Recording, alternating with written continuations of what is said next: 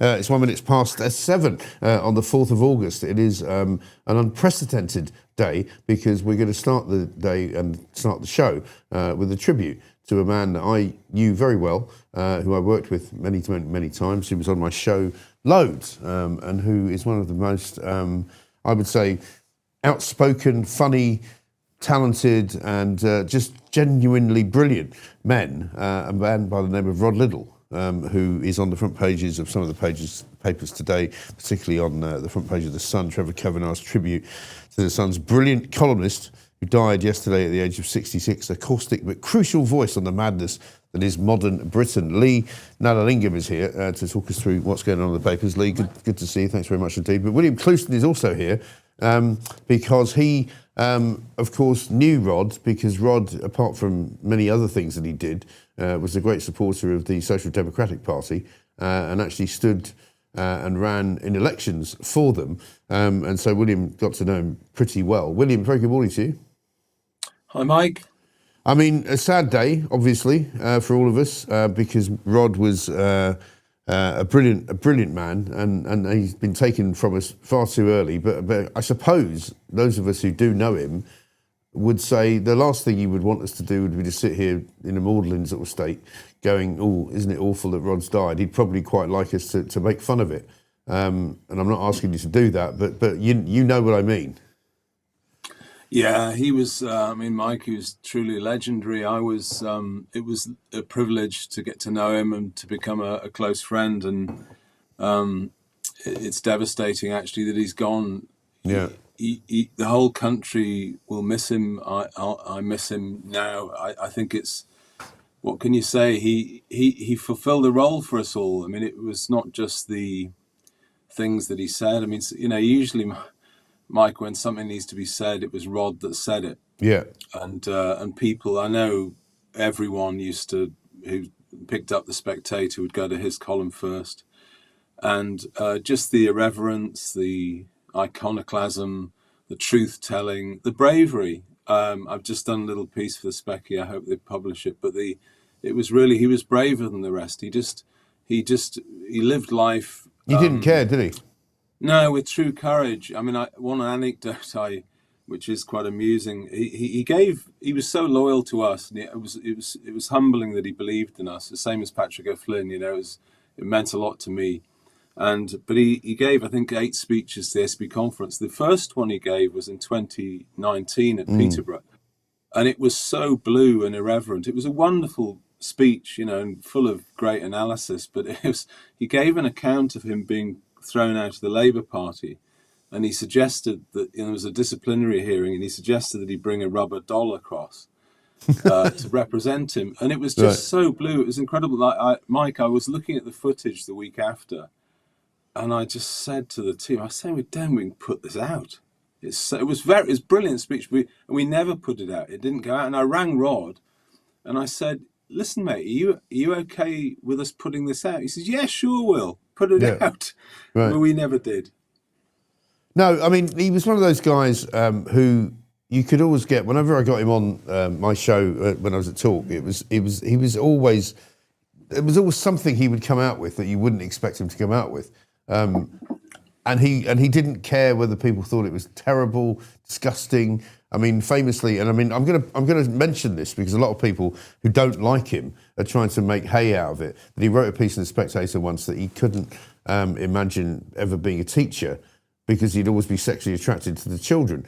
And it wasn't a piece about paedophilia. It was a piece about being a sort of grown up and saying that 17-year-old girls in school uniform were slightly tempting. And the po-faced attitude of people to that piece was exactly what he was fighting against. And he would go, "What's wrong with you? Why can't you just see what I'm trying to say here? It's not anything other than an article that I've written because I can't think of anything else to write this week." And that was kind of what he was all about, Yeah, I mean, I think he probably regretted writing that piece, but I think another example would be his piece in 2019. He wrote a piece for The Spectator suggesting that we should hold elections on Islamic holy days to deter Muslims from voting. Right. And he said that we should, in the same column, he said that we should that parents should drug their student kids with ketamine to stop them voting. Yeah. And I remember defending it. I mean, the Home Secretary got involved, and I remember defending it live in LBC. As he's being attacked. And I said, "Don't you realise that's a joke? Yeah. Don't you? I mean, he doesn't really think that. In fact, he had quite close Muslim friends, such as Mohammed Abbasi. So he was a very complex and erudite thinking individual. And I was in a pub quiz team with him, and he me and Rod and his wife and his dog, and we usually won, not because of Alicia and I, but because of Rod. He got all the answers right, and he get very angry when he didn't win. Actually, it was quite funny. Yes, and of course he was also an incredibly sort of left-wing qualified individual. I mean, he was more left-wing than most of us. I mean, people forget that he came into journalism sort of via the BBC. He was the producer of the Today programme in the days when the Today programme was a very important programme to watch and to listen to, And I've got a little clip. Let's play a little clip from when he was on Question Time, where he used to make them all clutch their pearls because of some of the stuff he came out with. This is brilliant, yeah. I really wish that the people who were taken in by that and agreed with that would look to the left away from the podium and see the rabble with their Palestinian flags and their lanyards sponsored by Hamas, would look to the raft of hypocrites, the raft of hypocrites on the Labour front bench, Outrageous. Thornbury, Abbott, Chakrabarti, all of whom don't want you to send your kids to private school or to selective schools, but do so for their kids. And for Corbyn and McDonnell, who have given support and succour to every possible hostile, violent, anti-democratic, terrorist regime or organisation they can. IRA, Hamas, Hezbollah, Soviet Union, Cuba, Venezuela. If you want people like that running your country, vote for Corbyn.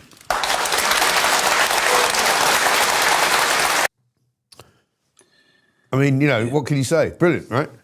Yeah, no, that's Rod at absolutely full pelt, and no one can compete with that. But you're quite right about the sort of lefty tendencies, because he started life in the SWP, the Socialist Workers' Party, and he joked that he went round the constituency in Middlesbrough canvassing, and he drove people away, obviously, from voting for that. But and then into the Labour Party, and then with us. But yeah, there were also aspects of his life. One of the things that I wanted to bring out was the fact that he had this brusque sort of Millwall fan exterior. Yeah. And very combative and everything, but actually it belied a sort of a very sentimental, sweet side. He was a very sentimental, sweet soul ultimately, and you didn't really see that publicly, but he was very sensitive. And another thing that that people don't really realize is that he was a Christian, I remember mentioning this to a few people down the years, and people say, "What?" Yeah, he was a believer, a profound believer, and he inherited the Methodism of his mother, really. And the other thing that people don't really square with his public persona is his massive devotion to animal rights. He wouldn't have anything bad done to an animal. Was an avid bird watcher, and it's just, he was a very complex fellow, and I think that the whole nation is worse off for his passing. It was a shock. He'd been ill for a little bit of time, for 6 or 7 weeks, and I went down to see him in hospital, and I joked that I should bring hard-boiled eggs and nuts, like Stan and Ollie, and he did laugh, right. But he enjoyed the cake I brought him. But he slightly lamented. I mean, I think he was wrong to do this, because I think he knew he was going, but he slightly lamented his life in journalism. I think really what he wanted to do was to be a great fiction writer. But we were very lucky to have him. Yeah, no, exactly right. And I mean, he was also one of those guys that eschewed the whole kind of London scene, didn't he? He didn't feel comfortable, particularly in London, even though he'd worked there. I mean, we used to try and get him onto the show all the time, and it'd be like, "Are you coming down?" He's like, "Well, you know, I love it. He lived up in the northeast, where you know very well. And when the Times managed to get him to do a show for Times Radio, we were always trying to get him to do a show and talk. And funnily enough, I was with one of the guys there from yesterday. We were raising a glass to him yesterday. And you know, they said the greatest times were when he came down and we'd all go out for a meal and we'd try and convince him to come and do a show. And he was always terribly entertaining, and we'd have a fantastic night out, and he'd go, "No, I don't want to come down to London and do a show. I just don't want to." And eventually they persuaded him to do one at Times Radio at the weekend Saturday show. And he hated it. He said, can I not do it from Northumberland? Yeah, no, he did hate it. He hated London.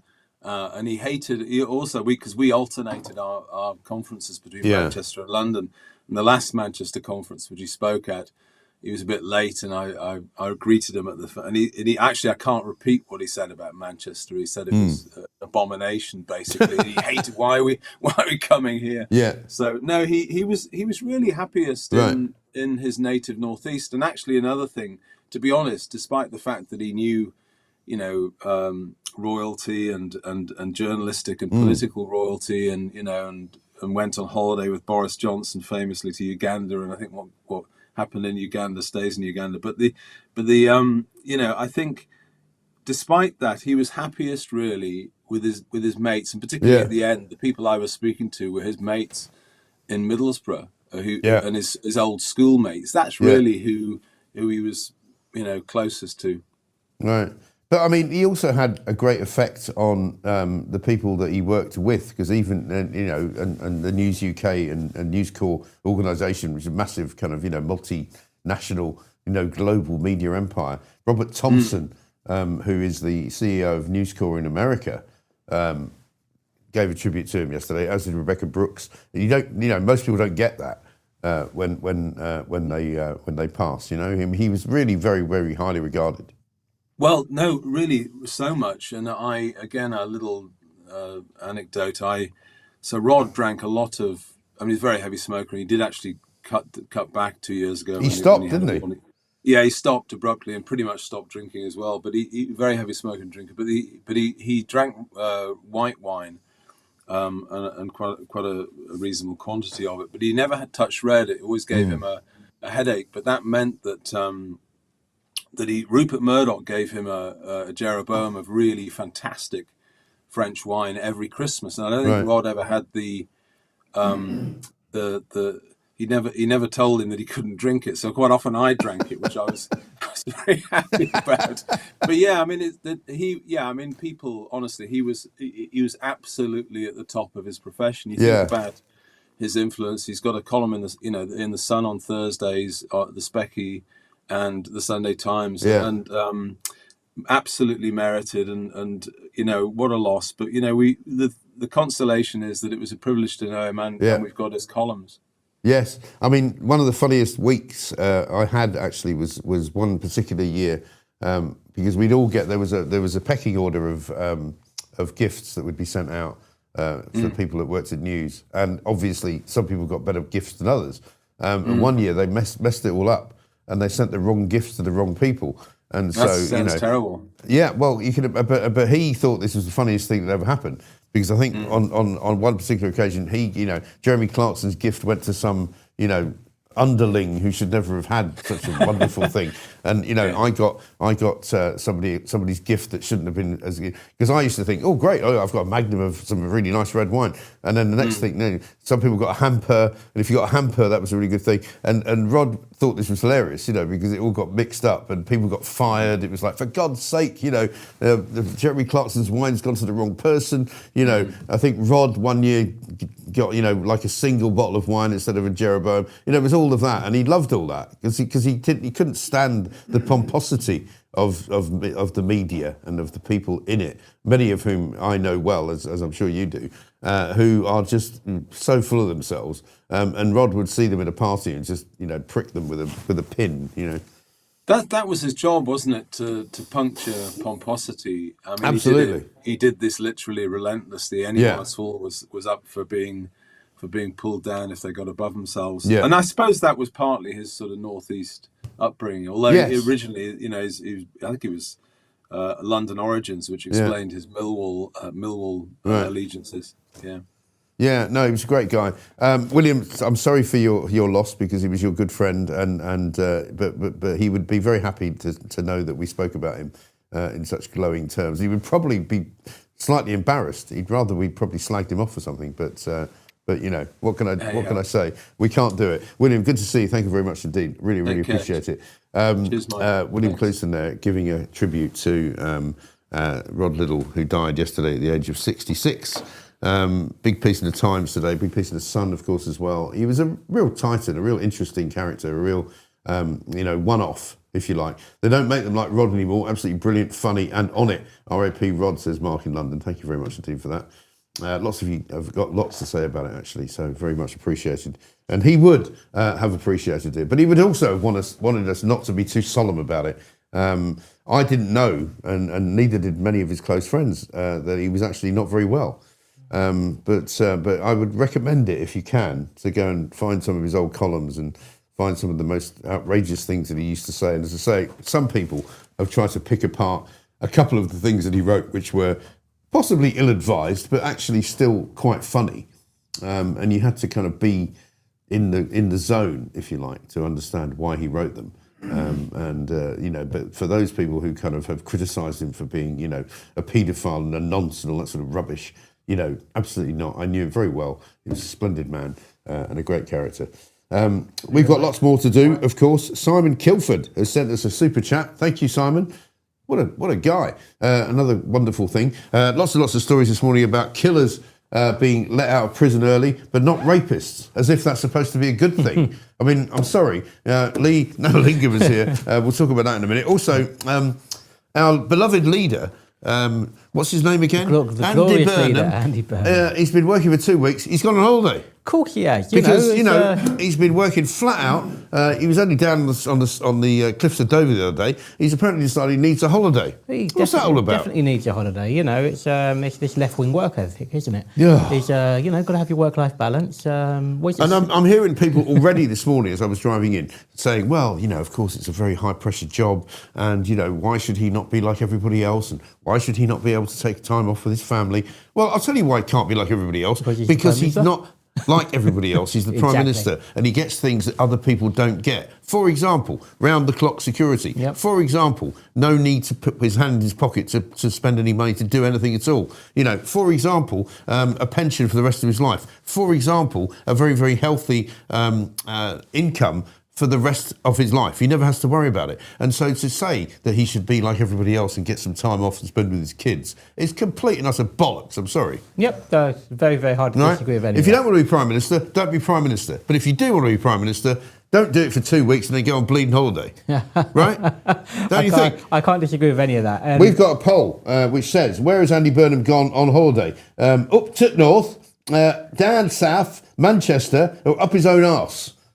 Amazingly, 74% of you think he's gone up his own arse, which tells you all you need to know about why Andy Burnham is not as popular as he thinks he is. He's definitely not as popular as you think he is. Although saying that, it's working. It's working on a section of the population who don't pay that much attention to the news. Well, you say it's working, right? But here's what I think. I think that there is a complete and utter kind of, malfeasance going on, which is all part of the sort of the Westminster bubble, if you like, where basically people tell you something's good, right?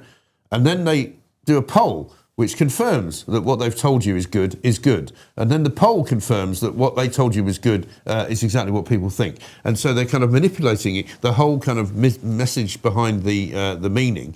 And before you know where you are, you've suddenly got a movement and you've suddenly gone, blimey, like the way that they've sold us Manchester, for example, right? As well as I do, that there are statistics and damn statistics, right? And the truth. What we know is that we've got a new Manchester mayor, who I call Kevin, although his name is what is it? Bev, isn't it? Ken, whatever.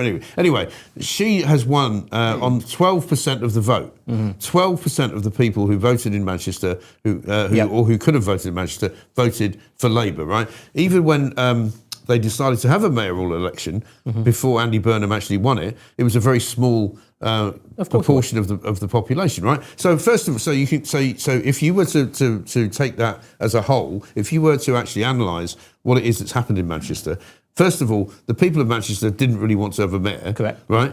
But they got one anyway. They got Andy Burnham, right? Andy Burnham then went and told them all what a great job he was doing. He then decided that he wanted to be Prime Minister. So he decided to tell somebody in Makerfield to get the hell out of the way so that he could stand there and then get himself into Parliament and then get himself into Downing Street, all orchestrated by the Labour Party machine, right?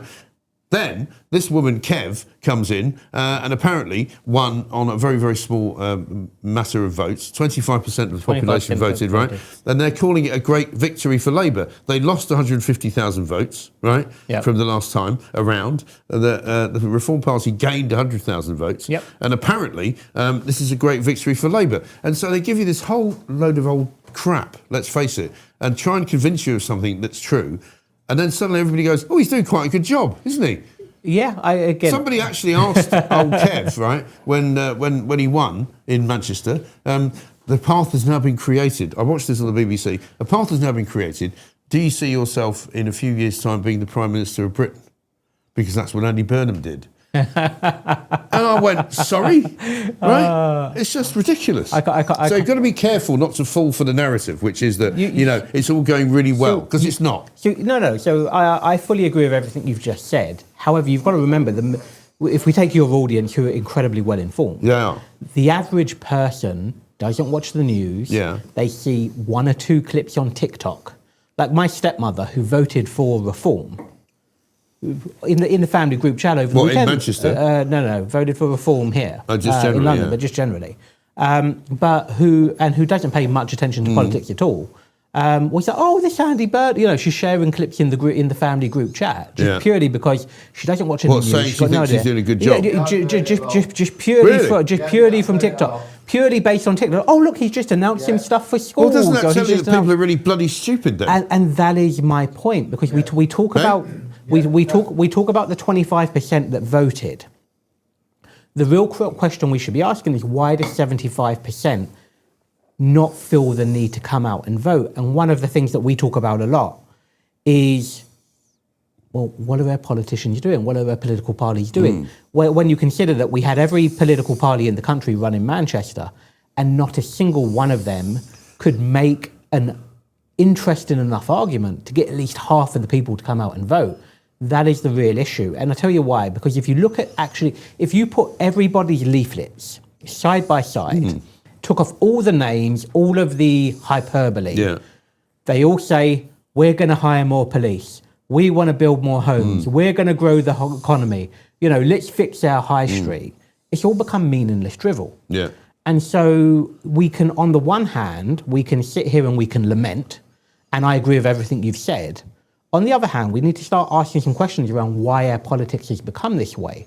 And if you actually want to get people to come out, you need to give them. And I say this as someone who historically, prior to 2024, voted once in 22 years. But isn't there also an issue here with the people who don't vote? Isn't it their fault? And shouldn't they be coming out to vote? But again, you know, how is it the politicians don't care, right? As long as they can win, well, as long as they don't give a monkey's how many people vote for them. What they want you to do is to vote for them. So as long as they're winning, they are not interested in the low turnout. But on the low turnout, there's only one party that wins, and they want to keep it that way. Yeah, right. You know, that's what I'm saying. Yeah. So it's not in their interest to make it better. It's in the people's interest to get out and vote. But the other political parties then have to provide them with an option. So as someone who's never voted Labour in my life, right, but grew up in East London where Labour run supreme, but even me, from the age of 18 to 40, I voted once, which was to get rid of Gordon Brown, right? But other than that, I've never felt the urge, the need, and no one had ever spoken to me with an argument that resonated to get me to want to go out and change. So we can also point fingers at that, but ultimately, if we're, as political parties, if I'm a political party and I'm sat here and going, well, why aren't these people coming out to vote? Well, they're wrong. You know, clearly it's their fault. No, well, no, I didn't make a, you know, there needs to be an accountability and ownership. And what I want to see from our politicians and our political parties is getting back to actually having substance for local people, right? If you look at the reason the Lib Dems do so well, for example, and I'm no fan of the Lib Dems by any mean, But one of the reasons the Lib Dems do so well is because they campaign on almost entirely local issues in the areas where they've got a foothold. Well, no, the reason the Lib Dems do well is because they've worked out how to win in areas where they can be particularly high profile. But they also built that over time. But what they don't do is convert that win into anything other than a waste of space. Yeah, because they don't actually believe in anything, right? Well, so what they're good at is winning elections in places where they can identify they can win. Correct, but the reason they will win locally in an area where, again, they are the party of like the nice little village off in the countryside that, you know, I'm never going to vote for. But the reason they do that is because they run almost entirely locally on that church at the bottom of your road, we're going to fix the roof. Yeah, except they don't, though. Well, they don't do it, and people still vote for them regardless, but it's because they offer that specific, tailored local offering. And that's what political parties need to get back to. Like if we take the London mayoral campaign that's coming up in 2 years' time, again, everyone's talking about these big but I don't know. I mean, right? the London mayor campaign and the Manchester mayor campaign, you know, I don't know anyone who actually votes in it who voted for the person that won. I don't know anyone that's ever voted for Sadiq Khan. Correct. Sadiq Khan keeps winning, right? He does. So what does that tell you? He's either fixing the vote in some way, shape or form by getting 50,000 people in every flat in Tower Hamlets to put in 50,000 postal votes, or he's fixing it in some other way. But he's fixing it some other way because he's not actually, what they've done very cleverly in the Labour government and the Labour movement is that they've identified that there are block groups of people, i.e. Muslims, who can vote in a block. And that's how they win. I mean, it's two very specific... That's how they win. Yeah, and it's two very specific segments within that community, the Bangladeshi and the Pakistani community, that block vote. But again, you then go back to the fact that London is only 15% Muslim. It's hard, I forget that sometimes, living in Tower Hamlets, but it's only 15% Muslim. So there's 85% of people that are not Muslim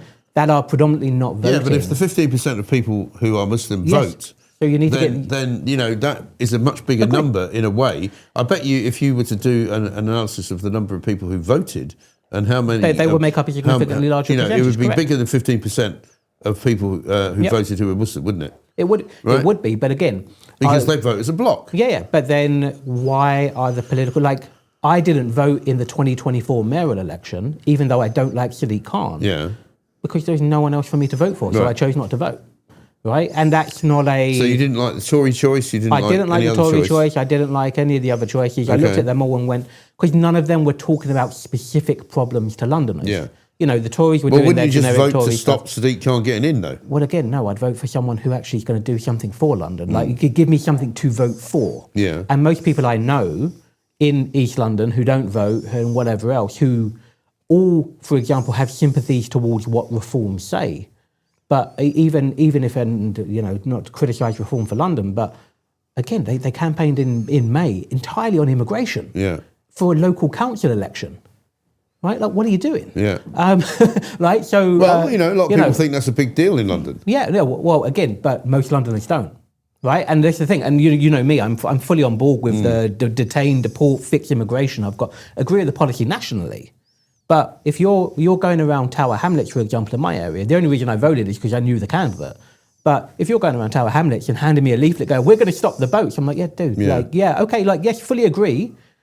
We can't get our bins collected. There's crime everywhere. There's more immediate pressing concerns. And in London, you're not going to win on a message of immigration, right? It doesn't mean we don't fix immigration. I don't get that. I don't get that at all. Disagree with you completely. Right. Because surely immigration is the problem London's got. Because of immigration. The reason that you can't get your bins emptied, the reason that you can't park your car, the reason that you keep getting robbed, the reason that you keep getting your watch stolen and your bike nicked and your car broken into is because of immigration. Yeah, but that's not going to resonate with a...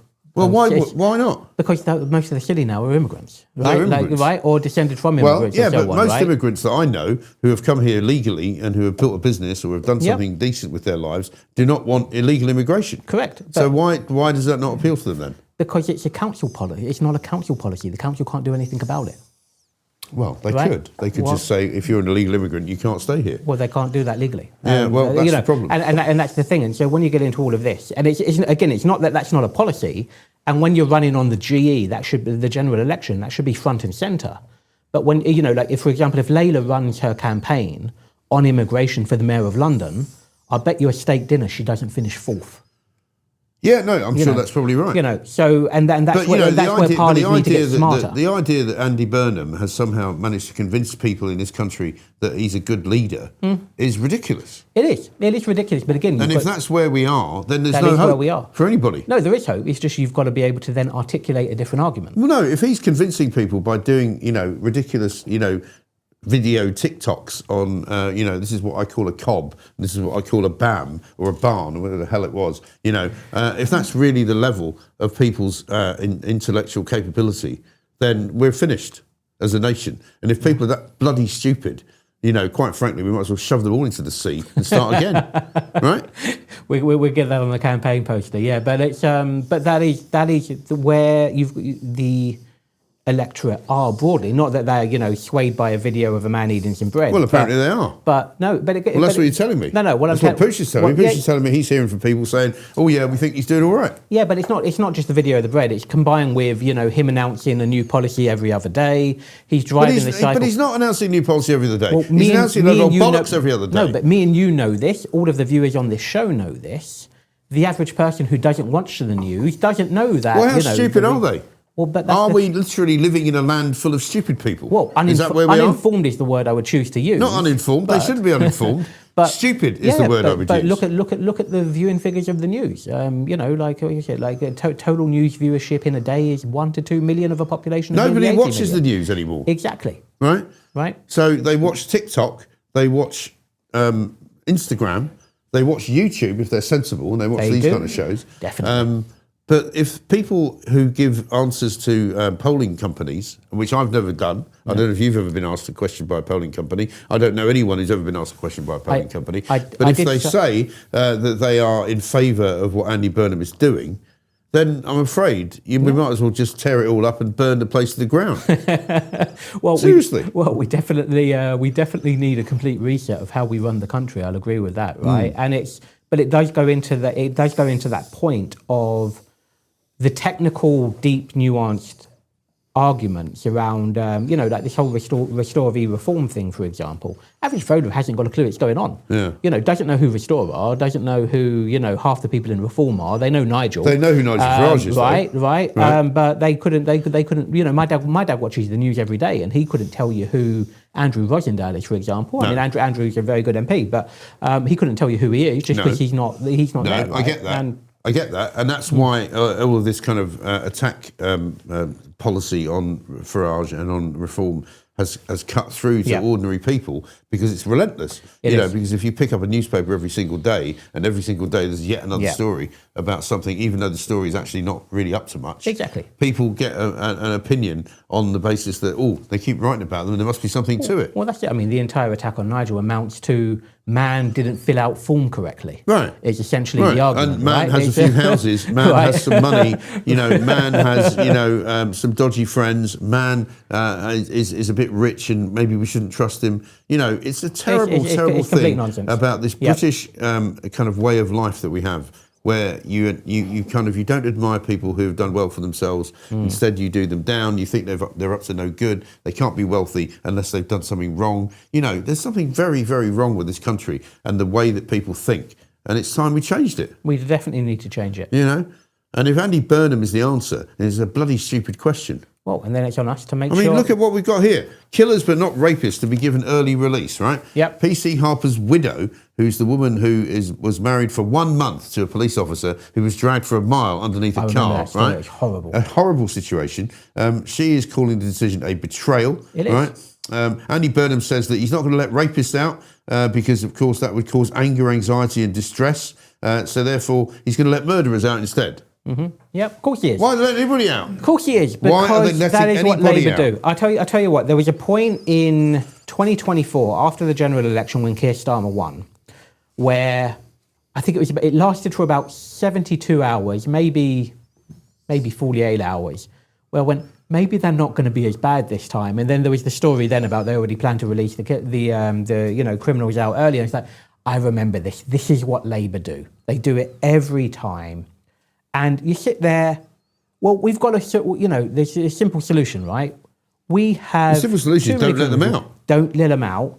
and do what Anne Widdecombe once did. We didn't have enough prison space. She rented a prison boat. Yeah. Right? There are so many other things that can be done. They will tell you this is not a choice. They have no choice. They have to release these people early. They have choices. That is absolute rubbish. To release Complete these rubbish. people early. Complete rubbish. Exactly. But of course, the problem is the Tories not holding them to account. They won't hold them to account because the Reform Tories did the exact same reform thing. have been sort of diverted away because of all the nonsense that's being laid at their front door, if you like. And in the end, the only place where you can get any kind of kickback is in the newspapers, but the newspapers, unfortunately, are not doing their job either. The Daily Mail's gone this morning with this terrible story from Greece, where an Afghan asylum seeker who wed a US woman after arriving in Greece has now been arrested for killing a UK woman, a missionary, who was found in a suitcase, right? Who was helping him as a volunteer. Yep. That's the world we now live in. That is the world we now live in. Suicidal empathy. What we know is that basically we have got a world infested with people like Afghan refugees, Moroccans marauding over borders down in northern Africa there, scumbags coming here on small boats and big boats, committing crime, making people's lives a misery, and all we get is Andy Burnham, I'm going to go on holiday. Yep, he's going to go on holiday. He's a part-time Prime Minister. Absolute disgrace. We all know he's not up to the job. We need to make the argument so that others realise he's not up to the job. And in terms of the boats, I'm a big fan of Reform's announcement yesterday for the... but again, as soon as they announce it, they get completely castigated by all and sundry who say, well, you can't do it. Well, I don't think it can't be done. And it can be done. One of the things that I realised, having lived on the other side of the world and then come back, we still put so much emphasis on this in this country on terms like soft power. Yeah. Right? The reality is the world doesn't run on soft power. The world runs on hard power. Exactly. The solution to this is very simple. We're going to take the boats, we're going to tow them back to France, and I don't think the French are going to stop us.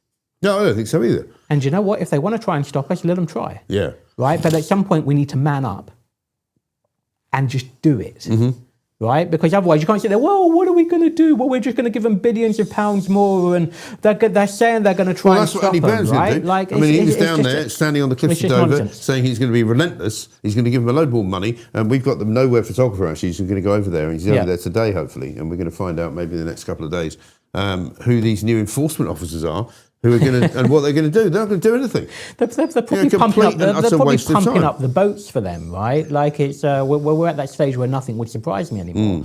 It needs a firm hand, and there was great research done in Australia actually when they stopped the boats, and what they found is that the only thing that actually deterred was towing the boats back.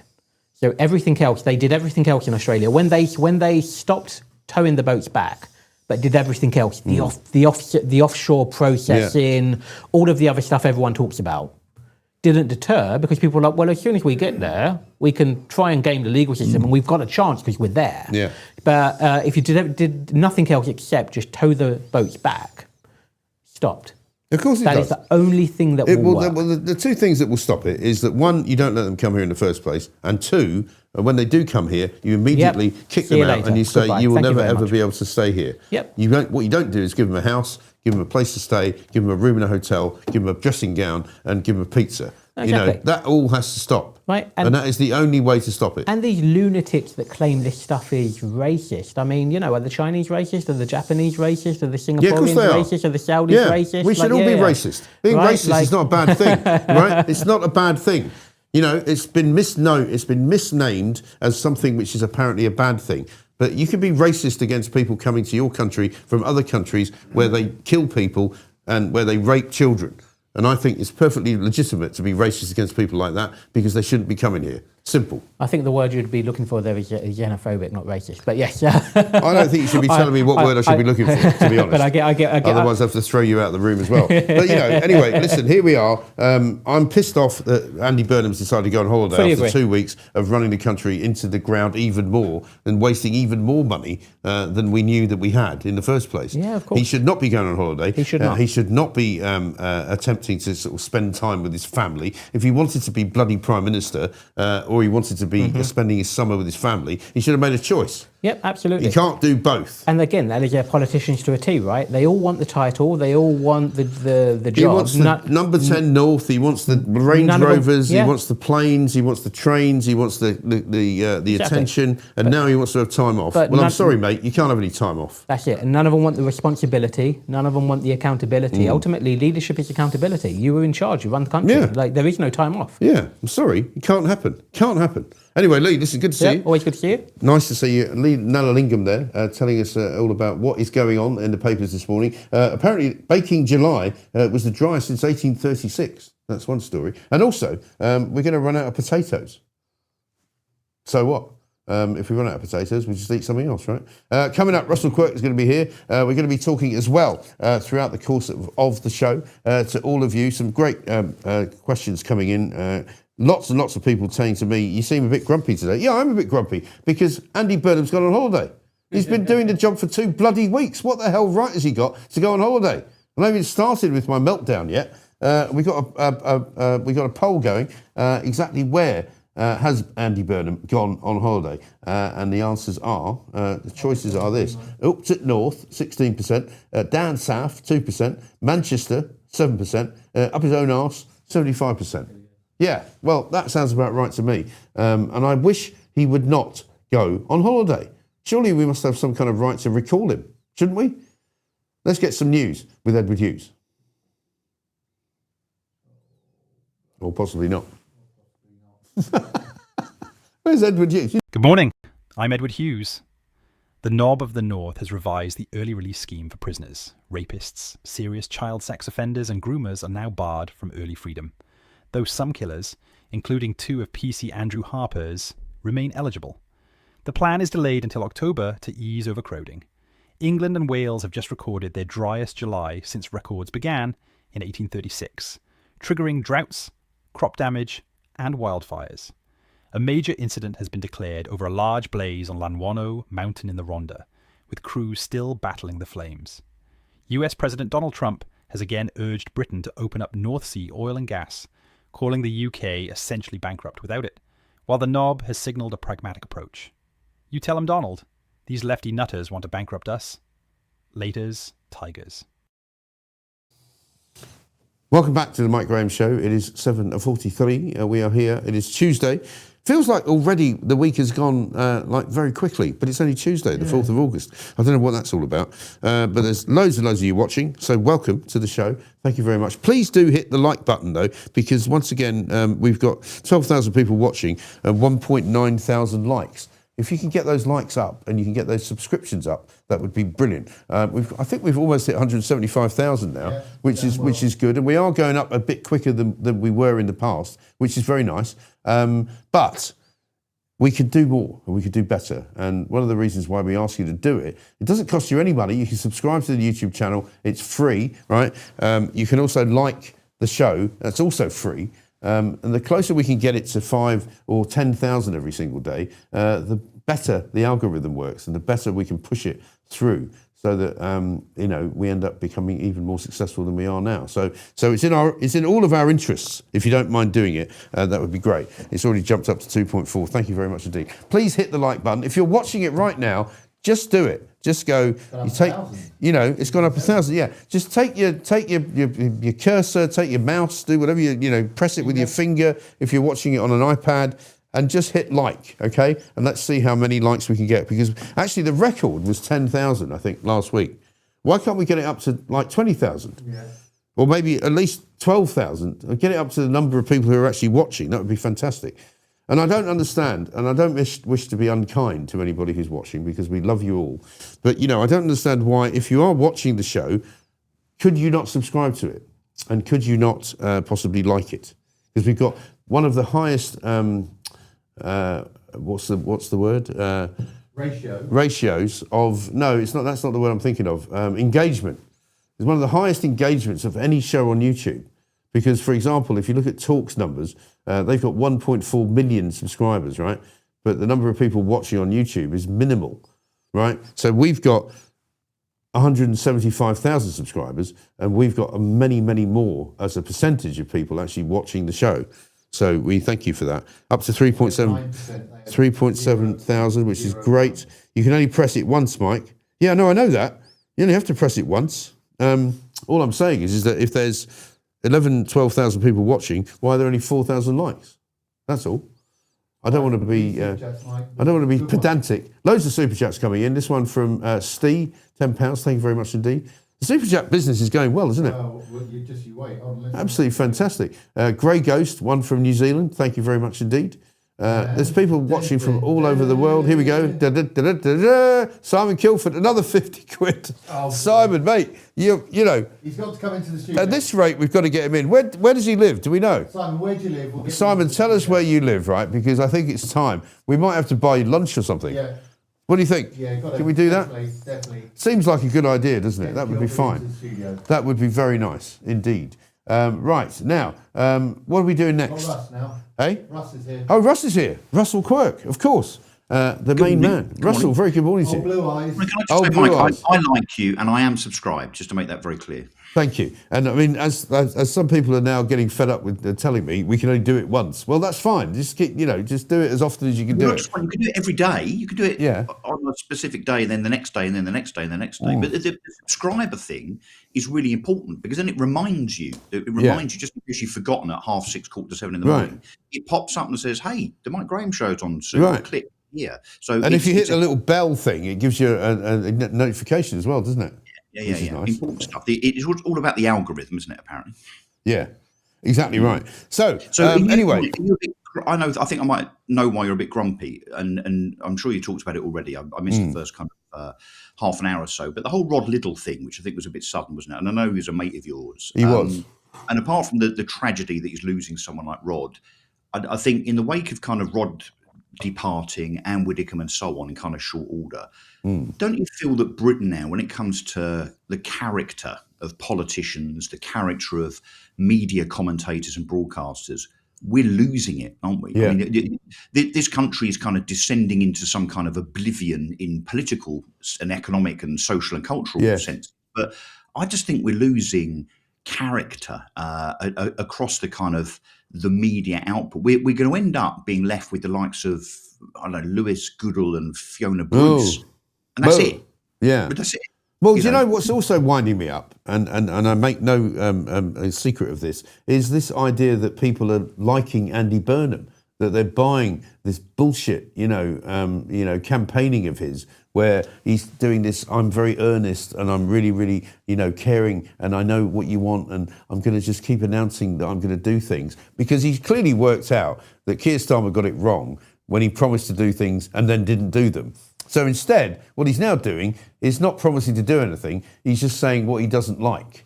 So, for example, the school system's too academic. We're going to come up with some new plans to make people more, technically minded. What does that even mean? I'm going to be relentless against the small boats. What does that even mean? I'm going to look at how we can make it easy for people to have a better standard of living.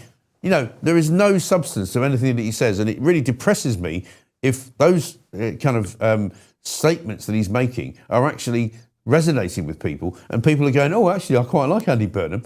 I mean, that really depresses me and annoys me. Yeah, it depresses me as well on the basis that there's no policy, there's no strategy. Yeah. And I guess, the country is kind of easily led in that respect, isn't it? And you would think that the population, the voting population would kind of know better.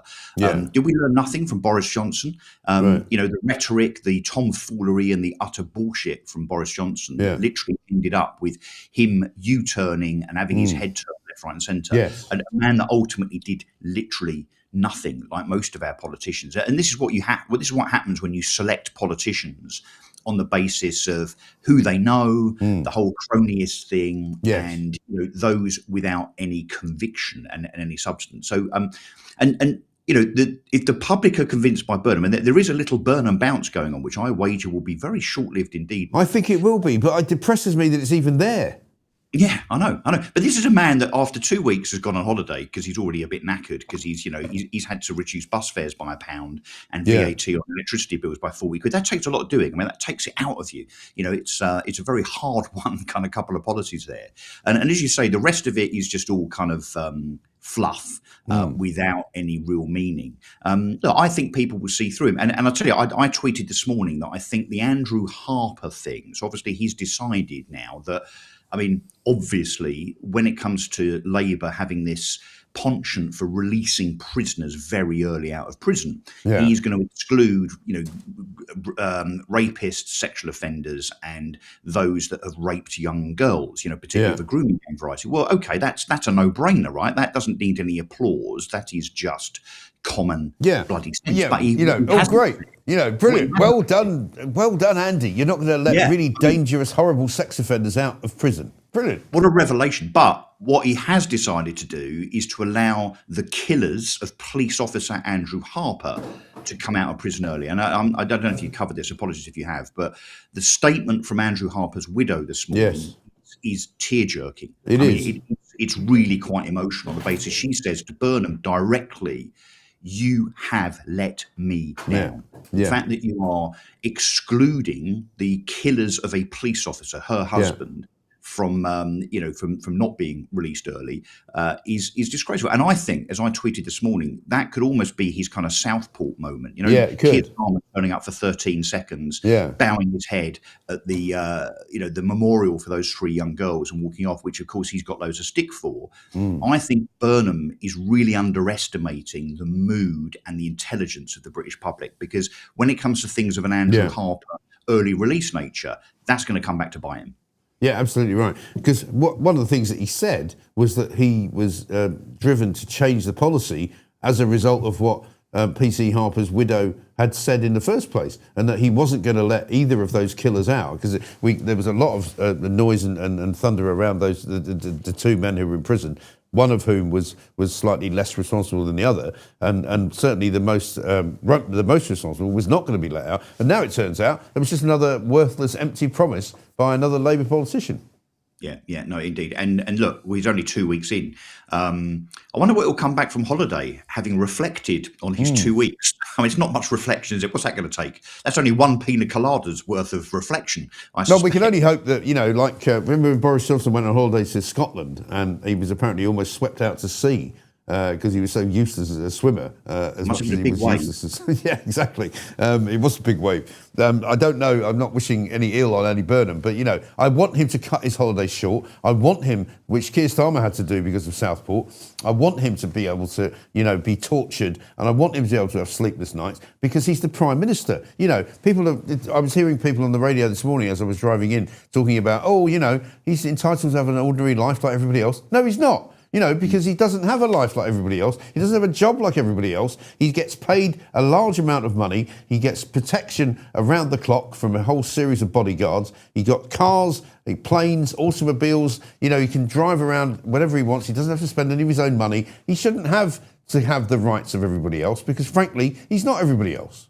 Yeah, no, completely right. That's what he's signed up to, right? And everyone in politics, in fact, everyone outside of politics knows what a big job being a Prime Minister is. It's relentless, and it's going to be, and that's what you sign up for. And you can't have it both ways. You can't have the kudos, the power, the authority, and actually the future fees and book rights and speech fees and so on, and not put in the hard yards. And, if he'd spent a few months grafting and then, had a couple of weeks off at Christmas or whatever, fair dues, right? Fair dues. But he's off now. He's literally only just landed. He probably hasn't unpacked all of his stuff in that crappy little flat above 11 Downing Street. Well, we don't even know, do we, Russell? We don't even know how many nights he's spending there. I mean, I was up in Manchester on Friday night, right? And I thought to myself, is he here? Is he at number 10 North? Is he in Downing Street? He apparently turned up on the cliffs of Dover on Sunday. So did he go from London to get there? Did he fly down? Did he get on a plane? I mean, who knows how much money this guy is costing because we don't get told exactly where he is and when. And I know there's security implications and all of that, but surely we should know. Apparently his wife is not going to come down to London, so he's not literally moving to London. I don't know how many nights he's spending in Downing Street. That's not acceptable to me. Yeah, I think that the ridiculous thing that is Number 10 North, and the ridiculous policies and decisions that he's made in the first 2 weeks, and the fact that although he has now at least mentioned the small boats, but as you say, it's just been kind of word salad of nonsense. I mean, it almost is as if that there has been within Downing Street now this huge kind of overreach in terms of how Andy Burnham should approach his premiership. So we've gone from a Starmer who really, his comms, his charisma, his political judgment was all absolutely catastrophic. Yes. To now the opposite with Burnham, which is literally no policy, no substance, and just performative. I mean, I read somewhere yesterday, Mike, I think he's already put out, I mean, in his first 10 days, like 22 TikToks or something. Yeah. You think, hang on a sec, do you think that this is some kind of video game, like a prime ministerial version of Grand Theft Auto, right? That you're not really doing it, it's just a bit of a pastiche, a bit of a facade. That's how it's coming across. He is not a serious politician. No, he's really not. But that's why I'm so kind of depressed about the fact that he's getting a bump in the polls, because you think, are people really falling for this? You're not, I'm not, and anybody sensible isn't. But are we really now living in a country where this is what they like, where this is what they kind of applaud, where they go, oh, yeah, Andy Burnham seems like a nice bloke. He does a nice, he puts a suit and a tie on, and he talks about, baps and balms and, bread rolls. It's like, what the hell are you doing? Well, yeah, I found his pork scratching test particularly helpful. I have to say, him and John Healey in the pub. I mean, we all were waiting for the answer to that question, weren't we? Right. The best bar snack. I mean, that is, again, whoever his advisors are, they seem to have a contempt for the intelligence of the public. Yeah. We're being invaded by people left, right, and centre. People are being stabbed on the streets. The economy's in the toilet. Right. Culture wars left, right, and centre. A blob that's completely taken over Britain, despite elected politicians. Yeah. A defence budget that's about 25 quid. And he thinks that he should spend. And bearing in mind, you might watch a TikTok with Andy Burnham in it that lasts 30 seconds. Yeah. That's a day's filming. That is the planning and him going to that venue. With a crew and the different takes and the production stuff and so on. For a prime minister and the chancellor, the two of them, that is a full day out of doing anything else just to make a video about pork bloody scratchings. Seriously. And you know what's worse is that as he goes on holiday, guess who's left to be in charge? I mean, remember when John Prescott was left in charge when Tony Blair went on holiday, and he had that jar. He was on the seaside and he had a jar with a lobster in it, and he said, "I call it Peter." And everyone went, "Yeah, that's great, but let's not let him make any serious decisions." Louise Haigh, the convicted fraudster, is now in charge of the country. I know. We didn't elect her to do that. No. And the most interesting thing about Louise Haigh is what colour her hair is going to be this week. Well, look, and actually, I mean, aside from the fact that she pleaded guilty to fraud, that's why she left the previous cabinet. I mean, can anyone point to anything Louise Haigh has ever done in politics that is of substance? Has she ever done anything, achieved anything, won anything? I don't know, just achieve something as a consequence of a political campaign. I mean, these people have nothing to them whatsoever. I mean, nothing. So yes, Louise Haigh in charge. But yeah, what we'll end up now with, of course, is a political vacuum just 2 weeks in, and of course the fact that this whole thing, this prime ministerial ascension, has all been timed so that Andy Burnham ends up with about 8 weeks of no accountability, no challenge from other MPs whatsoever, because of the timing of him being made prime minister, summer recess, and so on. And that's another thing, by the way. Why the hell are MPs off on the same basis on their holidays matching that of the public school timetable? I mean, that I think, 6 weeks off, 8 weeks off, when they come back, by the way, they're off 10 days later for conference season. Soon then they'll be off for half term. Then they'll be off for 2 weeks at Christmas. That has got to change. Now, MPs watching this will say, but we also do work during recess. Well, yeah, you do, and some are better at that than others in terms of going along to events and being part of your community. But you've also got 3 researchers and a chief of staff that, let's be honest, they're the people that are answering the emails and doing the constituency work for you. So MPs are not working in the House of Commons for precisely 16 weeks of the year. I know, which is entirely ridiculous because the original kind of meaning of that was that they all had other jobs, they all did different things, and so it was like a sort of part-time experience where you went into the House of Commons occasionally to legislate on one thing or another. But now it's a different ballgame. We've now got professional MPs who should be working in Parliament, I would say, at a minimum of about 48 weeks a year. Yeah, and most of their Tuesday, Wednesday, Thursday, of course, they travel into London on a Monday. Yeah, and they travel back Friday's a dead zone, right? None of them are there on Friday because they go back to their constituencies. I get that, that's fair enough, I don't mind it. But, you know, let's not pretend that they're working all the time that God sends and that they're not doing the job for their constituents. Let me ask you finally, Russell, about what you think about the whole kind of restore Rupert Lowe, Nigel Farage scenario. It sort of came out into the open yesterday. It still seems to be unresolved, if you like. As a reform councillor, what's your view of it? So Nigel has reached out, as I think we know. I'm not sure what the consequence of that is, but Nigel has sent a message to Rupert, so we'll see how that goes. I guess, look, the first thing to say is I've been saying for months, and actually I said this, I think it was on Dan Wootton's show, actually, the day after Makerfield, we do need to unite the right. You know, forget the nuanced differences and the personalities. If we're to ensure that there isn't a Labour Green Party coalition in 6 months, 2 years, 3 years, or whatever, whenever the election is, we do need to unite the right. Ben Habib has already kind of accepted that premise because obviously he's wound up his party and has become part of Restore. But I think the view of some of us in Reform is that we question whether Rupert's approach is authentic and sincere on the basis that they've got each other's phone number. Why would this not just be a text from Rupert to Nigel? Why would this not just be a call? Bearing in mind, Nigel's in Clacton every day at the moment. Yarmouth, where Rupert Lowe is supposed to be, but of course doesn't actually live, is not that far away. To bring in a camera crew, kind of Burnham-esque style, and spend all day filming that 5-point kind of condition offer was a bit odd, I think. I mean, almost pantomime, almost. I mean, definitely informative. So I think we can be forgiven for having some concerns about the authenticity of the approach. And I'm not sure that you go into a negotiation with 5 immediate red line conditions.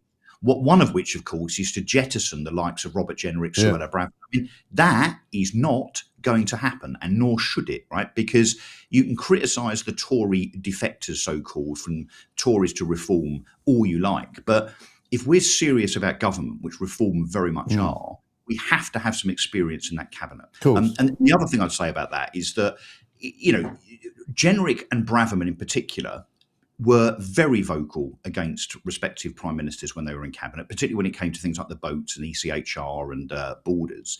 But of course, individual cabinet members, you know, do not have the power on their own to change policy. It becomes a matter for the prime minister, who, if Boris Johnson or Sunak decides to veto you and shut you down, you basically, you're shut down. That's it, right?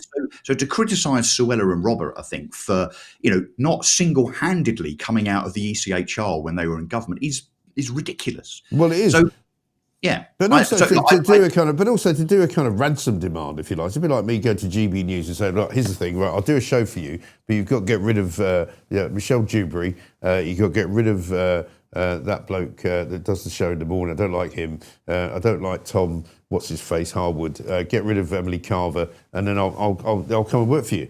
You know, it doesn't work like that. You know, but it's almost, I mean, a cynic would say it's almost designed to fail, right? Now, is this just a PR stunt by Rupert? Well, is it? I'm not saying it is. Is it? So that Rupert can say, well, look, I'm the good guy. I tried, and Nigel rebuffed me. Well, of course, because you gave him conditions that were, I mean, I think that some of the stuff in Rupert's video is fair, and I think Rupert has actually backtracked a lot on, for instance, his deportation policy. You know, in the past, he said, if you're a second-generation immigrant and you commit a crime and you were born here in Britain, you get deported. Now, I think that's abhorrent. I think that's wrong. Right? I think if you're born here, you're born here. You're British. That's so, but he has walked that back.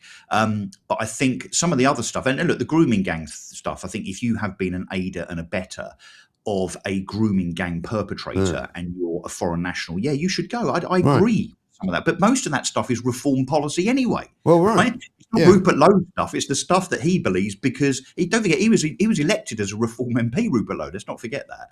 So look, I hope desperately that we can unite. But I'll tell you what I think should happen, and this is not the party line, but this is what I think should happen.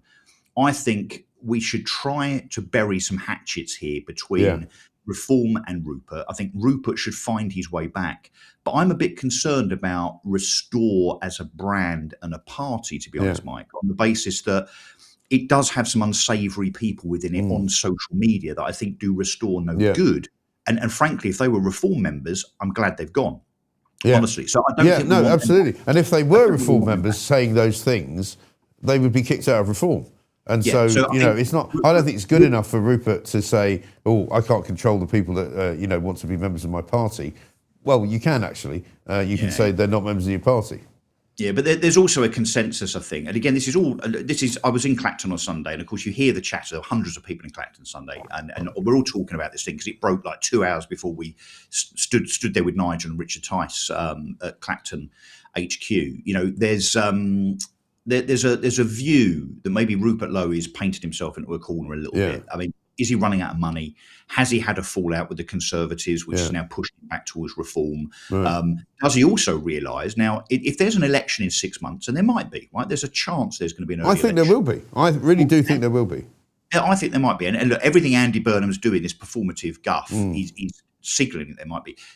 Can Rupert Lowe field 650 vetted parliamentary candidates? Not a bloody chance. It's not even that. I mean, Dan Wootton's going to be coming on the show later. He spoke to him last night in an interview with him. He denies that he fell out with the Tories. He denies that he's up to no good. Of course, he would deny that anyway. But, the trouble with Restore, is that once you get past Rupert Lowe, there's nobody else to talk to. If you go, who can we talk to from Restore? You go, well, there's Rupert Lowe, and then who else is there? That's it. Yeah, well, there's no one. And also, they're a one-trick pony when it comes to policy. So, I'd ask anyone in Restore now what they believe, what's their policy on defence, health, business, the economy, tax. I think there was something that I saw come out on social media yesterday about tax. They're going to raise the threshold of the basic rate to 100 grand. Fine. Yeah. How are you going to pay for that? That's 46 billion quid in cost, by the way. How are you going to pay for that? But they are a one-trick pony. All they talk about ever is immigration, whereas Reform have a broad spectrum of policies across the piece. And if you're going to get elected, I mean, not just to Westminster, but to councils, you've got to stand for something else apart from the small boats. Because guess what? If you become a Great Yarmouth councillor, you have absolutely zilch influence on small boats in Britain. Right. Yeah, absolutely right. Russell, great to talk to you. Great to see you. See you soon, I hope. And got anything exciting coming up this weekend or what? This weekend I'll be in Clacton. So Sunday I'll be in Clacton. We're hoping to do a show. I don't know where we are with that, Pooch, are we? We're hoping to do a show in Clacton. We're down by a couple of venues. They're still looking. We're still looking for a venue. So anything you can do to help us, that would be great. We're hoping to do a show. I'm talking to somebody within Clacton. Pooch or I are in conversation. Excellent. So Clacton Sunday. But today, I've got to tell you, I've got one of my many, many meetings at Essex County Council is I have a total facilities management briefing. So I'm very excited about that. Facilities management. I mean, that's why I got elected. It's the glory of such 2 hours. I imagine you used to lie awake at night when you were 15 going, this is what I want to do, facilities management. That's my thing. Brilliant. Great. Russell, good to see you. Thank you very much indeed. Russell Quirk there, who is, of course, now a Reform councillor, who's going to be trying to hopefully help us to get ourselves a venue to do a show or two down in Clacton next week. That's the plan. Anyway, we'll see what we can do. Coming up, we've got so many things to talk about, and I'm going to be, I think, surprised to meet Vanessa Mandarin, who is Misley Mandarin's daughter from the Chagos Islands. Sister, sorry. My apologies. Who I think might be giving me a Chagos Islands flag, which would be brilliant. We're going to do that in a minute. First, should we get some news with Edward Hughes? Good morning. I'm Edward Hughes. The Knob of the North has revised the early release scheme for prisoners. Rapists, serious child sex offenders and groomers are now barred from early freedom, though some killers, including 2 of PC Andrew Harper's, remain eligible. The plan is delayed until October to ease overcrowding. England and Wales have just recorded their driest July since records began in 1836, triggering droughts, crop damage, and wildfires. A major incident has been declared over a large blaze on Lanwano Mountain in the Rhondda, with crews still battling the flames. US President Donald Trump has again urged Britain to open up North Sea oil and gas, calling the UK essentially bankrupt without it, while the Knob has signalled a pragmatic approach. You tell him, Donald, these lefty nutters want to bankrupt us. Laters, tigers. Thank you very much indeed, Edward Hughes there with the news. We've got some super chats, I think. Pooch tells me. This one from Alan. We need an emergency Pooch's Pooch. Great show. I think I've sent you one for today, haven't I? No, but I've got another one. Oh, okay. I thought I sent you the Ziggy one, no? Guten Morgen aus Berlin, says Jenny. Or Doman, or yeah, well, thank you. Deb Welsh says this: I'm sending the super chat to cheer Mike up today. You're getting more super chats today, so maybe you should be grouchy more often. Well, it's not. I'm not particularly grouchy. Am I particularly grouchy? Yes. Am I? Yeah. Well, it's because I'm annoyed. That's all right. I'm annoyed with I'll just answer the question. Yeah, no, I'm it's annoyed good. as well. No, it's good. No, it's no. I'm annoyed everyone's buying into the Burnhams. Well, this is what I'm annoyed about, Yeah, right? I'm annoyed about and I'm very happy. This is why I use Pooch is a great guide as to whether I'm annoyed, because he knows my moods and he can tell me if I'm annoyed. But I'm not annoyed for no reason. I'm annoyed because Andy Burnham is apparently pulling the wool over everybody's eyes. He's going on holiday, which I don't think he should be doing for a start. And also the fact that people are somehow buying into this nonsense that he's doing, these TikTok videos, Yeah. and his approval rating is higher than Nigel Farage's. Yeah. It's mad. This one from Loyal. Morning, Mike. Strange how the lefties here don't call the black South Africans protesting against illegal immigration racist. I wonder why that is. I don't know. I didn't know there were black South Africans protesting against that, but that's another story. Are they? Other African races go to South Africa and they're protesting. Ah. So, Oh, okay. I haven't seen that. All right, we're going to have to pick up on that in a minute. Coming up, though, we've got Dan Pfefferman coming up. Dan Wootton's going to join us as well to talk to us about his interview that he did with Rupert Lowe last night. If you didn't see it, it was a great interview. We'll be playing bits of it and we'll be taking Dan's view of what is going on between Nigel Farage and Rupert Lowe, and whether or not there will ever be some kind of settlement between the two to try and actually bring some kind of right-wing government to this country. Because we can't put up with Andy Burnham for too long, can we? For heaven's sake. But I'm delighted to say we are joined by Vanessa Mandarin, who is, of course, Misty Mandarin's sister. Yes. Vanessa, great to see you. Thank Nice you for to coming see you. in. Thank You're wearing you. a Chagossian government Yes. T-shirt. Love it. You've got a Chagossian flag. Thank you. Which it looks brilliant. And I have a surprise for you. You have a surprise for me? Yes, this is the update one from Oh. October 2025 Right. by His Majesty the King III. Right. And this is the new Oh, look at one. this. Chagossian government. Yes, with wow. third crown. Is that for me? So Yes. I can, and it says Government of the Chagos Islands, right there. Look at that. Look at that. Isn't that nice? That's great. Isn't that lovely? It might even fit me. I might have to lose a couple of pounds, but I think I can get into it. Thank you so much. Thank you. How And nice this to is see the you. flag. And we got a flag as Thank well, you. which is going to sit on my desk now because we're very, very. We love the Chagos Islands. We love Misley, your brother. We Yes. speak to him every now and again. It took him a long time to figure out what to call me because he used to call me Graham all the time, which we used to really like. We used to really like it. We'd like, hello, Graham.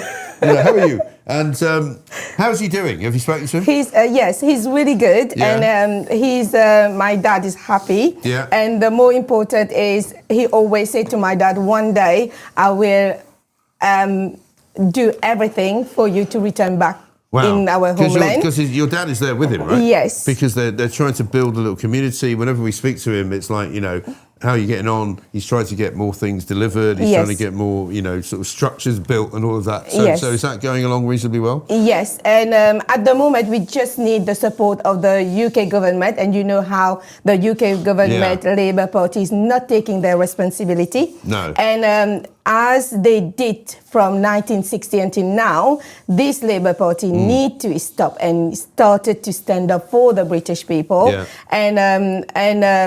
We are having a High Court judicial review coming up as Okay, well. So right. this is yesterday we had that good news. Okay. So we will need a lot of people to support Chagos because Chagos is a British overseas territory and is is our responsibility. All the British people is our responsibility to save our homeland and our island. Definitely. Yes. And Andy Burnham, when he came in, said that he was maybe going to continue with the process of selling it off, but he wasn't able to do anything before the summer, which I think is a good thing. And also Lord Hermer, who was the Attorney General, has now gone. Yes. And says the new Attorney General has come in. So you would hope maybe that he'll reconsider that, right, when he comes back, when they come back in the autumn, when in September to Parliament. Yes, first of all, I will say congratulations all the British people to kick Starmer out. Well, That yeah, is absolutely. Kicking Starmer out. So happy about that. Yeah, there you go. Yes, so happy about that. Yeah, we're Thank you all so very much. happy about that. Yes, Yeah. He was and terrible, wasn't he? Really terrible. What an idiot. A liar. Yeah. But A liar, absolutely yes, right. and yeah. so happy that he's out, and well done all the effort behind everyone. This is how I want British, UK, everyone to get together for a government who's not taking responsibility and who's lying to the public. Yeah. And now the new government is coming, the new MP is coming, and if he's going to that road as the same as Keir Starmer, we are here. We will put every effort he will be out again. Right. Because you have individual MPs hopefully behind you, right? Because Yes. I was learning that one of the second biggest Chagossian communities in Manchester, Yes. which is Andy Burnham's, hometown, if you like, even though he's not really from there. But also you've got a lot of Chagossians who live around like Gatwick Manchester, Airport, yes. Manchester, and also down in Gatwick Airport around there. So, I mean, do you have any support from local MPs in those places? Or not really? No, not at all. So at the moment, we will contacting most of them now, and we will see how they behave. And I would like the public to just analyze and watch the behavior of this new Prime Minister, because you will see if they are in the interest of the British people, of the people who work so hard here, and how he behave with the money of the taxpayer money, if he's spending on his own or if he's listening to the people, because he did it. I will say the people in general didn't put him as Prime Minister, just a constituency, and this from the start is wrong. And it should be a general election. Yes, so absolutely right. Yeah. And I think most people in Britain, I don't know anyone in Britain who thinks that we should be selling off the Chagos Islands. Nobody in the country believes that, because people used to say to me, even if they weren't sure where the Chagos Islands were, they would say, well, what, why would you do that? What's the point of it? Exactly. And I still, even now, I don't think anyone can see the point of it. What is, we're not making any money. We're going to pay Mauritius effectively to take them. To take control of the Chagos Islands. There's no upside for Britain. Right? Chagos Island is the key for our security here in UK as well, because we have a military base, and a joint military base with UK and US together is a long time friendship, and this need to keep at it is, because this is a security for the world, and the strategy of the island where it's situated is really strategic for us, and we need to keep it, and this is our heritage. Why giving our heritage to a foreign country? And a British Chagos Island, we need to keep it as British. And I always say the people who need to consult the government is not for the government. This island is all for the people and the crown. So we need to respect that, and then they need to consult the Chagossian before making any decision what they think about it, and if it's a right thing or a wrong thing. And all the British people, because it's a homeland, is belong to British, is ceded from France from 1814. And all the military who die and all this, because there was a war. And then this is where we ceded from France. So we need to keep that, and then we need to respect all these people who die along the way. So I don't understand how this Labour Party behavior and not respecting veterans, not respecting British people, not respecting people who work in the country, and they just think that they can use contribution money and give away like this. And we have facing, at the moment, we're facing a lot of housing crisis. And in the, the legislation, the policy is not for the British people. It's always for people outside Britain. That need to change. And there's a lot of British people struggling in everywhere around the country in terms of housing, in terms of, I will say immigration, because we have British people who marry to foreign people who don't have a route that is easy for them to go through for their family, or, they married and then they didn't have like a proper, easy route for them.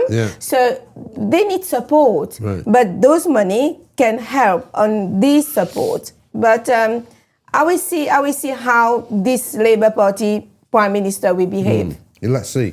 Well, Ross Kempsell, who I'm sure you know, is a great fan of the Chagos Islands and has been fighting for you from the House of Lords. Yes. And he said to me the last time I spoke to him, he didn't really expect that the government would reintroduce the bill because he thinks that they won't win it because it will be blocked again in the House of Lords like last time. So hopefully he'll be an ally, and he will be somebody who can make sure that the Chagos Islands remains with Britain and remains with your brother, apart from anything else. Tell me something though, looking at the flag, because I'm curious, what is it all about? So we've got the Union flag in the top corner. This is the Chagossian, the waves, that's the sea. The wave of the sea. And then we've got like a palm tree. This is representing the crown. Indian It's a lovely Ocean. flag, isn't it? I like it. I like it. I really like it. I think it's a really lovely flag. And by the way, we've just had a brilliant idea come through. Really? Have a look at this. Go on. Right up my Strasse. Yeah, we should have a concert for Chagos. What's a great idea? Yeah. Pooch, you could organise that, couldn't you? We could do a concert for Chagos. Yes, what do you think? Please. Yes. Yeah? Because I will love it. Pooch is a very famous Wow. man. You know, he's Nice. working with me now because he's got a bit of downtime. But you know, he used to produce Van Morrison. Wow. Used to produce Electric Light Orchestra. I'm up to it. You know, I'm up Ronnie to it. Lane. Thank you. Pete Townsend. You know, so mate, let's do it. Let's do concert for Chagos. It's got a nice ring, hasn't it? What do you think? I love it. I think we do Great it. idea. I think it's a great idea. All proceeds to the Chagos support group or whatever it is. Yes. And if somebody does want to give you, I don't know if you have a sort of a fundraising arm. Of, Yes, if so at the moment we have the GoFundMe for the 6 people in Chagos. Yes. And if they need anything like water or everything like troubling. Can we send anything to them? How does that work? Yes, so normally you can go, you can send to GoFundMe, and we have, we recruit some money as well from Great British Park. At the moment they are asking for some donor to be able to pay for the solicitor for the High Court judicial review that is coming up. It's really expensive, and yes, we need some help. So any help that can be. So yes. You GoFundMe, which is your one? It's GoFundMe by Vanessa Mandarin. Vanessa Kalu as well. Yeah, that's it. Yeah. Yes. So with Vanessa's name on it. So we can put. We put that one out. Put it on the screen. Thank you. Now just check that. So that that's the right one. There we go. This is great because we really want to help you because we think one, it's a great cause. 2, you're beautiful people. There we go. Support resettlement. So if you want to give some money to the GoFundMe page, there it is. But I think we've hit on something here. I think the concert for Chagos is brilliant. I think it's a brilliant idea. And of course, you know, Pooch and I have said before, at some point we would love to go out to Chagos and do a show. That would be maybe lovely. Do 2 shows or something like that. And I will say the concert will be good if that is happening as well, because there's a lot of people who are housing crisis in England. So it will be really good if I can see Chagossians living here. Yes, Chagossian living here. Right. They are British citizens and they are British overseas territory. Right. If there was a way of traveling to go to Chagos, we will do that. together. Everyone will go to Chagos. But unfortunately, just the homeland we have at the moment, British homeland, is in the UK, and then transition to Chagos. In Mauritius, Chagossian is living really in crisis, and really at the moment they are in danger in Mauritius. That's why they're fleeing Yes, they're Mauritius. not looked after well there, no, are they? No, because there's a lot of Chagossian who are, assaulting and die over there. So that's why they are fleeing. So we will, working hard in the UK to be able to go back to our homeland. Yeah, absolutely. Yes. So we need that help here for the crisis. So if any landlord can contact me on British and Bayard Citizen on Facebook, that will be helping. I can help the British people to at least to get some, housing. Yeah, definitely. Definitely. Well, Vanessa, it's lovely to meet you. Thank you you so much for the Thank gift you, Mike. and the flag. It's great to see you. Thank and you. we will see you again, I'm sure. Yes. And we'll keep in touch because, I think we both love this idea of the concert. So, Yes. so nice to meet you. Thank you so much for coming in. Can I give you a hug? Of course, give me a hug. Yeah, absolutely. Thank you so lovely. much. Thank you for your support. So Thank beautiful. You. And, we love the Chagossian people because they're so friendly and beautiful, and the islands are amazing. Truly lovely lady. Bless you and good luck for your campaign to keep your beautiful islands, says Jacqueline. So much support for you. Yes, because thank you. everybody wants you to succeed. Nobody wants to sell off the Chagos Islands. Just the bloody government. Nobody knows why. I don't even know why they want to do it. It's going to make me even more angry. I know, yeah, I'm sorry. Well, I'm with you. I'm sorry. I'm cross now. I'm now even more cross about this. This is absolutely disgraceful. Disgraceful. Shall we do a little bit of Edward Hughes before we talk to Dan Pfefferman, who's going to come up shortly. And Dan Wootton coming up very soon as well. This is the Mike Graham Show. Good morning. I'm Edward Hughes. The Knob of the North has revised the early release scheme for prisoners. Rapists, serious child sex offenders and groomers are now barred from early freedom, though some killers, including 2 of PC Andrew Harper's, remain eligible. The plan is delayed until October to ease overcrowding. England and Wales have just recorded their driest July since records began in 1836, triggering droughts, crop damage, and wildfires. A major incident has been declared over a large blaze on Lanwano Mountain in the Rhondda, with crews still battling the flames. US President Donald Trump has again urged Britain to open up North Sea oil and gas, calling the UK essentially bankrupt without it, while the Knob has signalled a pragmatic approach. You tell him, Donald. These lefty nutters want to bankrupt us. Laters, tigers.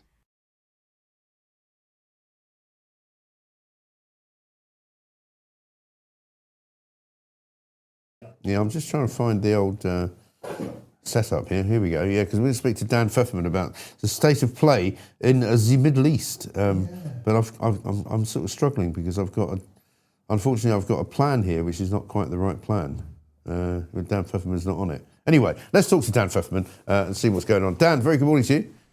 Good morning. How are you? Apologies for my slightly unpreparedness, but I'm trying to find you here and I'm not finding you. Anyway, listen, we've got I guess all I can tell you is that we've watched the price of petrol and diesel going up again. I was on the motorway the other day and they wanted £1.82 per litre for a litre of petrol, which was ridiculous.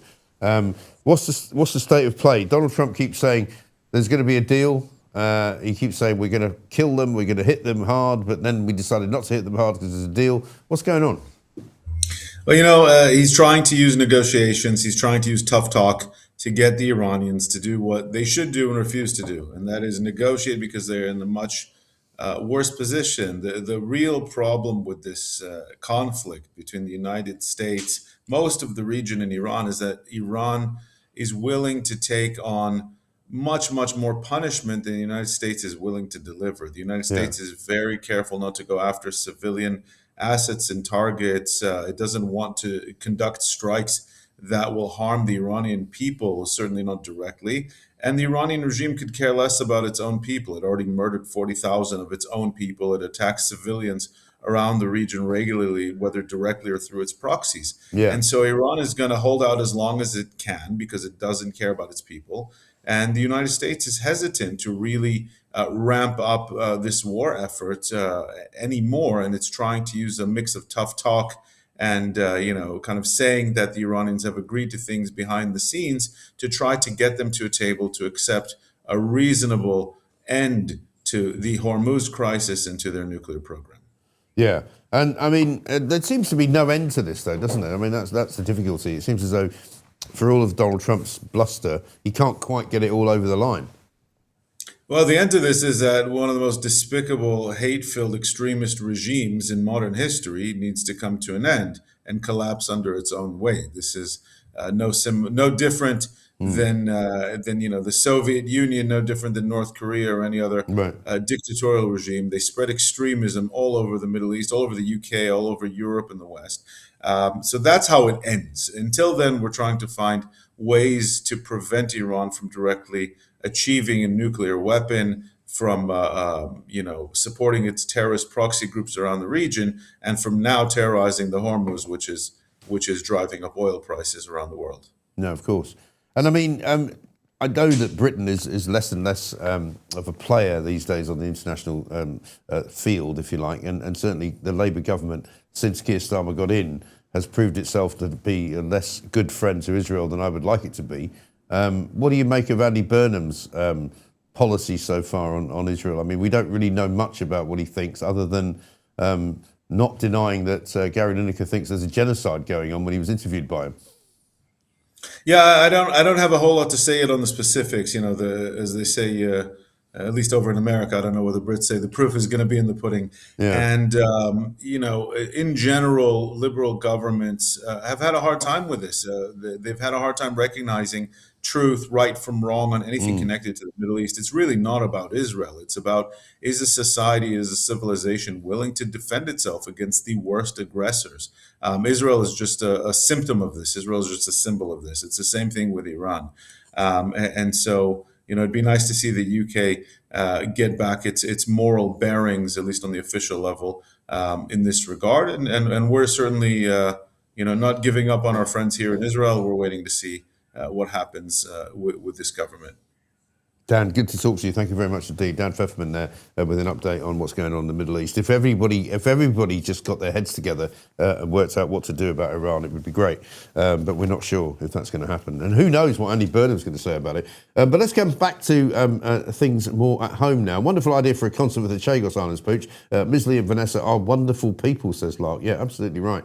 Dan Wootton is here. We're going to talk to him in a moment. Let me, just before we do that, play you a clip from his show last night. He got an exclusive interview with Rupert Lowe, the man of the moment, who, of course, put out a message to Nigel Farage, a 12-minute video message in which he basically said, if you agree to these 5 demands, maybe we can all work together. Let's have a look at Dan's interview from last night.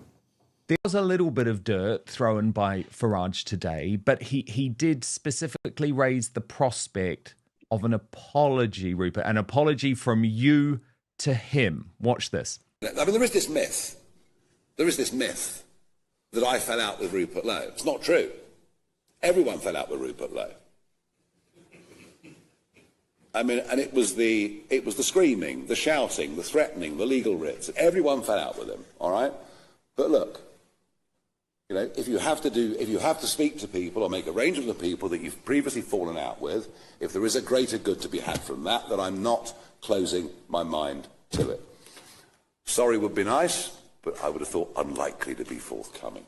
Would you say sorry, Rupert? Well, I think that's a sort of narcissistic arrogance that you'd expect from Nigel. No, I didn't throw any stones. They made false witness statements, and it was done without any prior discussion. As for the screaming and shouting, that's just palpable rubbish. I've run multiple family businesses. I get on with people, they work for us most of their lives often. So I mean, a lot of the stuff they talk about is rubbish. And Mohammed Ziauddin Yusuf, appeared from nowhere. He seems to have done untold damage to the structures within reform. And if you listen... Dan Wootton, and very good morning and welcome to the big show, Mike Graham Show. Great. Not a great start, is it, for The Restore Well, do you know? Reform Peace Talks. Do you know? I was sitting in what can only be described as a wine bar in Borough Market when you launched the show last night, and I started listening to it, and I then had to walk to the tube, get on the tube, listen to I had to listen to it all the way because I couldn't put it down because it was great. But, you know, it's a kind of a mad situation, isn't it? You know, here you are, and I know you're probably going to say to me, I'm going to take the reform side, you're going to take the restore side. Not really, actually, you know, and I thought you were pretty fair. You asked some good questions last night.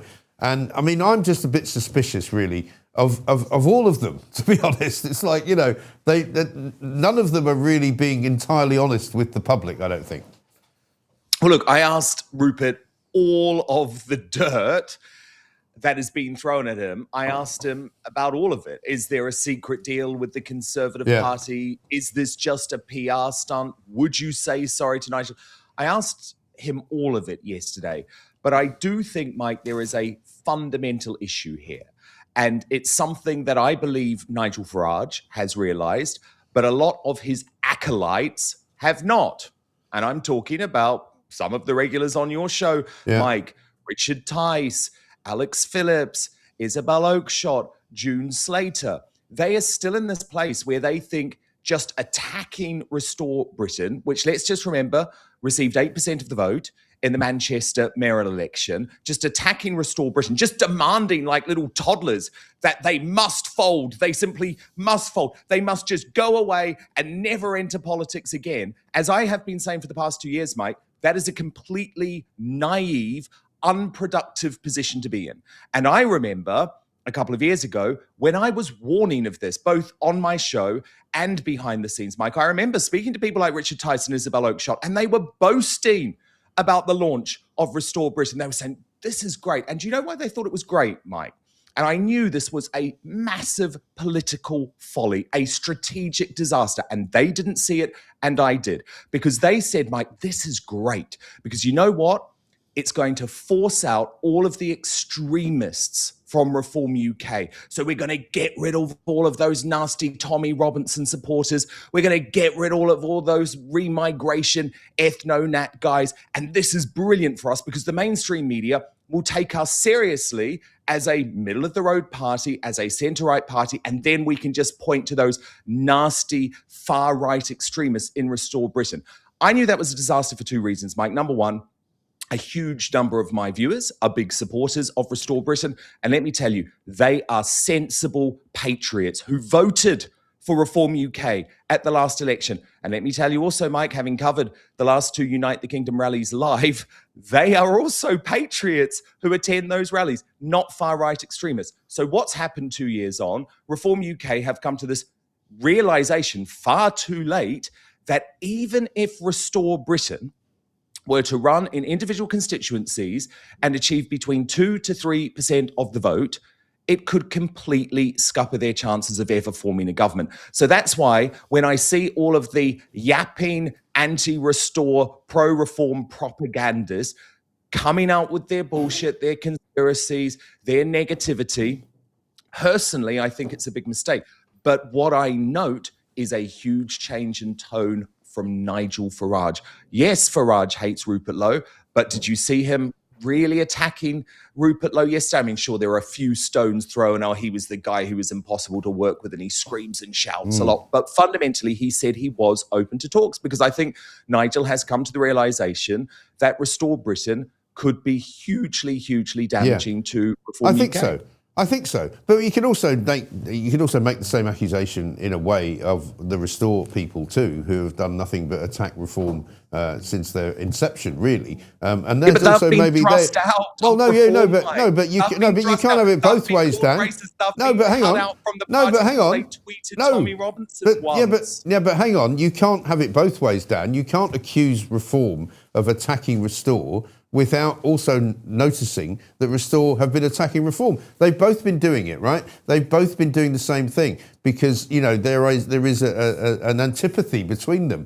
And for whatever reason... No one within Restore Britain is saying Reform UK doesn't have a right to exist. Reform UK should just scuttle off and retire quietly and not run candidates. And that is the argument that Reform UK Faragists, as I call them, Well, I've never heard still anyone making specifically. Well, I've never heard any of them specifically saying that. I mean, they've said. Well, they are Alex Phillips, Bruce Unfiltered.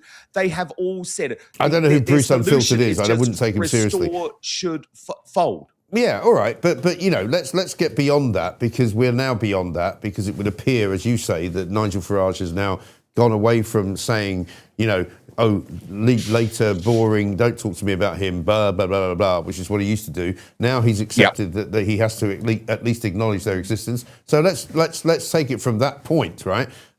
You have to also consider, and I think, Rupert Lowe said in his interview with you last night that, you know, he gets on very well with everybody. He's a fantastic man, that everybody loves him. You know, we know, and you know, it doesn't make him a bad guy, that he has had troubles in the past with businesses that he's run. You know, Southampton Football Club didn't end well for him. A city firm that he worked for didn't end well for him. He's a difficult character. Doesn't make him a bad guy, but he is a difficult character, as I'm sure is Nigel Farage. Well, have you ever seen that, Mike? As I'm sure is Nigel Farage. Have you ever seen that? Yes, I've interviewed Rupert in the past, and he is a difficult interview. Let's put it that way. He likes to speak at length. He likes to not be interrupted. He doesn't take kindly to. He's very thin-skinned. He's had a go at me on Twitter for a couple of things which I would have thought were completely and utterly, you know, nonsensical. I think he's quite arrogant. I think he's quite full of himself. I don't have a problem with that. You know, he's a politician. That doesn't preclude him from being part of a government of reform and restore. All I'm saying is that, you know, I think they all need to, you know, clap their hands together or clap their heads together. And actually, I mean, we were down at CPAC a couple of weeks ago. I spoke to Pauline Hanson. We spoke to the guy, was it Matt Schlapp, who was our panelist, the chief panelist. And everyone was saying it's time these guys got their shit together, apart from anything else. You know, they need to start talking to each other. The right needs to get their heads sorted out, because otherwise they're all just going to eat each other. And so I think, you know, you and I won't agree on everything, but in the end, we're sort of getting there, perhaps. Yeah, but I do think there is a bit of a fundamental difference, Mike. And actually, I think CPAC GB is a great example of it. One of the reasons, in my view, that event flopped, and we had a great panel, didn't we, Mike? But come on, it should have been seen by about 100 times more people that were in that room. And as I said on stage, I was the only person in that room who had actually raised Rupert Lowe and Tommy Robinson all day. And both of those men had been banned from CPAC GB.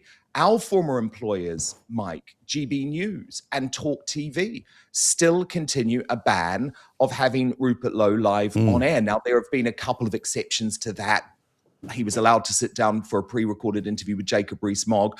But then when they put the interview out on GB News, lo and behold, that edited out all of Rupert Lowe's criticisms of Nigel Farage.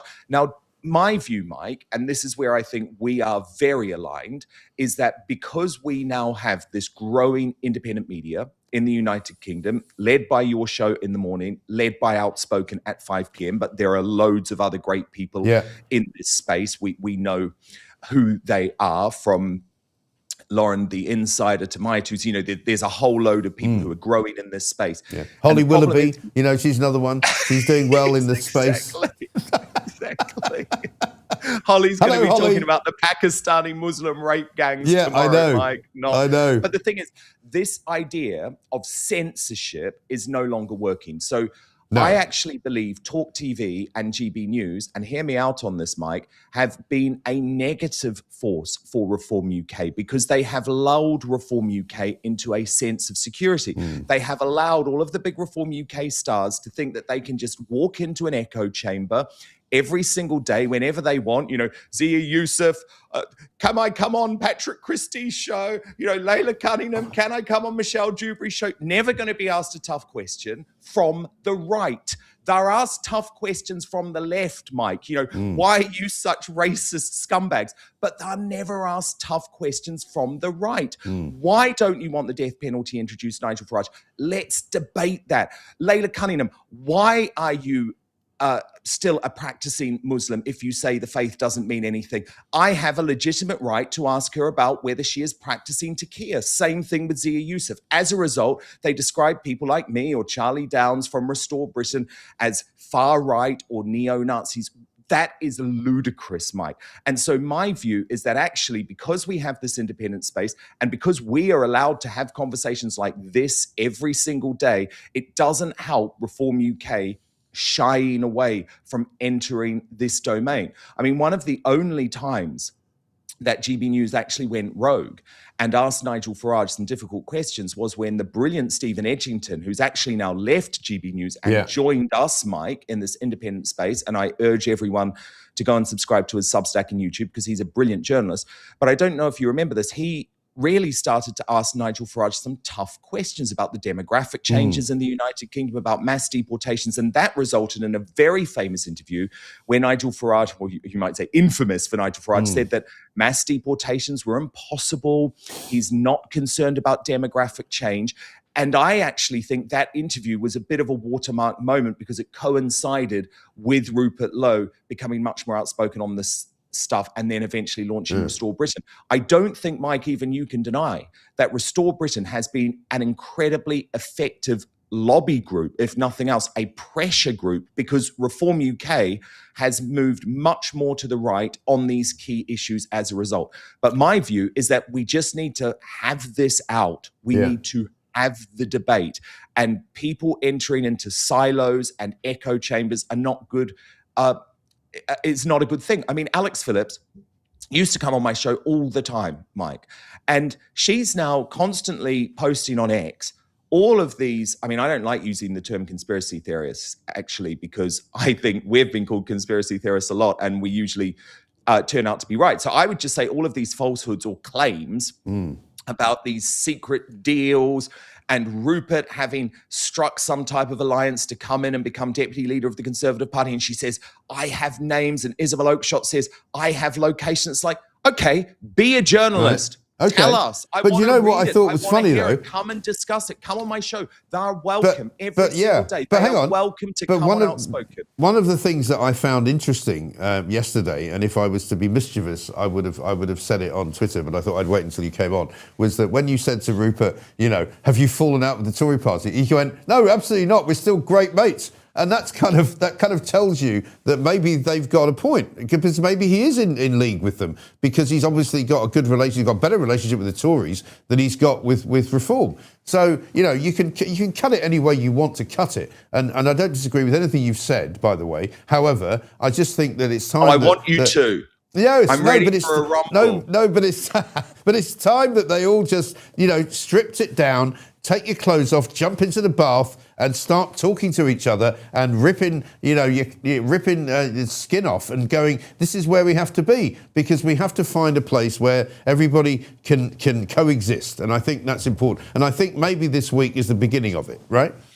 Well, yeah, I mean, I guess I'll say a couple of things to that. Firstly, in terms of the Conservative question, Mike, there is no conspiracy here. This is all out in the open.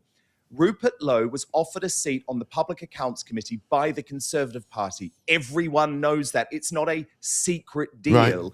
And Rupert, as a result, has conversations with Kemi Badenoch. Now, I would argue that's quite a wise thing. But at the same time, how can you say that Rupert Lowe is in cahoots with the Conservative Party when he has made one of his 5 red lines in terms of these potential future negotiations with Reform UK for no Conservative? Yeah, because that's what the Tories would want. No, because that's what to ever be in a cabinet. No, because Kemi Badenoch would want him to do that. She would hate to have Robert Jenrick and Suella Braverman and anybody else from the former Conservative Party. Well. No, but it means her as well. Well, no, it does. Well, yeah, but the Conservatives. No, it does, Mike. Yeah, it does. Well, it may do, but the point is, the Conservatives are dead and buried. They're dead in the water. You know, they came second in Manchester in 2024, 68,000 votes. Right. This time they came 5th. They forget Kemi Baden, forget the Tories. They're nowhere. They're never going to be anywhere. They're pretty much finished as a party. They might as well, pack up and go home. But what I'm saying is that, the conspiracy theory, if you want to call it that, is not that he's in cahoots with the Tories. It's that he was doing a deal with the Tories because they were promising to give him a peerage at some point or other, and that because of what happened in Manchester, when he got more votes than the Tories, they all had a big row, and that was supposedly what everybody's now talking about, and that's why. And you love, a bit of, back. What do you call it? Backstreet chat and all the rest of it. You love that, right? That's your stock in trade, and you know very well that people don't always tell the truth, and sometimes the truth is what lies behind. And I wouldn't be at all surprised if Rupert Lowe wanted to have a lordship. He wanted to be Lord Rupert Lowe. I'm sure he'd love that. That would be right up his strata. And it would not surprise me at all that if he had fallen out with the Tories, that he would then make this particular manoeuvre in order to make Nigel Farage look stupid, which is what he's tried to do. Let's face it. I mean, his 5-point demand is not realistically anything that Reform can agree to. And you know that, and I know that, and so does he. Well, no, I think it's the start of a negotiation point. But in terms of what you're suggesting, Mike, I just want the truth. I am an independent journalist. I am not aligned to any party, and I'm not a member of any party, right? But I have said to Alex Phillips and Isabel Oakeshott, stop claiming that you have all of this information. I mean, I see Isabel Oakeshott go on Talk TV and say, oh, I know names, I know locations, but I'm not going to tell you. Well, I'm sorry, you're a journalist, aren't you? Or you claim to be. So if you're a journalist and you have legitimate information that would prove that there is some type of secret deal between Rupert Lowe and the Conservative Party, which he has denied on my show, which very senior figures within Restore Britain have insisted to me just yesterday, Mike, are completely untrue, then come on Outspoken and bring the receipts. But stop going on Talk TV and making all of these weird little allegations of some type of conspiracy going on and saying that you know the information, but you couldn't possibly share it with the public. Because actually, you know what? If you're a journalist, your job is to share that information with the public. That's what you do. That's what I do. If you know something, you don't keep it covered up. And that's why it was so important for me to have Rupert on the show yesterday and be able to actually say to him directly, is this true? Is this true? Is there a secret deal? And Mike, you're right. He admitted that he is texting Kemi Baden. So there's no secret deal, is there? Well, but he has also but you don't know what you don't know what she's but you don't know what you don't know what she's promised him. Has she promised him a peerage? Maybe next time you get him on, you can ask him. It's all very well you saying that you texted her and she's texted you, but has she promised you anything? He might well say that that's not true. He might well deny it. Yeah, well, he has denied it multiple times. But look, I think it's just a bit of a desperate attack line, if I'm honest, because no one has been harsher on the Conservative Party than senior figures within Restore Britain. So personally, I believe it's an attack line. In terms of what you're saying about, well, is this just a way for him to make Nigel Farage look stupid? Is this just a PR stunt? Obviously, there is a possibility of that. Nigel Farage is on the ropes at the moment. Yeah. But again, I think if we deny that that is the case, and we do not see that there has been a significant drop in the polls. And Mike, look, we've read the polls for years. We don't believe individual polls. Of course we don't. And I have more issues with the polls than most people because Restore Britain is not prompted in a lot of these polls, which means that YouGov and organizations like that are actually underestimating the support of Restore Britain. But Mike, come on, there is a big trend. At the moment, Nigel Farage but there's a reason is for more that, though, as well. unpopular than Zach Polanski. Yeah, there's a reason for that, though. There's a reason for that. It's because the mainstream media and the machine that you know well because you worked inside of it has conspired to basically run a narrative, a campaign which has begun before the May elections but has got much, much harder since the May election results from Reform's victories, right? And what they've done is it's a bit like me saying to you, your husband or your wife is playing away and I'm just going to keep telling you that and telling you that and telling you that and telling you that until eventually you go, do you know what? Actually, I think you might be right. And that's what they're doing. They're literally just propagandizing the whole situation. They're telling everybody that, look at what Lucy Powell comes out with every bloody day. The Labour Party says, reform is all about sleaze.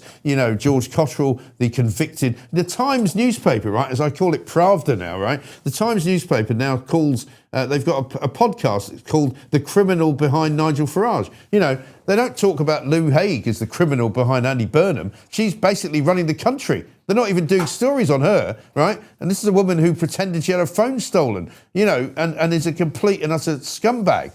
Suddenly, we've now got polls which are being registered as though people think, oh, maybe they're not actually as popular as they were. And there's a good reason for that. You know, it's, you know, there's if you were a psychiatrist, you would tell me exactly how that works. Mike, I 100% agree with you. I 100% agree with everything you have just said. But let me just add a caveat in.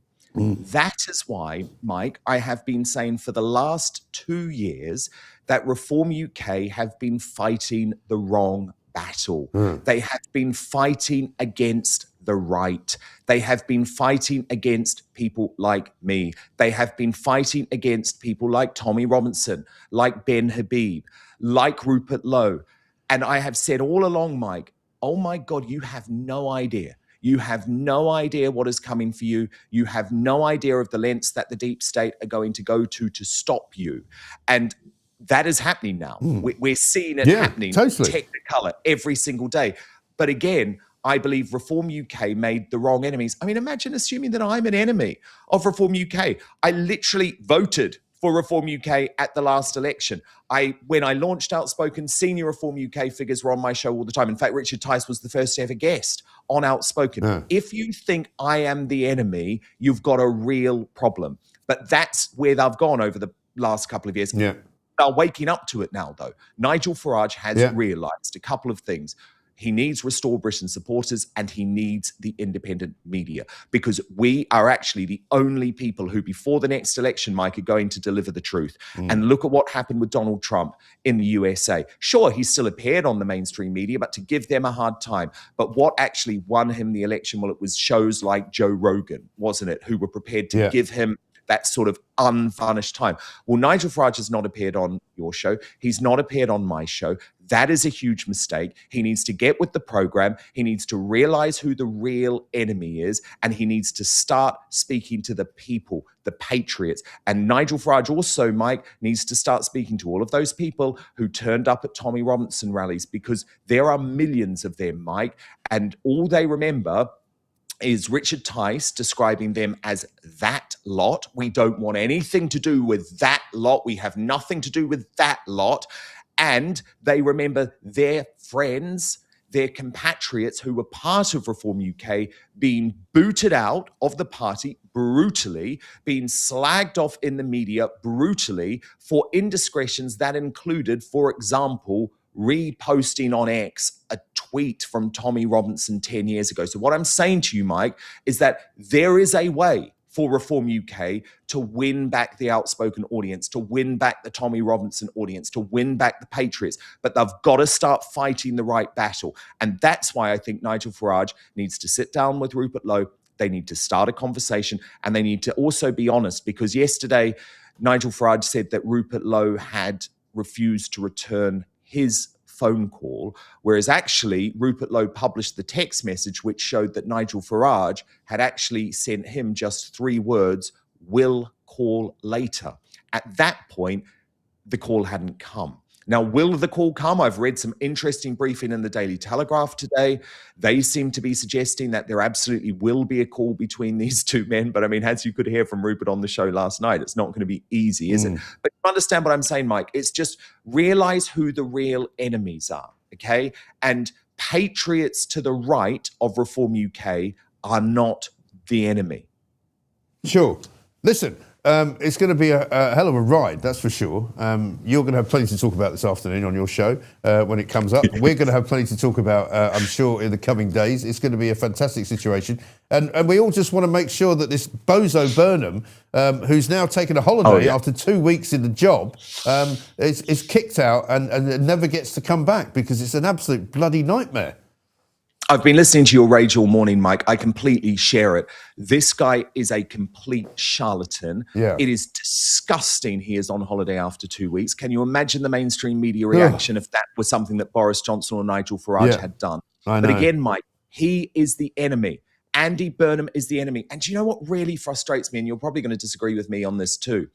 But I believe that the Clacton by-election is the biggest strategic error in modern British history. Because do you know where I want Nigel Farage and where I have wanted Nigel Farage every single damn day for the past month? It's not in Clacton, Mike. Clacton love Nigel Farage and they back that man, and they're always going to back that man. Do you know where I want Nigel Farage? With his tanks at number 10 North, because he has to take the fight to Andy Burnham. And at the moment, I hear Rupert and Nigel attacking each other, and they're not attacking Andy Burnham. It is utterly insane. This guy is dangerous. He is a liar.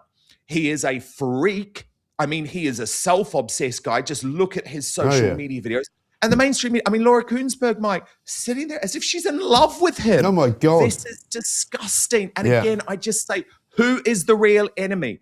Andy Burnham is the real enemy. He has no plans to stop the invasion, Mike. He wants the invasion to continue. And I'm so worked up about this. But you can understand that's why I'm like, oh, you're just attacking each other.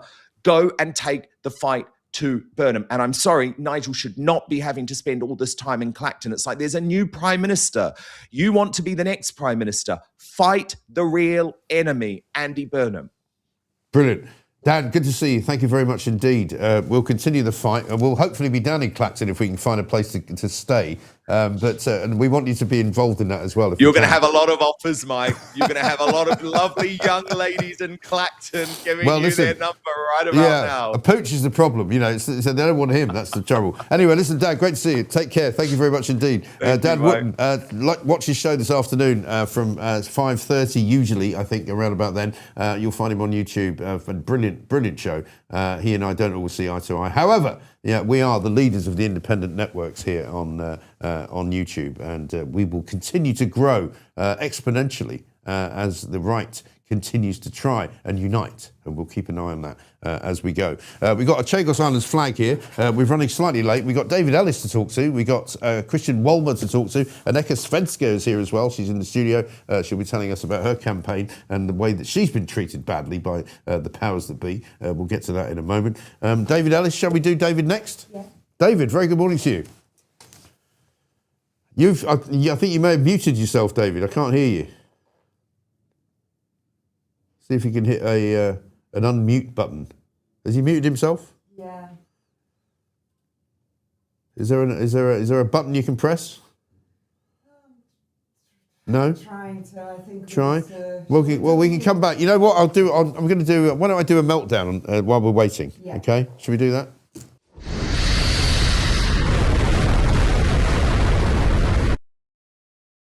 It is that time, and you might know that I've been a bit grumpy throughout the show this morning, and one of the reasons I'm grumpy is because Andy Burnham has gone on holiday. Andy Burnham has been Prime Minister for 2 weeks. He put out a video at the end of his first week telling us what he'd done in his first week. He put out a video at the end of his second week telling us what he'd done in the second week. Most of it was performative nonsense. Most of it was, I'm going to stop rough sleeping. I've instructed everyone to tell everyone to stop rough sleeping. Well, that's not going to happen. Then he said, I've cut bus fares at £2. Then he said, I'm going to make sure you have 90p off your electricity bill. 90p a week. Save it if you can. And then he told us all about how he was deciding to unravel the school system. He was going to change the way that people go to school and change the way that people learn things. He talks about all manner of different pieces of nonsense, which will not make a jot of difference to most people's lives, right? Because Andy Burnham has worked out what Keir Starmer never knew, which is that you can't tell people you're going to do things and then not do them, because people get fed up and they go, actually, you're just talking absolute nonsense. So what he's worked out is that rather than promising to do things, he will actually promise just to change things. He doesn't know how he's going to change them. He just says he's going to. And that's where we are. But after 2 weeks, he's so exhausted, probably travelling up and down between number 10 North and number 10 South, that he's decided he needs a holiday. So he's taking 2 weeks off. Now, there are two problems with that. One, he's the Prime Minister of this country, so he should never be on holiday. They say, he's only on the other end of the phone. Well, no. If you're not in place, if you're not in situ, if you're with your kids, if you're with your wife, you are not working. It's as simple as that. He doesn't need a holiday. He's only been doing the job for 2 weeks. It's a 52-week year. What's he going to do next? Come home and go for 2 months and then have another 2 weeks off? The worst part about it is he's put Lou Haig in charge of the country. This is a woman who was kicked out of Keir Starmer's cabinet for being a fraudster. Kicked out of Keir Starmer's cabinet because it turned out that she pleaded guilty to fraud some years ago. Now, she's trying to tell us that she's learned her lesson and that she made a mistake and that now she's fit to run the country. 1, she's an idiot. 2, she hasn't got the brains to do it. 3, she's a crook. Are we really, really in that place where the woman now running the country is a crook? I despair. I honestly despair. Andy Burnham needs to get back from holiday. He needs to get back into Downing Street South, and he needs to start doing something to stop the illegal invasion of people coming here from foreign lands. And he also needs to stop deciding to allow killers and scumbags to be released from prison to terrorise the population. That's what he needs to do. He needs to fix the economy, by the way, as well. Never mind going on bleeding holiday, mate. Get back here, do your job, and get Lou Haig out of Downing Street. She's a crook. She shouldn't be there. That's my meltdown.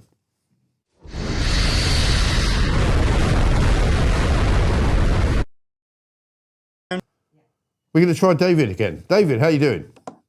I'm okay. It's always the IT. Have you got me now? There you go. Now I can hear you. Oh, Excellent. Excellent. Thank God. Now I can hear you. Sorry to have kept you waiting. That's all right. What's going on in your world? What do you want to tell us? Well, I just want to, do you and Dan with that conversation there. Division can only suit the socialists and Burnham. So, that's got to stop. I want to follow up on something before we get into Anne Widdecombe and the Navy and the Channel with what your guest from the Chagos was sort of focusing on, with the key being security. Yeah. The key guy at in all of this is National Security Advisor Jonathan Powell. Now, can I suggest that the focus of attention and scrutiny and questioning goes to him personally, because he's refusing to go before Parliament and answer any questions. Yeah. But he is the principal load officer for all of this as National Security Advisor. So anybody wanting to know what's going on with Chagos or anything else to do with our defence and security, it's Jonathan Powell you need to be focusing on. Yes, because he's still there. I asked somebody this question the other day, because despite the fact that they've all been swept out of play, Jonathan Powell, or as he likes to pronounce his name, Pole, is still the kind of the Svengali behind the camera, isn't he? Yeah, he's been reappointed. So he's the consistent bit there. But just bear in mind, he was a political appointee. He was not vetted. Right. So the story's bigger than Mandelson with all of this. We got to look at, the Jonathan Powell thing is actually, it's a biggie, because all of these issues that you're arguing about and wanting to get answers on, like border security, or you could go into any of these other arenas, migration, whatever. That national security aspect, the National Security Council, because he chairs it, he's the advisor to Starmer and Powell, so they're really irrelevant in this. You could probably write on the back of a gnat's arse with a thick crayon what they know about the job. Yeah. So it's Powell that people need to focus on. Right. But he's been in government really since the days of Tony Blair, hasn't he? Yeah, well, he was Blair's 2IC and he's sort of come back really, so it's like a reincarnate of that. I mean, some of us have had some experience focusing on one of the previous national security advisors called Stephen Lovegrove. He went from being all over different ministries to ending up at permanent secretary at the MOD, and then he sort of disappeared for a bit, come back, and then he was national security advisor. So, is another one of these sort of, that non-elected, doesn't seem to get scrutinised. But Powell, in the here and now, he's the one people need to focus on specifically, personally. So yeah, that's my, you want to get into Chagos and Gibraltar or the state of our defence condition. A lot of this lays with him. So, I mean, we were going to talk about what I was doing with Anne Widdecombe. I mean, so do you want to get into that? Sure. Well, I can't remember how it happened, but there was a bit of an overlap between, I was assisting Freddie Forsyth with his column on lawfare to do with the veterans. And then there was a linking up with Anne in GE, just before the GE 19. And Anne was mad keen to put it on the target where the veterans lawfare was concerned. particularly with one of the big cases I was assisting with, which was Dennis Hutchins's case. Yeah. And we sort of went these are from the there. guys who are being prosecuted by the government for what they did in Northern Ireland, right? Yeah. You know, Dennis was, I mean, it was a shocking case. He was 76. He got stage 4 liver cancer, and they come and arrested him at 5 o'clock in the morning, took him back in front of all his family while he was cooking breakfast, took him back to Northern Ireland, questioned him for 3 days. But Dennis, at the time we were doing that with Anne, and Anne was writing it up in her column, and we were doing that in parallel with Freddie Forsyth.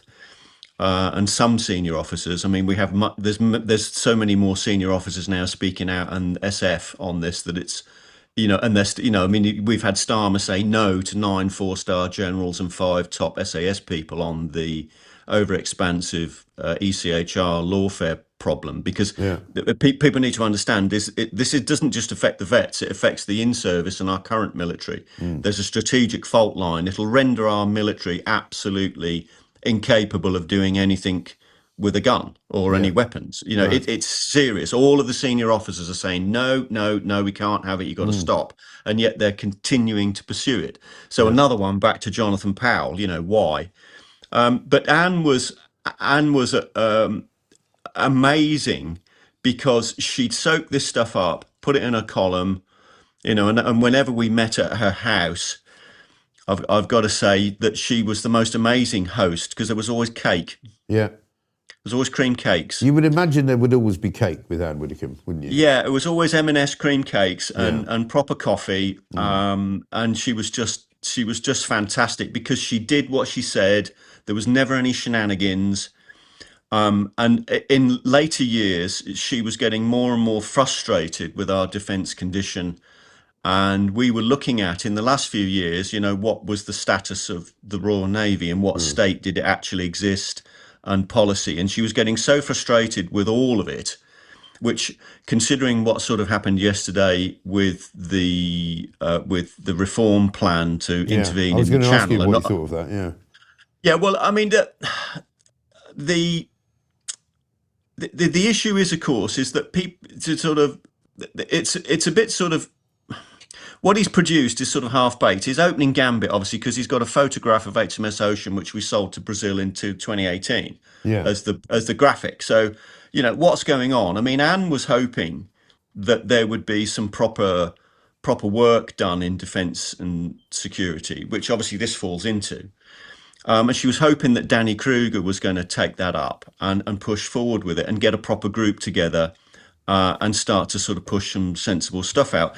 But our focus, what we were discussing in private, was in really what context does the Royal Navy actually currently exist? Yeah.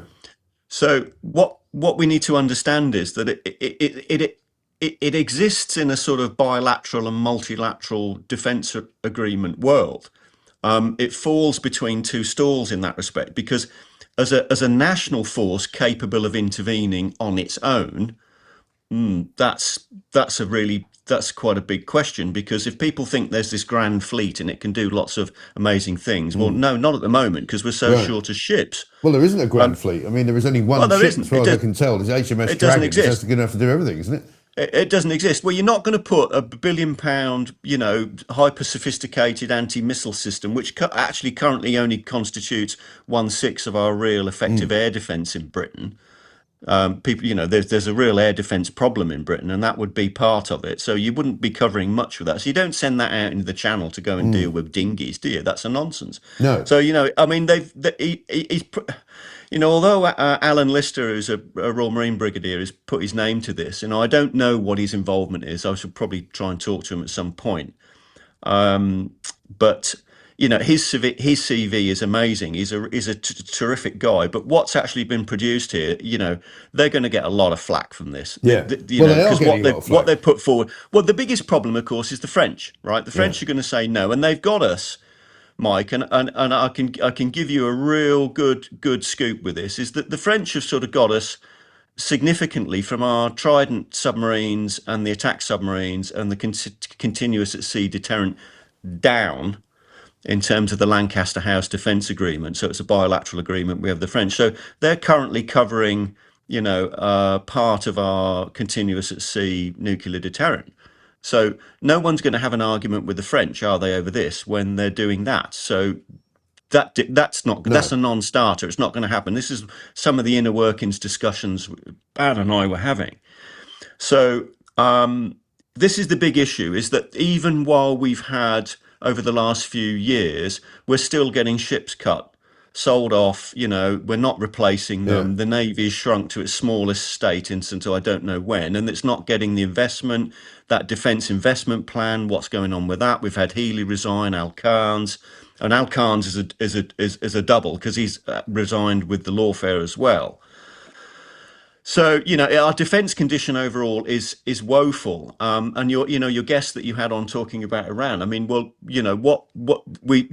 Tony Blair and the Cameron administrations took out all of our ability to intervene anywhere. I mean, Sandy Woodward in 2010 at the Cameron and Osborne fag packet defence review, who was the admiral who led the task force to the Falklands, he sort of famously said, well, we couldn't do anything, the Royal Navy is concerned, couldn't do anything further than the Channel now as a result of this. So we couldn't intervene. There wasn't the capability. No. The capabilities are not there. We saw that, didn't we, with the Straits of Hormuz? Listen, I'm going to have to let you go. David, good to talk to you, though. We'll catch up again soon when we've got a bit more time, because we're slightly up against it at the moment, because I've only got about another 45 minutes to go, and I've got another 2 or 3 people to talk to, amongst them Peter Macavena, who's here. Peter, good to see you. Great to be with you. Nice to see you.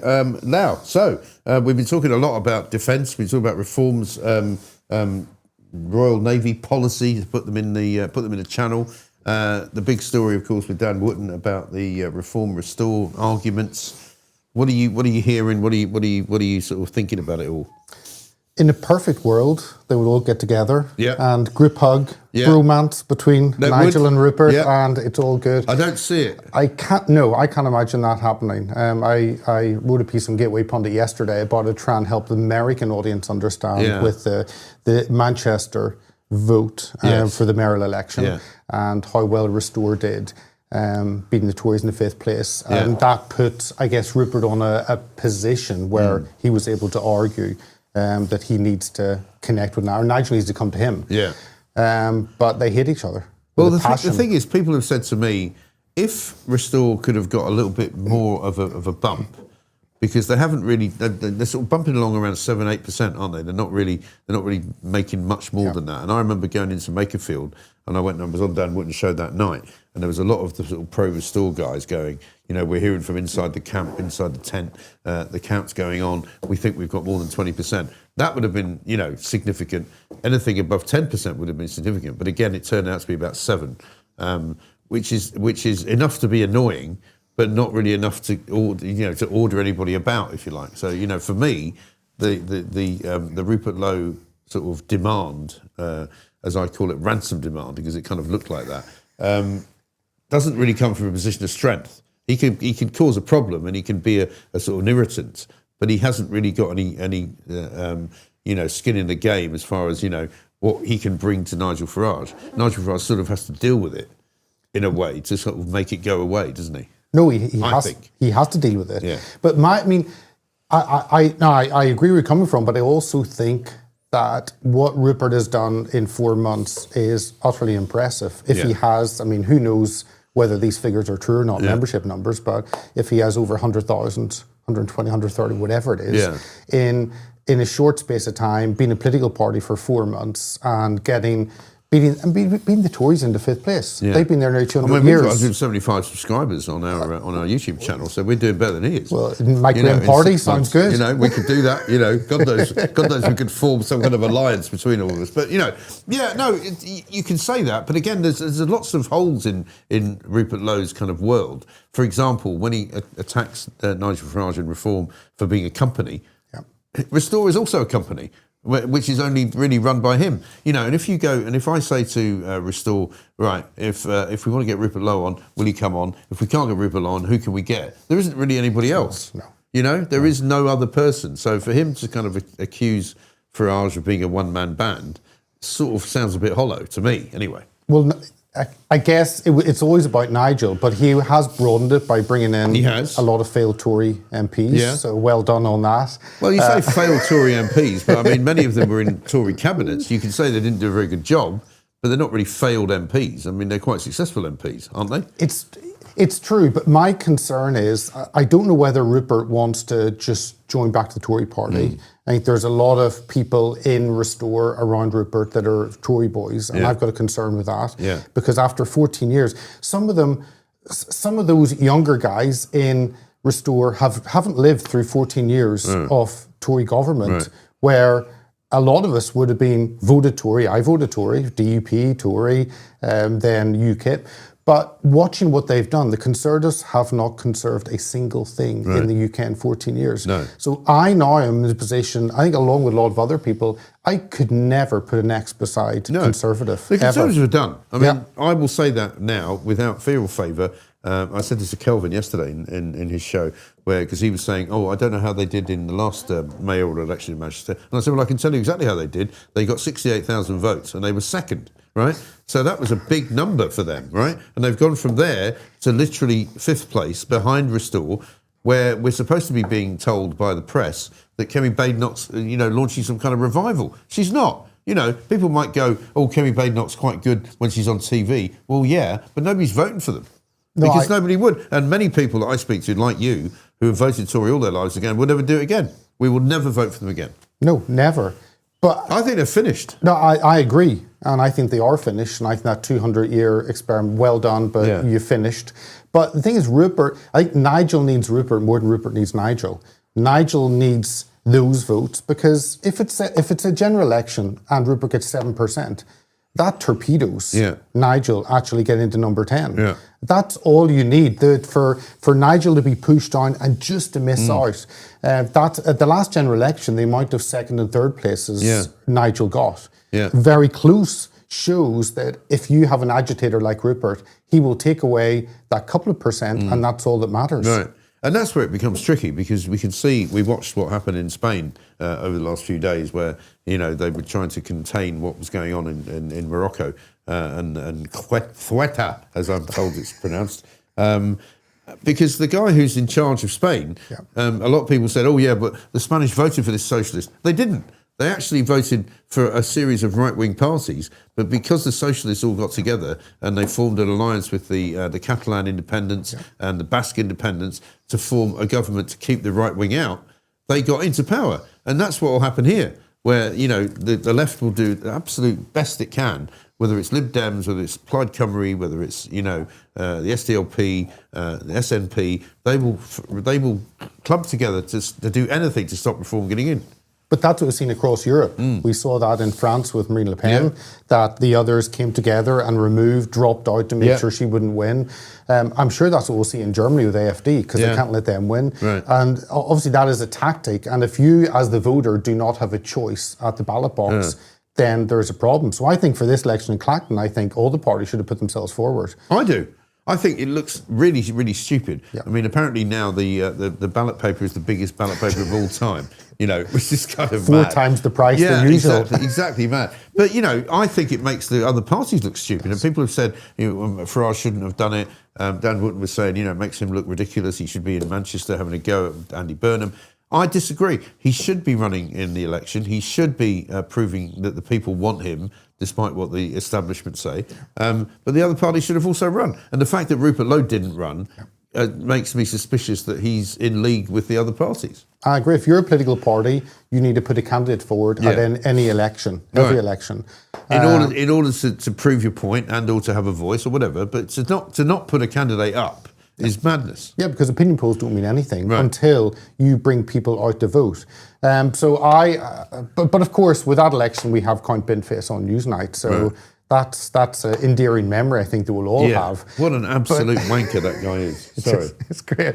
But Nigel will win it, but that doesn't do anything because he hasn't gone up against anyone. So he will win because Clacton it was all Kipper territory. So he's going to walk it.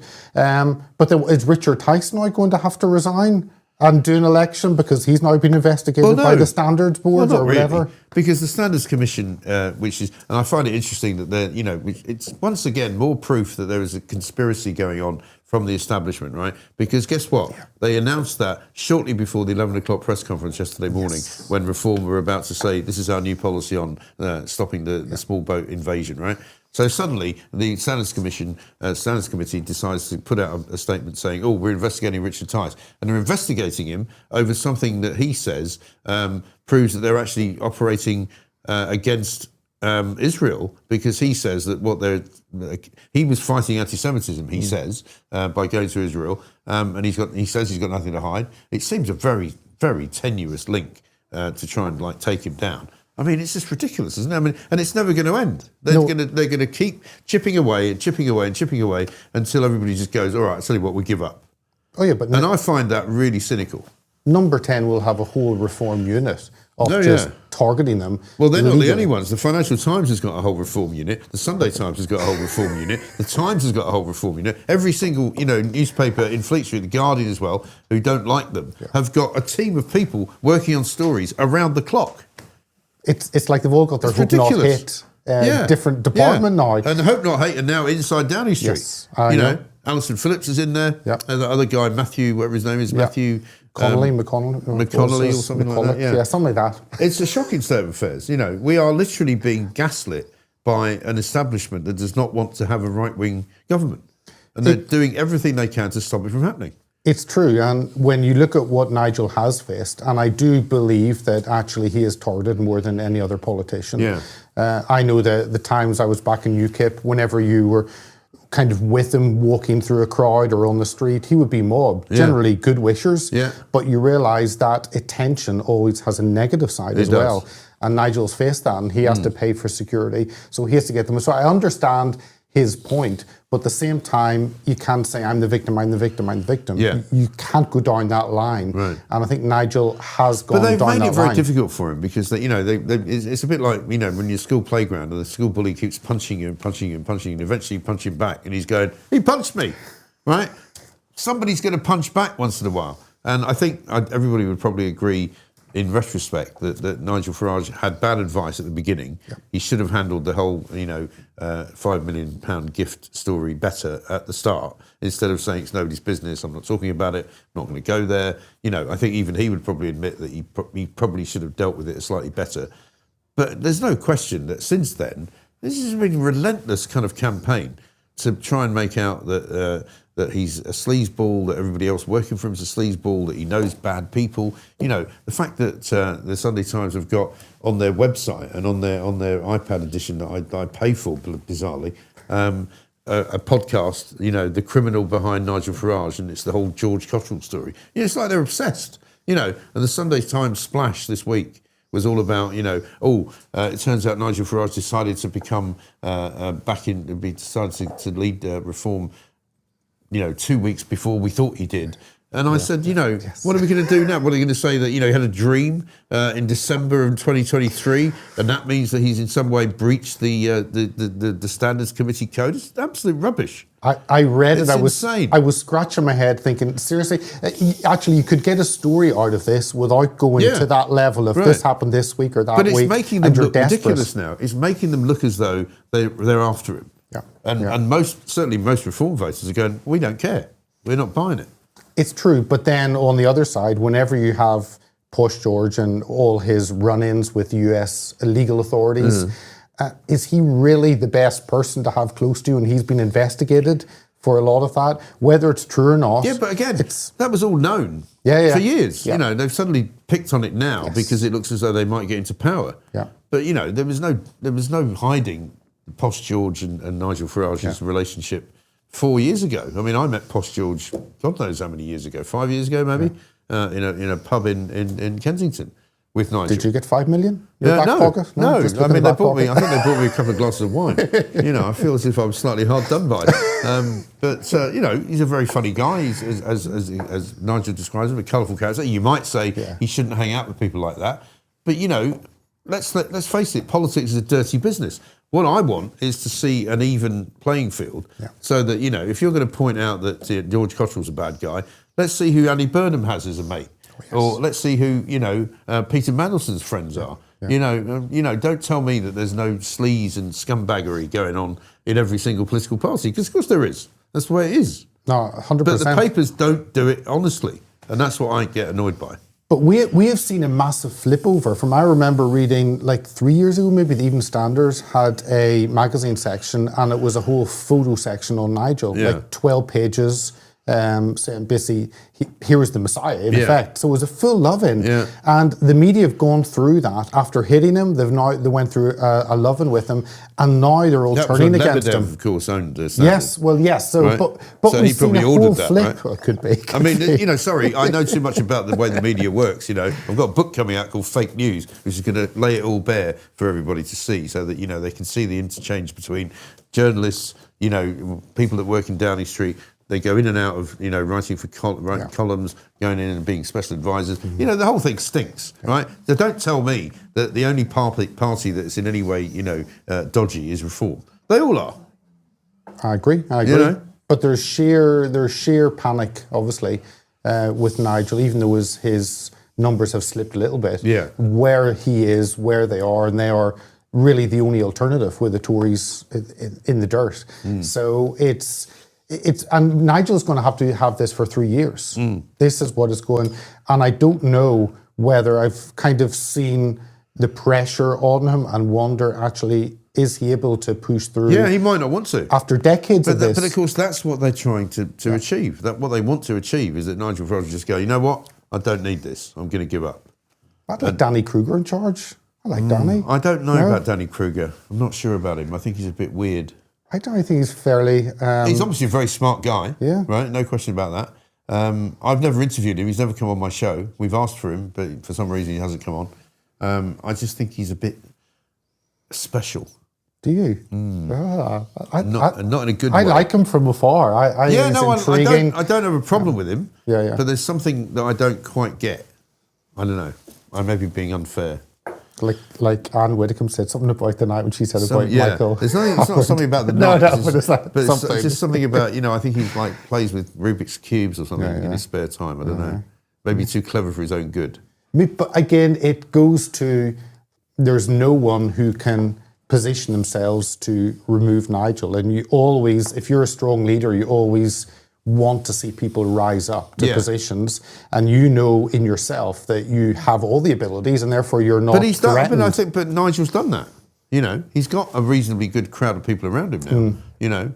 And if he was in any way paranoid, he would be worried that these are all quite clever people. But he's not, because he's the leader. He's the guy. Apart from anything else, he owns all the stock in Reform. So he's not walking away unless somebody buys the stock from him. Yeah. So anyway.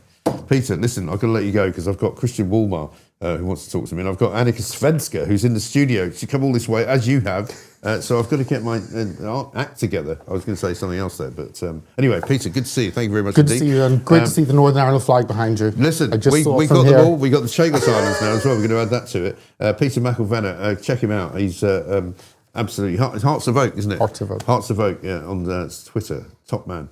Let's talk to Christian Walmar now, a man that I've not spoken to for quite some time. And it's not my fault, Christian. Very good morning to you. I felt completely bereft, Mike. I mean, listen, well, he's there, but we can't see you.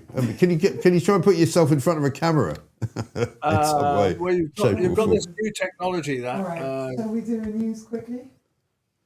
Okay. All right, hang on. Elena's saying to me, we're going to do some news and then we'll come to you. We'll see if we can fix that. All right. Good morning. I'm Edward Hughes. The Knob of the North has revised the early release scheme for prisoners. Rapists, serious child sex offenders and groomers are now barred from early freedom, though some killers, including 2 of PC Andrew Harper's, remain eligible. The plan is delayed until October to ease overcrowding. England and Wales have just recorded their driest July since records began in 1836. Triggering droughts, crop damage, and wildfires. A major incident has been declared over a large blaze on Llanwano Mountain in the Rhondda, with crews still battling the flames. US President Donald Trump has again urged Britain to open up North Sea oil and gas, calling the UK essentially bankrupt without it, while the Knob has signalled a pragmatic approach. You tell him, Donald, these lefty nutters want to bankrupt us. Laters, tigers. Edward Hughes there with the news. Thank you very much indeed. We're not quite able to connect with Christian Wolmar. I'm sorry about that, but we'll try and get him back on. And if we can't get him back on, we'll get him back on tomorrow. It's 9:33. We are here, of course, until 10 o'clock. Kelvin Mackenzie coming up on UK Live Online. Right now, I'm going to talk to Annika Svenska, who is a wildlife presenter, broadcaster, journalist, animal welfare campaigner, known for her conservation work and her Animal Watch channel. Annika, welcome. Nice to see you. Yes, nice to meet you. Good to see you. Now, listen, before we start, so that people get a bit of context to what we're going to talk about, let's have a look at a clip. You were visited by the police. Yes. Basically. And it's another one of these, ridiculous overreach situations where, a bit like Alison Pearson suddenly got a visit from the police because of something she'd written on Twitter. Have a look at this. This is Annika's experience with the local constabulary. We Sussex Police have received a report from a different force saying that they've received a complaint from a member of the public or a business saying that they believe some false allegations have been made online about them. They're saying that I posted something about disposing of so many beagles. Yes. 35 stone of dead beagles were treated as frozen waste and driven to an incinerator in Ipswich to be burned. If they're just breeding dogs, why is there so much animal anatomical waste coming from this place? And they're saying that that information passed on your platform could lead to, have a harmful impact on their business. It's rather frightening that a company can make a complaint about somebody like me and have 2 police officers turn up on my doorstep like that. So they've asked us to just come and have a chat with you today and see whether or not you would accept what we call community resolution. What is that? CR. So all it is, it's a piece of paper here, and it's got some conditions on it, essentially. And all it is if you were to agree to the conditions, which we can go through, you would sign it, and then it would just go on record to say that you've agreed those conditions and moving forward, basically. Yeah, and but no what is further it? else. What do you mean, what conditions, though? The agreed remedies would be to complete an online thinking skills course, and the second one is to complete an online impact. That's up to you to have a little look at, and Okay, sure. all the details of the investigating unit in the investigating force are on there. Yeah. So just the Sussex Police, because we're local, we're the ones that have Yeah. come to give it to you, that's all. Okay. We need to all team up together because there's definitely an attack on free speech going on across the whole of the UK right now. Something has to be done about this. Wow. Something has to be done about this. Annika, I mean, that's an extraordinary piece of footage, isn't it? Because we've seen it before in other cases where the police have shown up on people's doorsteps, not because you've committed a crime, but because they want to kind of, consult with you and say to you, well, something you've done might have upset somebody, and so therefore, you might want to sign them. This community resolution thing, I've never heard of that. That's insane. No, isn't it? I hadn't heard of it at all. Right. And to be quite honest, when I heard the doorbell, I just thought it was the post. And then I go there and I'm thinking, what the heck? Yeah. Policemen at my gate. Right. And then when they started talking, I said, wait, I need to go and get my phone. Right. Because I want to film this. So Because you I wanted knew to film something it, yeah. wasn't right. Right. Because, to be quite honest, I couldn't think of anything that I could have done. Right. And then they referred to a reel I'd made back in January, which it gets just wilder and wilder because every single reel I put on my website has factual evidence, with it. Right. So, and a reel is what, you talking to yes, camera? and it's also free speech. Yeah. It's critique. It's public information. Yeah. And I've got a huge amount of followers. And basically, they just said they deemed the stuff that I had put in my reel to say it was false information that would cause reputational and financial harm to this company called MBR Acres, which is a puppy breeding And were these facility. the words of the police then? Did they put that together? What happened was they had a report from MBR Acres Right. and to the Cambridgeshire Police, and then the Cambridgeshire Police contacted the Sussex Right. Police, where I live, Right. passed the message on. The 2 police people that turned up on my doorstep looked awkward. Yeah. They were like wriggling around. You could see they almost The guy thought on it the was a left joke. looked really uncomfortable, didn't Yeah, he didn't even really want to be there. Right. I said, "I bet you're animal lovers, aren't you?" And he went like that at Yeah. one point, which I filmed. I don't blame them. I blame the whole idiocracy of the whole, system to It's start insane, with. isn't it? Wasting time on me. Right. Because for a start, the moment I consulted this lawyer, she laughed when Right. she saw it and she said, yes, but it's completely factual. You base this reel on a consignment note Right. that's already in the public domain, Yeah. floating around. Half a dozen other websites have already covered this. And you're talking about a company which is experimenting effectively. Oh, well, I'll on tell you about MBR dogs. Acres, right? MBR Acres has a massive reputation. They're based in Huntingdon, and there's Camp Beagle, which is like a non-stop protest group that are pitched Yeah. outside. Yeah. And I think they're just feeling the heat. Because in America right now, it seems like animal experimentation might be winding to an end. Right. Ridgeland Farms is a massive beagle breeding facility in America, was found to be fairly abusive to some of the dogs, which got it closed Yeah. early.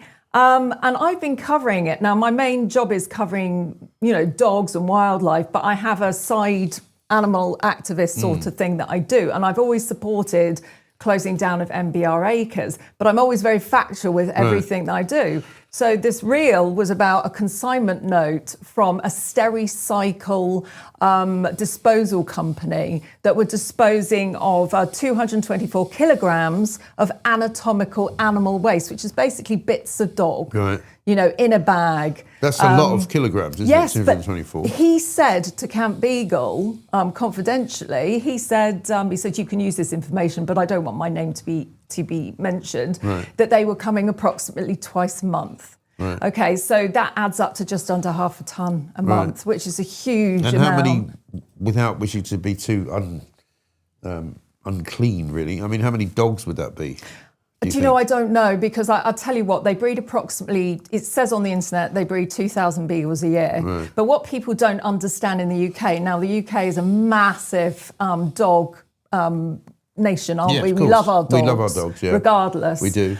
We do a pooch's pooch at the end of every Yeah. show, with a dog doing something funny, What people don't realise is MBR Acres, they breed these beagles, which they sell to laboratories to do animal tests on. Yeah.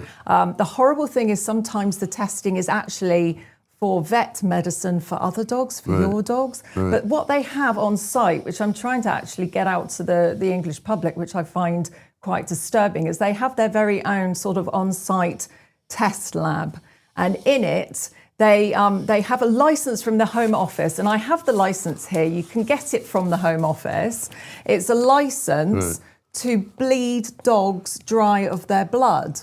Okay, and then they sell the blood. Wow. So they've got this. I've read it from back to front, highlighted it. 250 dogs. And what is the advantage of that? They sell the blood to labs, and it has to have no medication in it. So they sort of sedate the dogs. Then they stick a needle in the heart. It's called a cardiac puncture, and they bleed them and bleed them and bleed them until the maximum amount of blood is gone from the dog, and they bag it up and they sell it, and then the rest of the dog, I believe, might be sold for parts. But these are healthy dogs. When you read about it, they say it's got to be a healthy dog. It can't be an unhealthy dog. The dog doesn't survive that, does it? No, it dies. It's called terminal So bleeding. when you say sell for parts, I mean, what would you do with the I dead think dog? they take plasma and they take Right. body parts. Okay. It goes to laboratories.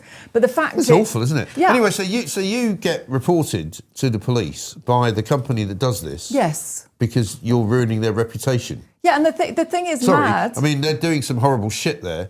So I'm sorry for swearing, but how on earth can you be damaging their reputation when everybody knows that's what they're doing? Well, the only thing I can think of is because I've got almost 2 million followers on Facebook. I've got 1.3 million followers on YouTube. Right. Every single reel I make goes to the top of Google search. Right. And I honestly think they just went, wow, she's got some powerful reels. Let's target her. But this, of course, it's rebounded because for a start, everything I publish, as I said, is correct and factual. Yes. So when the lawyer looked at this, she said, well, it's not misinformation. You're actually getting true stuff and talking about it. And I think the thing that's mad is several years ago, I went to the police and I reported a stalker that was pretty dangerous. He was sending me very violent emails. Yeah.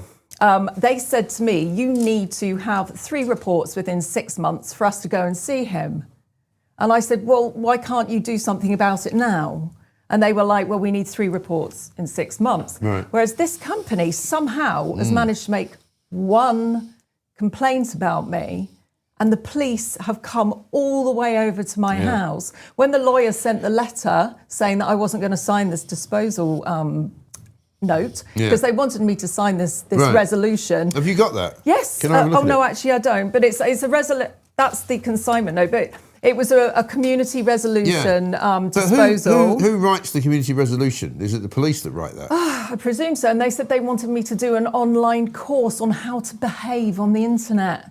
That's why it's joking. Sure. I don't think so. I went on GBTV the other day and they were all just laughing. Yeah. I mean, because it's a joke. It's pathetic, isn't it?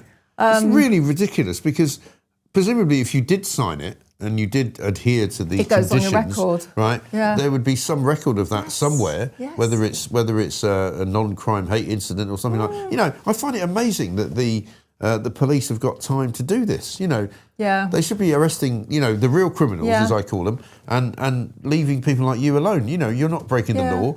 They've admitted you're not breaking the law. It's none of their business, really. I mean, the lawyer sent back a really well-written letter, and she just attached all the factual information, all my sources, where I get my information for that particular reel.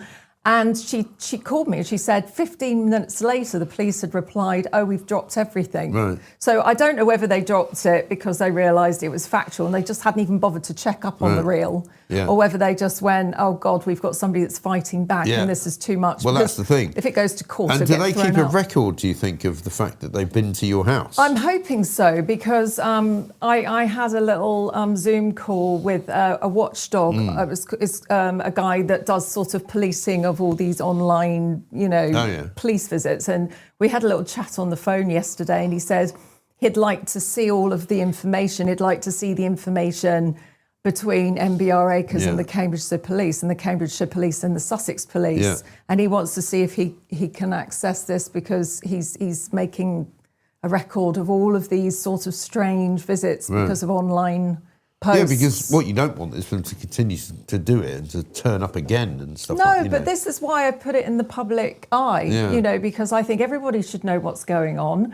I'm also concerned there might be some other people that are getting police visits and they're crumbling and they're signing these forms and they're getting something on their record when actually they don't need to have anything on their record because they haven't done anything wrong, apart from having their own opinion and free speech. And we all have our own opinions in life.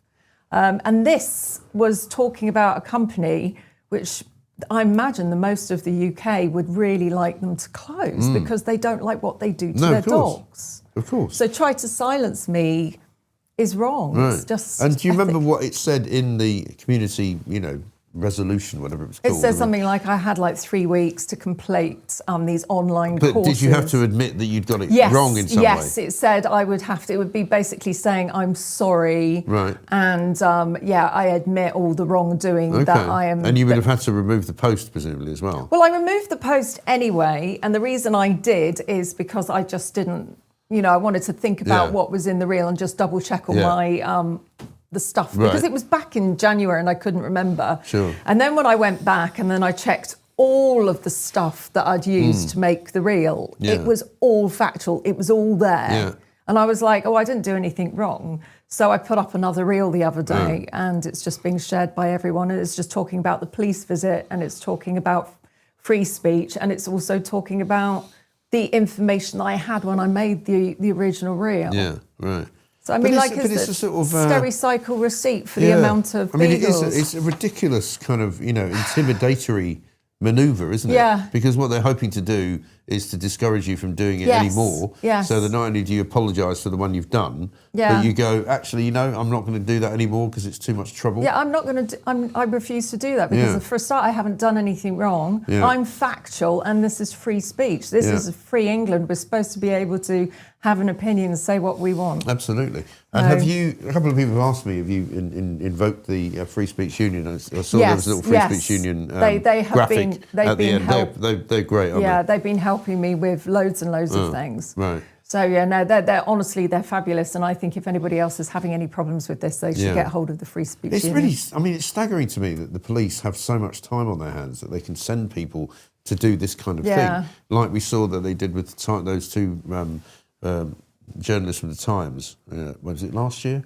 Who got into a bit of a dispute with their daughter's school, and a few emails were exchanged, and suddenly the police, like 5 police officers, turned up and took them away and put them in a cell for like 4 hours. I don't know what's going on. I mean, even Camp Beagle told me that Cambridgeshire Police paid a visit to a 101-year-old man, you know, a couple of years ago, and he felt incredibly harassed and terrorised by the visit. Of course. Just because he supported Camp Beagle. It's just mad. It is, but it's intimidatory, and it's being done for a reason. They want you to stop doing what you're doing, and that's really, to me, incredibly undemocratic and completely out with their remit. I mean, the police should not be visiting people who haven't committed a crime. No, it's none of their business. I don't like the times we're living in right now. It's giving me spooky 1984 vibes. Yeah, totally. Something has to be done about this. This can't carry on. No, it's good that you highlighted it, and it's great that you've come in and talked about it, because I think a lot of people will be horrified, as many people are actually. We're seeing some of their reactions. Can I just say, this is all, people can write to the Home Office if they want to read about Camp Beagle. This is all under the freedom. You know, you can get this. Where can they find all of it? They have to write off for, you know, to get all the information, and they'll say, can we have this? Because Camp Beagle's asked for it, and they just get a redacted copy, which they sort of black out the bits they don't want you to see. But this is in the public domain, so therefore I can talk about this because this is out there. Everything I do, I talk about. It's never on a rumour, you know. Well, it's extraordinary. It's an extraordinary story. And thankfully, you're strong enough to have dealt with it, but not everybody would be. No, that's why I'm a bit concerned. It, you know? I think some people would be a bit more frightened of this, and I really don't want them to sign these forms. I want them to get legal advice, maybe go to the Free Speech Union, and then just see what their options are. I just think this new thing that's being, you know, reeled out by the police is rather terrifying. But this is my job. You know, I am a presenter. I give out information. I put it in the public domain. It's not malicious. It's public information. It's I just want factual people to know. Reporting. Yeah, exactly right. Some people would call it, decent campaigning journalism, actually, and you've got no business interfering in it. Well, listen, Annika, great to see you. Thank you. You too. We wish you luck. Thank you very much, Annika Svenska. If people want to find your webpage, what everywhere. They look for? If you just go on Facebook, you'll just type in Annika Svenska official. YouTube, it's Animal Watch. I'm on Instagram, every single place. Brilliant. Great. Well, thank you so much for coming You're in, because it's a really interesting story and one that we should be highlighting as well. Have we got Christian? Yes. He's here. Christian Wolmar is here. Christian, very good morning to you, sir. Good morning. How are you? Good. I'm very well. As I say, I haven't seen you for a long time, so very nice to see you, and welcome to the new Mike Graham show in the independent space. Right. It's fuzzy for some reason, the video, but hey, you'll have to survive that. But hey, look, I wouldn't have heard that story otherwise. That was a fabulous story you just covered. You know, as somebody who's a journalist and a campaigner, and I know that, you know, sometimes it's a right-left issue for some reason, but I don't think it should be. I think it's about free speech, and these cops turning up on this woman's doorstep because she's written a piece about dead beagles. I mean, really, you know. I know. Well, it does make you wonder, doesn't it, Christian? I mean, you and I have been around a long time, and we've seen all sorts of infractiones by government officials and police and all of that. And I'm not happy about the way it's all going, which is why we like to highlight those kinds of stories. And we want to, you know, the people have a right to know that things are happening, and the people have a right to report on them. No, yes, I mean, you know, obviously, you know that I'm quite a Labour supporter, and I know you are. Yeah, a lot of the things that the government are doing. But this sort of stuff really worries me, whichever government is doing it, whether it's Tory or Labour or whoever. Sure. And, you know, there isn't enough kind of comeback on this. I mean, Annika should, you know, be getting an apology, and, you know, it should be highlighted by her local MP. I mean, there should be a real fuss about this because, you know, it's an outrage. And as a journalist, I feel that very strongly. Anyway, you want to talk about trains. I do, yeah. Because no, but listen, the reason I like talking to you, Christian, and the reason we may differ on various political points. That's not the issue. The issue is that we both probably are in agreement on most things about free speech and about information, for example. I mean, I was driving back down from Manchester with my son, funnily enough, the other day, and we drove through the sort of the Birmingham exchange, if you like, and I saw this massive, great structure, which I can only assume is probably part of HS2. I don't know whether you can tell me. We were sort of coming from the M6 onto the M1, and there's this huge bridge that was under construction. And my son said to me, "What's that?" I said, "I think it's probably HS2." And he didn't know too much about it, so we had a conversation about it. And I said, this is the £100 billion sort of white elephant that's being built by the government. Doesn't have any track, doesn't have any trains. Isn't going to run for probably at least another 12 or 15 years, and is going to only 2039. Yeah, well, there you go. That's the current estimate, right? Well, I'll be dead by then, probably so will you. And it will get you from London to Birmingham slightly slower than it was probably possible to do yesterday. Yes. No. I mean, I've always been against HS2. It was a mad idea. Yeah. But I have just written a book called Fast Track, which is about successful high-speed services around the world. And there's lots of them. And it's a wonderful innovation. And it's improved rail services in countries as far-ranging as China, Japan, Spain, Italy, and so on.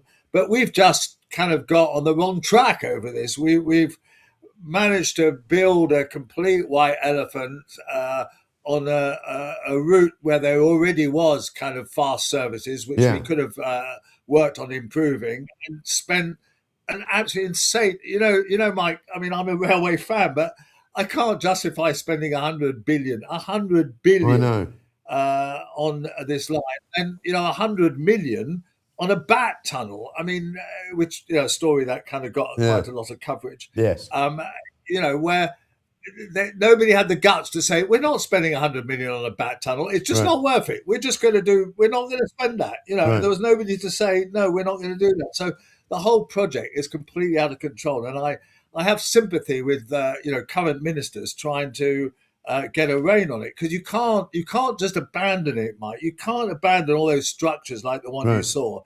You can't just say, oh, we'll leave those, as some kind of weird kind of monument. Well, it could be a weird. It could be a sort of monument of. Could be a sort of monuments of folly, couldn't it? Be like those follies that people used to build, so that they could watch out of their mansions. The Victorian follies, yeah. Because I've actually got a neighbour who works on various different railway projects, who is probably a man after your own heart, and he's done some work on HS2. He's an American guy, and he said to me that when they were building Crossrail, he had a visit from some Chinese railway people from the Chinese government, and he had an interpreter standing with him, and he said they were all kind of seemingly chuckling and laughing as he was explaining how they were building Crossrail. And he said to the interpreter, he said, "What are they all laughing at?" And she said, "Well, they can't understand why it's taken you 9 years to build a simple railway across London, because in 9 years we could have built, an entire network across the country of China, and they sort of couldn't quite believe how long it took to get it done." It's right. I mean, I've written about in my book Fast Track the 30,000 miles of new railway since 2008, which is less than 20 years. And okay, they're an authoritarian regime, and they kind of have it easier a bit in terms of planning and whatever. But they do care about the environment. They do build these things on stilts so that they don't affect the farmers so much. They build them to very high safety standards. They had an accident in 2011, and they learned a lot from that and made sure that they haven't had an accident since then. So it's all very well saying, oh, they can all do it in China because, they're not a democracy. But my God, they do show us up in terms of project management. Oh, they do, yeah. Procurement of all the staff and kind of organizing this. And, they built a 169 kilometer bridge over wetlands, and because they thought they'd damage the wetlands if they didn't build a bridge over this. So they built a 169-kilometre bridge. I mean, can you imagine? I know. Amazing. You know, Amazing.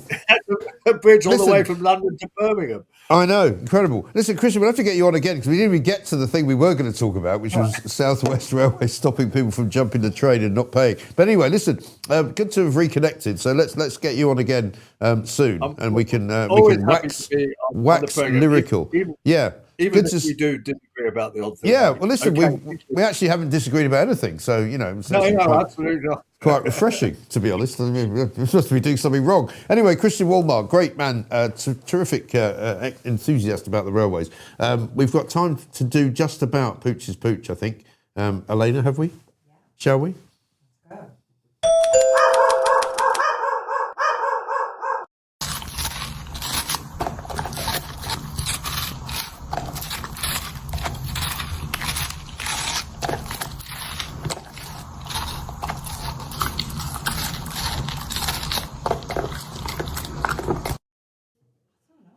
The trouble is you never know, do you, with AI or not really.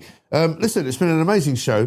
Thanks very much to all of you. Lee Nalalingam, Russell Quirk was on. Vanessa Mandarin, who brought me the Chagos flag, which I'm really, really proud of. And a T-shirt. Thank you very much indeed. And don't forget, Pooch is going to put on the concert for the Chagos, which I love the sound of.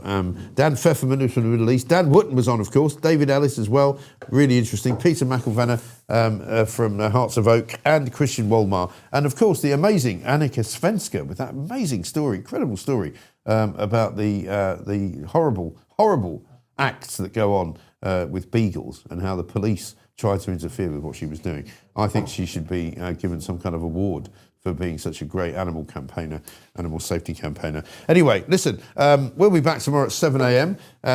Don't miss it. Don't do anything stupid this afternoon. There will be a Thought Police podcast going out later on today. Lewis Schaefer's going to be here, and you and I will no doubt be absolutely blown away, as ever, by some of the incredible things that he comes out with. And stay tuned for Kelvin McKenzie. And stay tuned for Kelvin McKenzie, who's coming on right now at 10 o'clock on UK Live online. See you tomorrow.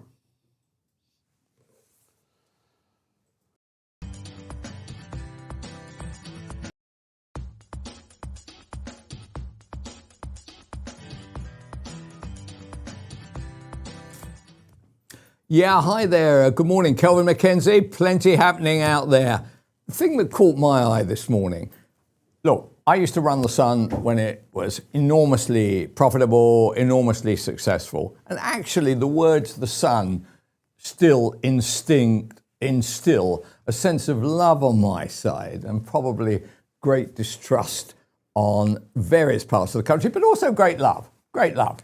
Now, what made me feel slightly ill this morning was the fact that on the Rod Liddle. Look, Rod Liddle was a great guy, very interesting man, enjoyed his drink, enjoyed his cigarettes, he enjoyed his talent. He was not the same as the person that you see dishing out tickets in railway car parks, which is the bane of my life.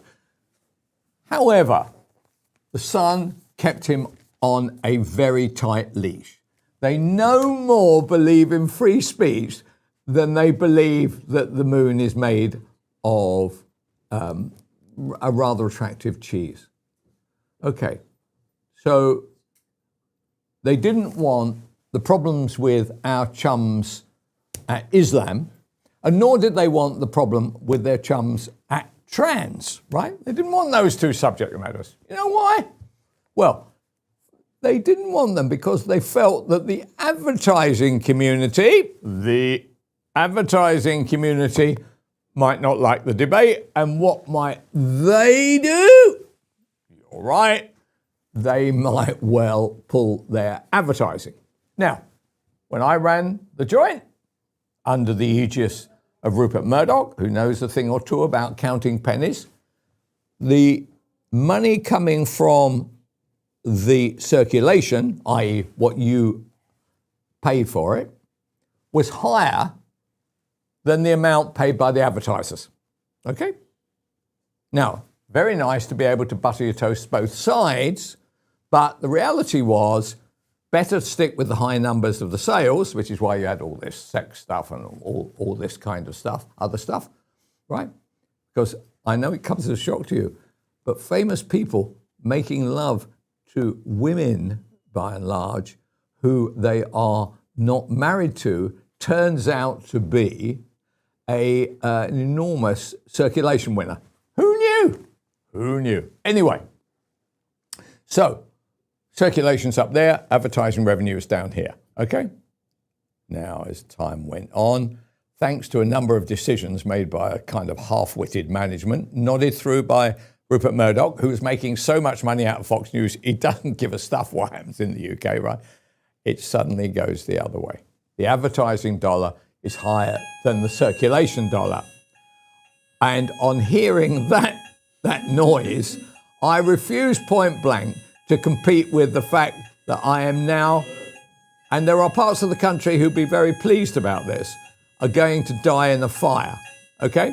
I'm not quite sure how long it lasts for, and actually whether it actually achieves anything. Has there ever been a fire in this building? No, therefore the alarm's working. Anyway, so, okay, up there circulation revenues, down there advertising revenues. As time goes on, and thanks to some incompetence by the management, by the way, overseen by Murdoch, who, as I said earlier, doesn't give a stuff about the revenues over here because the money being made by Fox, a monopoly, is off the scale. So when it goes like that, suddenly the advertising manager is a guy who basically you slid the food under the door to, right? Never allowed him out because he was of no consequence to the Sun, right? Suddenly becomes enormously powerful. Not only does he become enormously powerful, the sales director actually becomes the CEO of the Sun. And that was the end of that. Circulation collapses, advertising revenue collapses, he gets promoted. Unbelievable.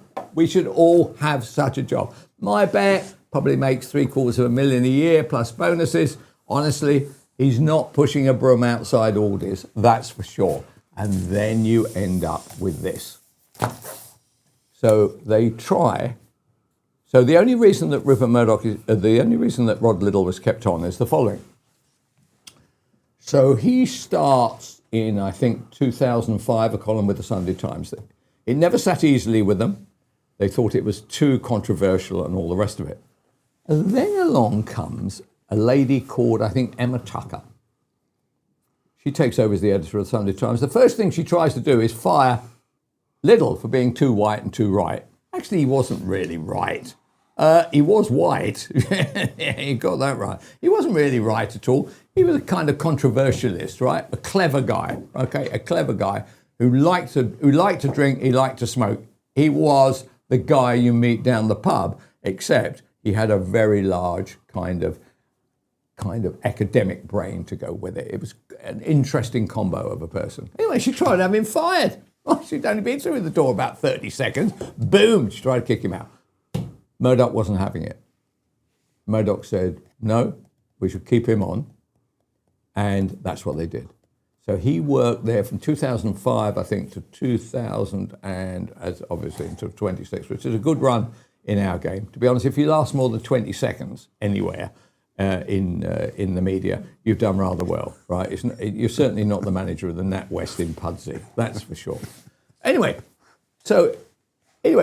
Murdoch says you're not going anywhere. Not only does Murdoch say you're not going anywhere, he then gets a column in The Sun and now does a show, I think, for Times Radio.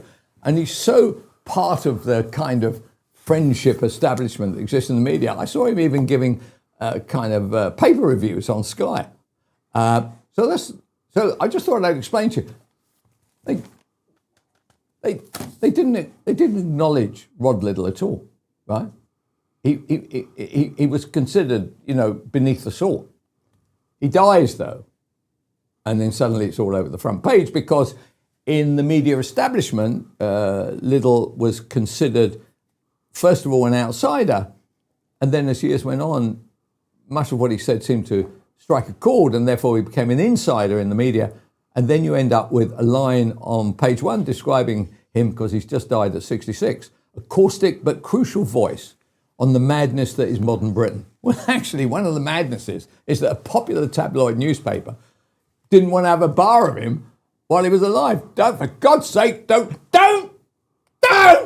mention the Muslims. Please. He's mentioned them again. Oh, no. Call Sainsbury's. Pull their advertising. Anyway, getting a bit carried away there. That's the reality, though. So, the media is like the rest of us. They're a bunch of hypocrites. And that was a kind of encasement of its hypocrisy. All we need now is Emma Tucker to say how sad she was that he's died, and I'll have done it. I would have completed the unique double. But anyway, look, that's the way it all is. That's the reality of it all, and you just have to get on with it. Or you could sit there and be like me, shouting and railing at the moon every day. But more importantly, we've got the voice of reason in here. This is how bad it is here. The voice of reason. An expression never used about Mike Graham, right? Okay, the voice of very little reason, but it's always good to see you, Mike. Very good to see you. I was over it that way yesterday, actually. Talking to some old chums about Mr. Liddle. Yeah. And interesting enough, because one of the things that I was quite not shocked to see was that one of the people lauding him was Robert Thompson, who, of course, is CEO of News Corp in the USA, which tells you how high up Rod Liddle's kind of admiration club went, because that's not small potatoes, as you know. Are you suggesting that on your demise or the mine, that Robert Thompson, as you point out, the chief, I was going to add an epithet there, but would actually might say something generous towards you? He never has done, to my knowledge. Although I was led to believe that words were spoken about me at quite a high level before they decided to. What kind of words, though? Well, I think. How do you think we're going to do without him? That's the best line, isn't it? That's one of the great lines. He said, when somebody says to you, when you say to a colleague, "How long have you been here now?" Yeah. And they say, "I've been here 18 years, Mike." He said, "Well, we're just going to have to see how we get on without you." I actually used that quote at the weekend. My son had a bit of a dust up with his girlfriend, and it's all over. And so I said to him, "Well, we're just going to see how we get along without you." And it's one of the great levelers, isn't it? Anyway, I have been told. Yeah. I have been told. What about this, by the way? What is it? This is a Chagos Islands flag, which was presented to me today by Vanessa Mandarin, who is Misley Mandarin's sister. Misley Mandarin, of course, being the guy who's occupying the Chagos Islands as the First Minister. And we've come up with a great plan. Pooch and I are going to present a concert for the Chagos Islands to raise money to make them... what do you think? I love a concert. A concert for the Chagos. It's got a good ring to it, hasn't it? Oh, yeah. No, I love it. That is a very good idea. He's going to put it on. We're going to do it. You're going to sing. I can sing. I'm not bad at singing, actually. Oh, you're right. Yeah. Well, give us a go then. Give us a go. So that we can know whether it's going to be You want me to sing? You actually want me to sing? I do. I want you to sing. I'll do this. A long, long time ago, I can still remember how the music used to make me smile. And I knew if I had a chance, I could make those people dance. And maybe they'd be happy for a while. Good enough? Oh, bloody marvellous. Hey? So, I'll tell you what, why don't we keep that going for the show? February made me... Go on, carry on. February made me shiver. February made me shiver. With all the bad news I delivered. Bad news on the doorstep. I couldn't take one more step. I can't remember if I cried when I learned about the widowed bride. But someone touched me deep inside the day the music died. Who's it about? Yeah, I like that. Kelvin, who's that song about? It's about Buddy Holly, isn't it? Yeah. Oh, that's right. It is. I've forgotten. Yeah. Okay, jolly good. Well, I'll tell you what, that was a darn sight more interesting than my bloody rant about Rod Liddle, that's for sure.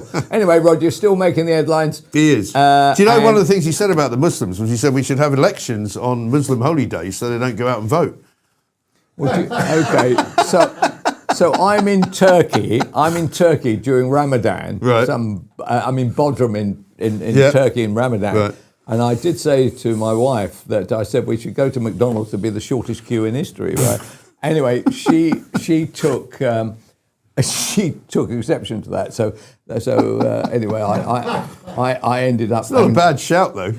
No, exactly. I mean, you know, that's the time to go. It was Yeah. deserted. Right. The hotel was deserted. Yeah. We got upgraded to a suite with its own pool. Very nice. Right? Because there was nobody there. Anyway, people tell me, i.e. Pooch, people tell me, getting a good hello here. People tell me that you have been having a discussion. Yes. With Mr. Dan Wotton of this parish. We did. Not of this parish, but actually he should come and do a show here. He'd get a decent audience. He would. And what was his view? Did you take exception to his view? Not particularly, but he sort of has accused me in the past of being too pro-reform, and I accuse him of being too pro-restore. Yeah, okay. But he did an interview with Rupert Lowe last night. You've interviewed Rupert Lowe in the past. Yeah. I didn't really interview him. What happened was I asked him a question, and then an hour later, he had a sip of water. Well, this is the trouble. I'm not a fan of Rupert Lowe. I make no secret of that. I think he's thin-skinned, I think he's arrogant, and I think he's trouble, frankly. However, there are people that support him, and I just said to Dan interviewed him, and I just sort of wanted to poke a few holes in some of the things that he said. For example, there's a story going around that he's fallen out with the Tories, right? And he'd done this deal with them, right? So when Dan asked him about it, he said, "Oh no, I haven't fallen out with him. Everything's fine with the Tories." I said, "Well, you can look at that another way." So I said, "So he's basically still got a deal with the Tories, then, has he?" Is that what you're saying? Yeah. And he didn't quite know where to go with that. But he is very, very keen on the fact that Nigel Farage, as far as he's concerned, seems to have slightly moved his position, and he's no longer ignoring Rupert Lowe. He's now acknowledging sort of his existence, and is willing to possibly entertain the idea that, Restore could be a problem, and he has to do something about it. And I think he's right about that. The position has kind of moved. What can you do? Because I mean, there were a couple of things that were quite interesting. Jenrick gets the bullet. Right. What's her name gets the bullet. Well, that's not going to happen, is it? I mean, so is the suggestion that there could be an accommodation of some kind? Yes, I think the view is certainly from the Wotton camp is that this is the beginning of a conversation. Yeah, a dance. Which it may well be. Yeah, I can't see any way that Farage and Rupert Lowe can operate in the same arena, really. But there may be some accommodation that can be made. I don't know what that would be. I think Rupert Lowe's a problem. I mean, he's it's like when you've had people working for you, I'm sure, in the past, where you go, this guy's a problem, and in the end, all you can do is get rid of him. Yeah, because he's just going to be a pain in the arse. Yeah, that's where politics is different. Your enemy is walking past you every day, and it's a very uncomfortable feeling, which I imagine is what the Starmer camp are doing now. Yes, they're regrouping, going away for the summer, and then when they come back, not at first because they don't want to just be seen as recalcitrants. But waiting for a subject matter. Well, right, I mean, isn't it interesting that if it was 6 or 7 months ago, Rupert Lowe would have been completely ignored by Farage. But because Farage is now not in quite such a good place, he has to kind of take note of it. Hold on a second. What's he doing? What are you doing down there? This light is shining in your face. This is actually used as a porn show. That was quite unsettling. That's right. Actually, Pooch. We have ways of making you talk. Yeah, absolutely. No, I need to. Crikey. There you go. All right. There you go. Can I just say, this is when you know that this is the home of free speech, because and common sense. Yeah, and physicality. Yeah. So Dan Wotton seems to be doing well. He's doing very well. Yeah, he's doing almost as well as you. Yeah, he is. And the thing I like about Dan Wotton is he and I kind of are like bookends in the day. He does his show in the afternoon, I do mine in the morning. What time does he do his show? His is about 5:30. Okay, fine. And it's slightly different audience, but a bit of crossover. Yeah. And I believe that if he and I can do things together, it's mutually helpful. It's mutually, absolutely. Okay, fine. Absolutely. So, do you think that in some ways the row surrounding Farage, I think in the end it's going to be, there will be an uncomfortable verdict and all this. Yeah. And the one I fear is like 90 days. Yeah, I know. Right. I just don't think it's going to be a 7 or a 10-day jobby. But I know that Farage himself is actually taking advice from lots of different areas, which is a surprise to me, to be honest, because you would have thought he couldn't deal with any more advice. Yeah. I mean, I can't imagine what it looks like, what it feels like within. Within. I think it must be very area. difficult, because what was interesting yesterday was, I had Richard Tice on at 7 o'clock in the morning, and his basic kind of answer to the Rupert Lowe situation was thanks but no thanks. Yeah. That was a pretty clear message. He was like, of course we're going to welcome any suggestions, blah, blah, blah. But suddenly by the time the press conference happened, Zia Yusuf had kind of said, well, we're willing to talk to anyone. Yeah. And then suddenly Nigel Farage came out and said, well, I've made a call. Yeah. So it's like they're not all talking the same language. No. So there's no kind of common thread. No. Which is never a good thing. The other thing I didn't like was, and this must have come fairly high up from the Reform people, is that the amount of information that particularly the Times group, Times and Sunday Times, are running about Reform, they said we have a rat at the top.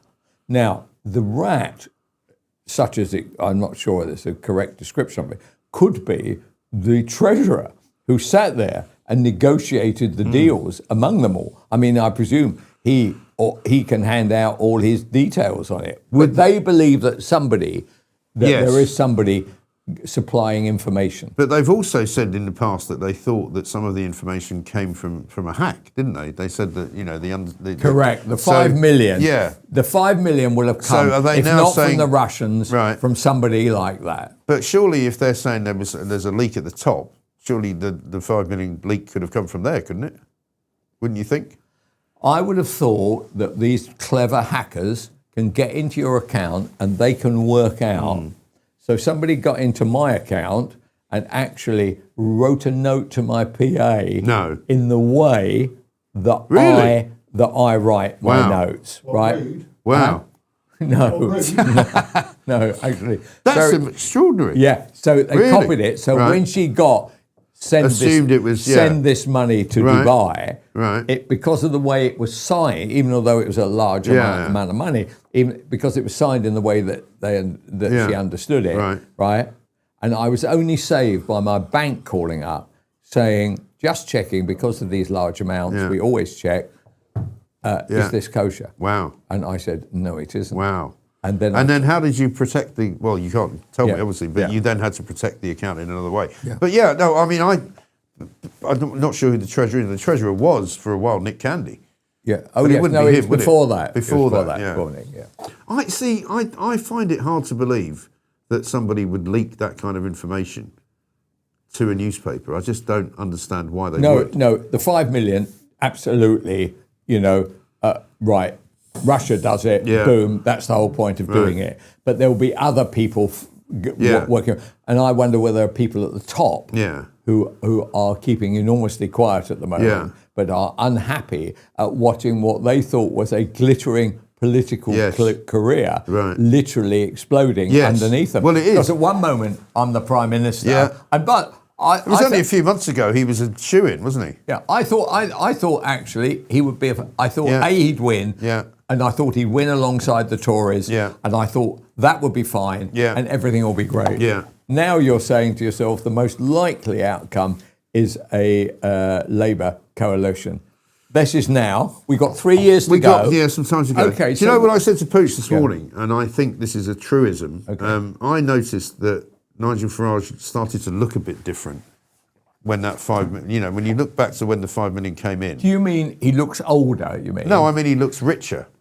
He looks now like a rich guy. He looks like... See, he used to, I know Farage as you do, probably from old, when he used to come into James Wells' show. Yeah, correct. Right? And he used to come in. One of the few guys on the old, that gave him the old Hatfields, office that we had near Waterloo. Yeah. And he would come in, and we had a fire escape. We'd go out and have a fag. And he was in his barber, and he would have sort of a tweed jacket sometimes, and he looked like a sort of country gent from a nice pub in Kent. Now he's looking like he's got the permatan, he's got this very expensive suit on, he's in and out of helicopters and private jets, and he's just got a different look. And I wonder whether that has kind of done for him in a way, because people look at him now and go, well, you look like a millionaire. And he wasn't a millionaire before, and now he is. And well, people mind you, I would say that Burnham looks like a wealthy middle classes. He does. I mean, he keeps himself in good nick. Yeah, he does, but he doesn't quite look like the guy who's getting on a private jet. Maybe he will. No, hold on. He got on a private jet to Manchester only last week. Yeah, no, I know, but he hasn't got. Do you know what I mean? He hasn't got that look yet. Players die. Yeah. Yeah. You and I paid for that. Yes, I know, and it's obviously a disgrace. Although, going back to your, I'm in favour. As I am with presidents, I am in favour of our prime ministers being relaxed. I hate the idea. I don't know about you. Shouldn't be going on holiday though. Sorry, your mic just died. Pardon? Your mic just died. Okay, fine.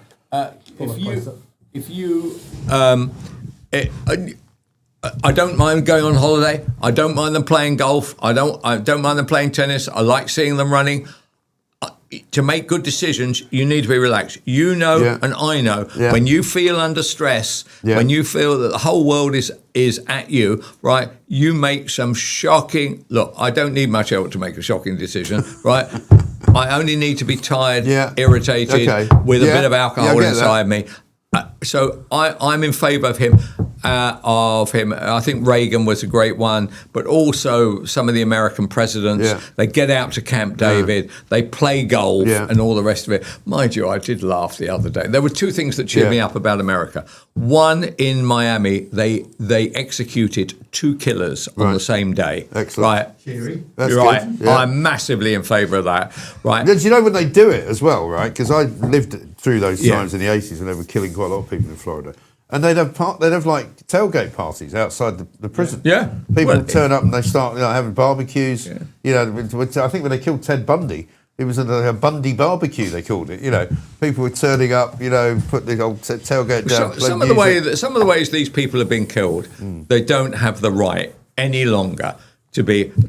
And to be honest, this happened in the 80s, right? So 40 years later. Yeah. And the other thing that made me laugh was Trump winning the golf. Yes. And did you see his note afterwards saying that the reason he won is because he was great and they were talentless? I thought, give us a break. Right. And can you imagine? In the bag, I think there are 13 clubs in the bag, I think, right. And I remember one very great, I think he ran Sarchi's, right, said to me once in a game, I was hopeless at golf, right.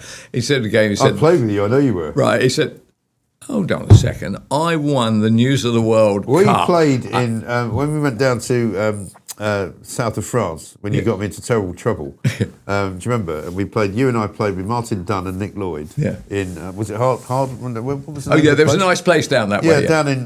Nick Lloyd's club, actually. Yeah, it was Nick Lloyd's club. And we went to Tim and Wendy's, Tim Miles and Wendy Henry's 25th wedding anniversary.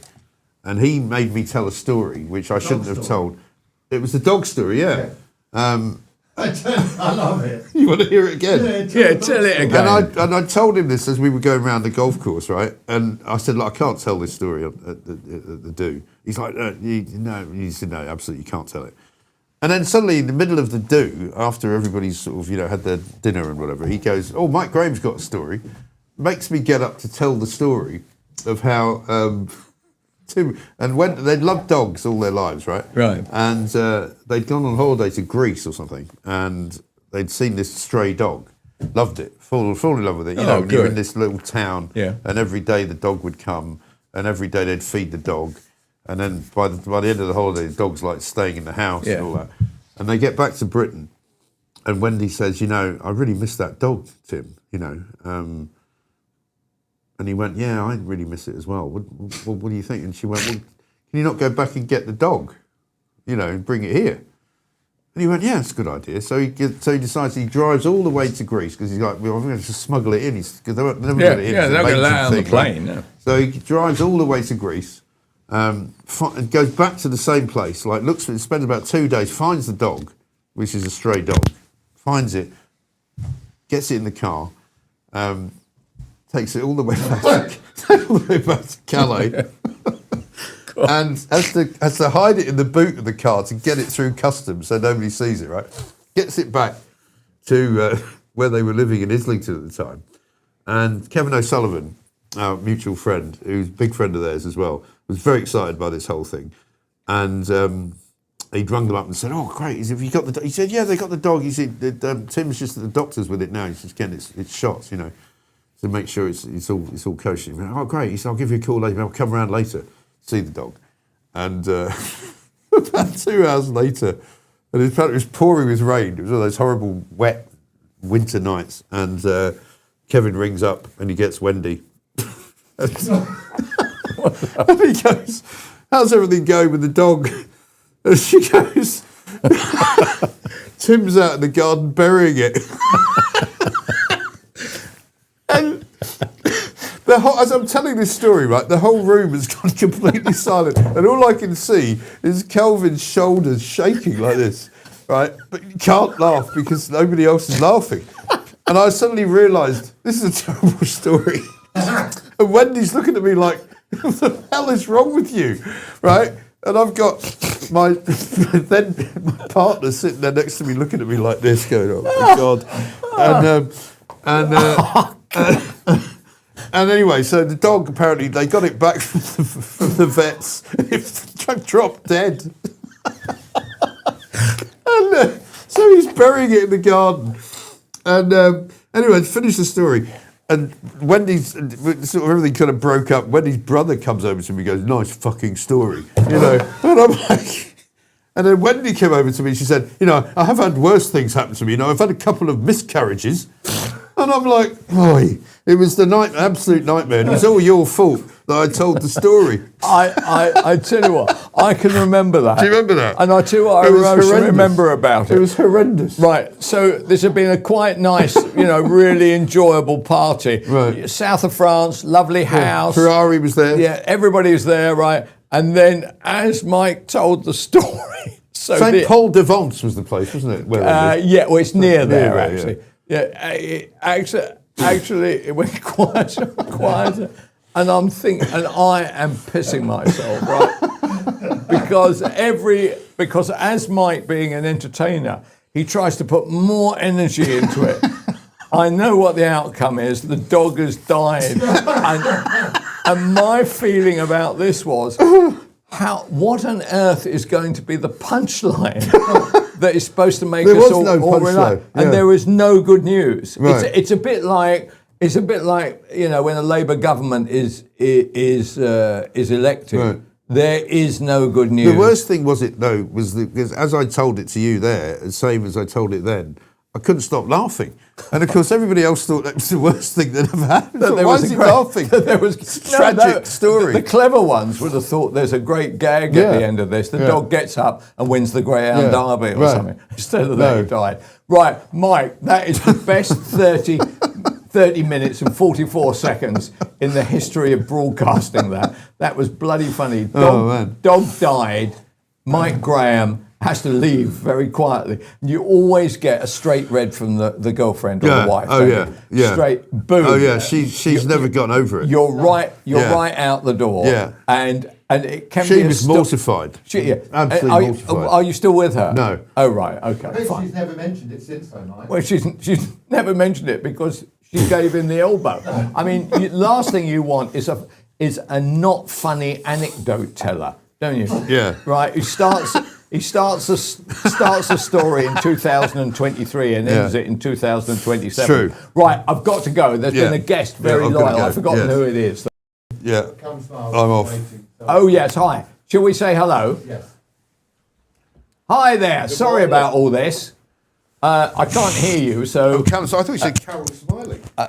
Can anybody... I haven't got an earpiece. Oh, yeah, I have got an earpiece. I'm so sorry. Any minute now, things will go back to being useless. I've just been told a terrible anecdote. How are you, Callum? I'm very well. How are you? Yeah, right. You're looking well, by the way. You're looking a lot better than Mike Graham, who's a shocking advert for humanity, that bloke. He tells stories about dead dogs and thinks he can raise a laugh. He's a bloody idiot, that man. Right, Callum, tell me, where are you now? Ceuta, the Spanish enclave in North Africa. Okay, question. First of all, what are you doing there? You seem to be the only only white person that I've seen in connection with Soweto in the many hours of filming I've seen on the BBC, who seem to quite enjoy feeling sorry for everybody. I mean, how big is Soweto, by the way? It's a minute sliver of land, isn't it? It really is a very small part of the northern tip of North Africa, bordering with Morocco. I mean, we're staying in like the town centre area, which, if you look on the map, it's where like it goes into a small peninsula off that sort of area, and you can walk from there down to the border in 45 minutes, and that's just walking. So it's very small. Do you see? Right. So the numbers I read was 60,000 came in, 48,000 walked out. It's not unusual for Morocco to use its people as a form of political advancement, is it? So is it true that 12,000 of those 60,000 are still there, or have they now all gone back? Well, I can tell with my own eyes that there are thousands still here. I was speaking to there's a little area called Principe, which is near the Tarahal crossing, so which is where you've seen all the videos of them coming through the border and swimming around the seawall. Yeah. He lives in that area, and that's like one of the rough areas. And he says that area at night is full. I mean, he sent me a video last night, which we put on our Vox Populi page, of literally the migrants fighting each other down below his flat. And he says that local estimates are around 20,000 are still here. And from what I've seen in just like the southern part of it, I think that's probably about right. We're going to be heading up to the northern part of it later on. There's a place called Theti, so CETI, which is their migrant processing facility, which doesn't actually house that many. And there's videos of people in the thousands fighting there over the limited resources that are available to them. So it's, the BBC, they're talking out their arse.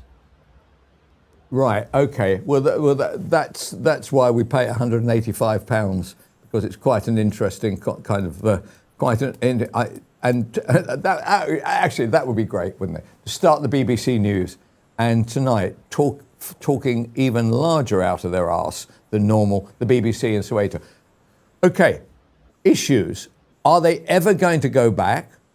Or are the next time we see them, we'll be wandering down the Old Kent Road looking for a home? I think both things. They'll be going down Old Kent Road looking for a new home, and also I don't think they'll be going back. I think a lot of them will also want to stay here as well. It's when I was the night, so I couldn't get any accommodation over here on the Sunday night, so we stayed in Algeciras, which is where there is only one port crossing, as in official boats, which is Algeciras to Soweto, Spain to Spain. And the night before we came here, a few dinghies actually made their way over. How far is that? How far is that, Callum? 14 kilometres, the shortest stretch. So it's a lot easier than going from Calais to England. Really? So and also it's warm water as well. So, if you were to go overboard, you're not going to die in these waters. I mean, I had a bit of a dip in the beach yesterday, and it's lovely. So how is this to be resolved? I read a rather good editorial in the Times this morning saying that this is the normal way that Morocco deals with a problem, to the point where if they think that somebody, the Spanish Prime Minister, is getting too friendly with Algeria, suddenly something like this is likely to happen. How bad is the economy in Morocco? I mean, they were shouting a lot about wanting jobs and everything. Is there any work in Morocco? Is there any wealth in Morocco? Is there any hope in Morocco? And are we actually going to wake up one day to find out that it's not 60,000 that have gone in there, but it's 600,000? There is wealth if you are part of the elite class. I mean, the current Republican House of Representatives has just signed over a $40 million bill giving the Moroccans all that money. Right. So, for a few people, there's a lot of money, but talking to a lot, that's the weird thing as well, actually. So when I've gone to Calais, you actually find a lot of migrants, they don't want to talk to you because they kind of know what you're doing. Yeah. Here, they're very open. They'll tell you exactly, why. And yeah, they were saying that it is dangerous in Morocco. There's not much work. There's not much prosperity. I mean, I still don't think they should just be able to walk into mainland Europe. But here, yeah, there are a lot of violent ones that have come over. And you can see a lot of videos of that. But there's a large number of, they're just chancers. They want what we have. Now, that's not me advocating for it before anyone says that I've gone a bit left wing. But a lot of them, they just want, the riches of Europe. So will they manage to resolve it? And possibly. I mean, this has happened before in 2021. 8,000 crossed over, and in 2 days, with the help of the army, they did manage to move them out. And the army are actually doing. You see, often trucks go along, and they're rounding them up, picking them up. And You mean the Spanish army? You mean the Spanish army? Yeah. Spanish army are picking them up, working with the police. The Spanish army actually, they are actually very friendly and approachable. The Spanish police, not so much. We had a bit of a problem with them yesterday because we're not accredited and didn't ask permission to film here, which raises the question: why don't you want people filming here? What are you hiding? So I think temporarily, yeah, they can clear them all out. I feel like they should have managed to have done it by now, because often you see them dispersing them away from the touristy areas rather than just picking up there and taking them away. Is there tourism area in Soweto? In however it's pronounced, is there a tourism area? Soweto, it's a gorgeous place. Right. I mean, I was speaking to a friend actually who said he came over here a few decades ago with his wife, and it's beautiful. I mean, I would recommend visiting it, or rather, you can see it was beautiful, because obviously it is now. It's starting to become a bit like every other European city, where it's just full of people who don't really add much value. Right. Yeah, it's an interesting place. So, how long are you going to stay there, Callum? We'll be heading back to Gibraltar tomorrow afternoon. How long does that take you? And how do you easily get there? You just simply take the ferry back over and then head to Gibraltar and then fly home? Drive to Gibraltar. But isn't the reality of it all two things? Morocco use their people to make political points. And that Spain itself has decided that it's a vast arid desert, actually, a lot of the time, and that they might as well fill it up with people. And they might as well fill it up with people from Morocco or Algeria or somewhere. They don't seem to really care. This Prime Minister doesn't really seem to care. And nor does he care that actually that nobody wants to stay in Spain. They all want to head to England. Isn't that the reality? I think there is definitely an element of truth in that. I mean, one thing that they do care about is these two Spanish enclaves of Ceuta and Melilla. They do not want to give these up whatsoever. It's interesting, you often see Moroccans saying, "Oh no, but this is Moroccan land." But it's like, hold on, Morocco's only been a country since '56. Ceuta's been around a lot longer than Morocco has, so it's never been yours. It's almost like the Falklands argument where Argentina say, "We want it back." And it's like, well, you can't have something back that you've never had. But the Moroccans, they're pushing hard for it. They make no secret of the fact they want full autonomy of the North African coastline that is around Morocco.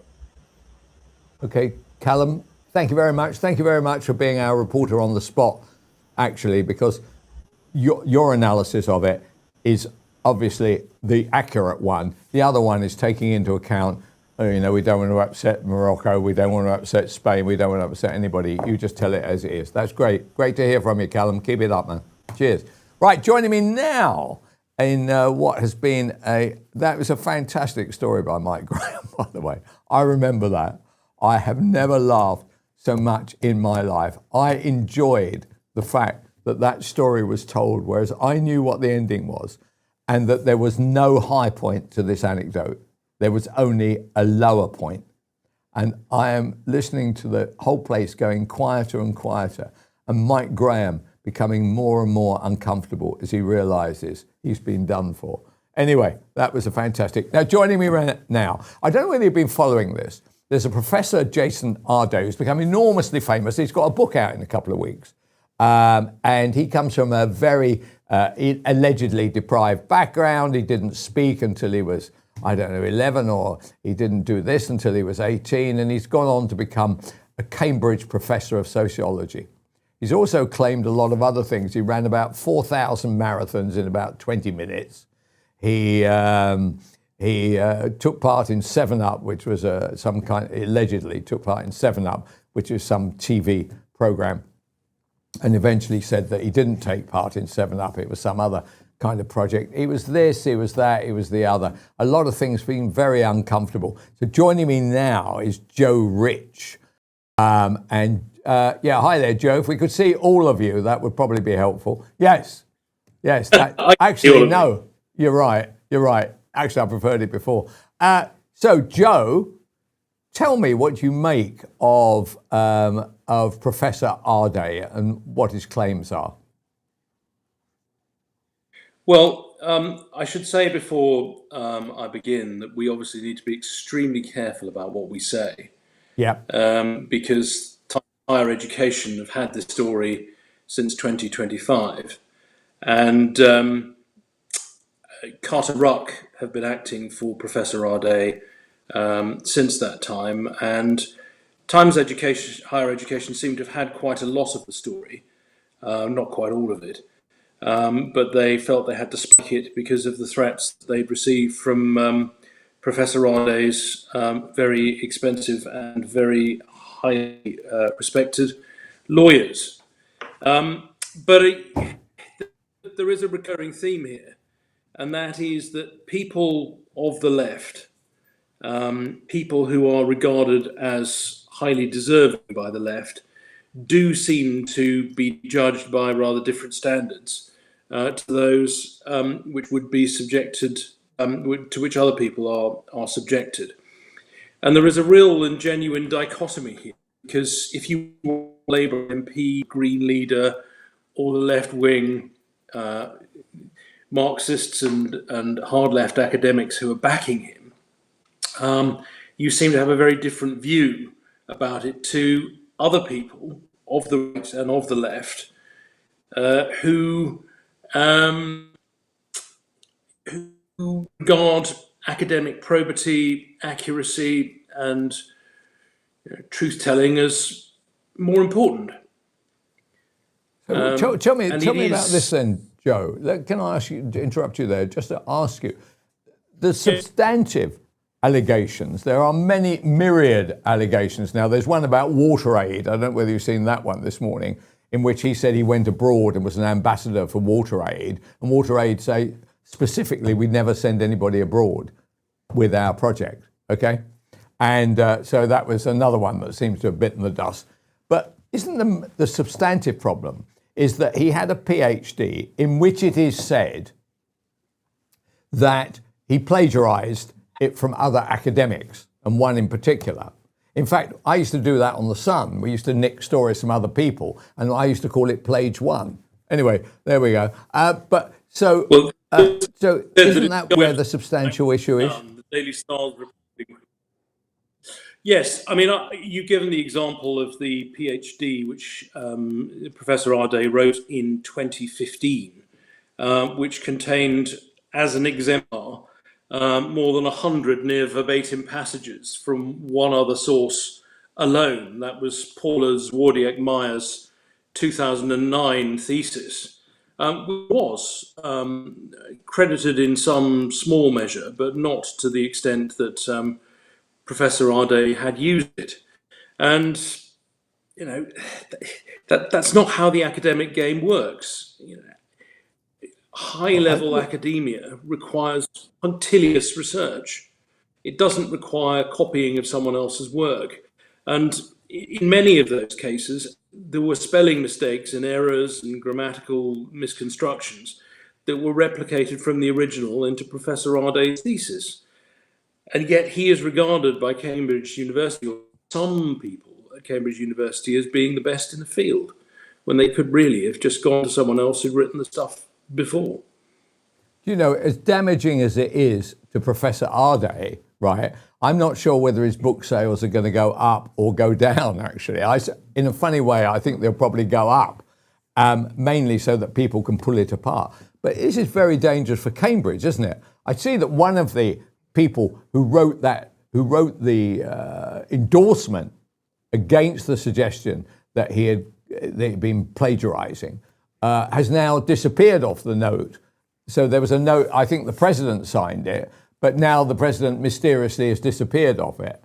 And isn't it Cambridge that suffers? Cambridge is not doing well at the moment. I don't know whether you've seen in the world rankings, it's going right down the tube. Even in the UK, it is going down the tube. And this kind of stuff, if it reduced Cambridge to basically being, I don't know, Nottingham Trent, okay? This is a serious commercial and political effect, isn't it? Oxford and Cambridge have been the two great universities for my lifetime. I'm a Cambridge man, and it's really embarrassing. And it's not embarrassing being a Cambridge man, but it is embarrassing for my university to let people drag the reputation of academia, university through the mud like this. I think it's very troubling that people seem to regard the reputation of the university as not particularly important when they have an asset in Professor Arday who they want to in place, support, and maybe even advance further. You may have seen that there was a possibility that he may have achieved further advancement.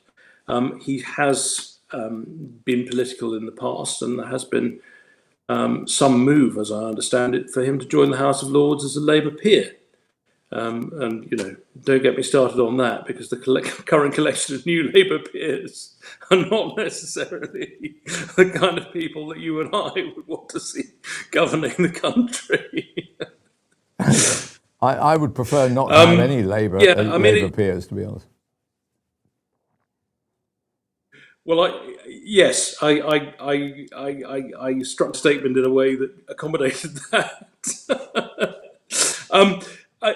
I mean, there are many examples. I mean, I don't know if you've seen Bath University's role in this. They had an interview with Professor Arday that replicated some of the rather more outlandish claims that he'd made.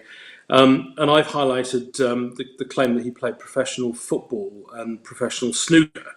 No. Is that serious? Yeah, well, there was a claim on Bath University's website with an interview, in an interview with Professor Arday, that he played professional football and professional snooker. But mysteriously, in the last few days, that claim has been deleted.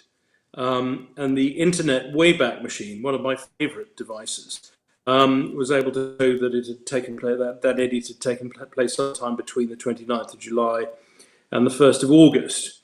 And Bath University have now rather interestingly apologised to Professor Arday for apparently misquoting him in the interview that he gave, which is, again, you know, why do they choose now to perform those re-edits if indeed the original interview didn't contain those claims? Who do you think is paying his legal bills? Or do you think that Carter Ruck are doing it we'll take some money off the top or at some stage? Well, Carter Ruck would say that they do a lot of pro bono work for deserving causes, and it may be that they consider Professor Arday to be a deserving cause. But as the Times Higher Education example shows, they're doing a lot of work for him. They've been doing a lot of work for him for some time, and other people have too. But doesn't I understand say much. it's still on the record. doesn't say much for the Times not taking on Carter Ruck. I mean, people have been taking on Carter Ruck for the whole of my kind of journalistic lifetime. I mean, they were the basis of Privatized, Sue, Grab It and Run, weren't they? So, I think they were quite pleased with themselves. So I'd like to see the Times stand up, publish the damn lot, and then put the name of their lawyers in at the bottom of the story and saying, please send it to us. We'll enjoy the slugging out in the High Court. Well, to be fair to the Times, I think they have not necessarily gone out on a limb, but they've certainly published elements of this story. And the thing developed such a critical mass that I would say Professor Ardé probably isn't going to be suing anyone, because the consequences of that could be really rather undesirable, not just for him, but for anyone who supports him. Because if someone funds litigation, there are dangers. There are dangers for the funders. But I mean, the fact that Carter Ruck had been there for so long, and persuaded the Times of all papers not to publish was a really good story. I mean, it wasn't an accidental exclusive like some of the news stories in the Guardian that we've looked at. It was a genuine investigation. That's very funny. Accidental exclusive. Joe Rich, thank you very much. Always a pleasure to speak to you. Let's hope that there are more Ardé exclusives. All right. Cheers. Lovely to see you. Cheers, Joe. Okay, hi. So one of the sadder and probably, I don't know why I should be amazed about these things, is the death of Rod Liddle. Okay. So we're going to come to that in a minute, and we're going to come to a fan of his. I enjoyed his stuff in The Spectator. I did not enjoy his stuff elsewhere. So we've got some super chats coming up, I think, which are always a pleasure. So that's 10 quid from Simon Kilford. I could do with 10 quid. Thanks very much, Simon. And great show this morning, Kelvin, says John Marku, sorry. Simon back again for another tenner. Honestly, Simon's too good of you. That's it. Okay, well, that's good. Great stuff, this. Right. Now, Peter, I'm not quite sure how to pronounce your name, but McElvenna. Spot on, McElvenna. Right, well got done. it. Okay, Peter, well done. Well done, me. You can never be sure. I mean, to be honest with you, this is a very kind of anglicised list today. Mainly, I tell you one thing, one of the things I've learned about this is that the people who have much to say are often first-generation migrants. Certainly at the long distance is second generation. Yep. These are people who want to fight for things, right? Yep. Your accent is? Northern Ireland. Right, Northern whereabouts? Belfast. Belfast, yeah. Right. And actually one of the issues I have is that Belfast used to have, I don't know whether it still does, had a reputation, like Scotland, of having a great education system. Okay. What I have noticed is there's been a complete drop-off of the number of Northern Irish coming to London, right? They're saying it's too damned expensive.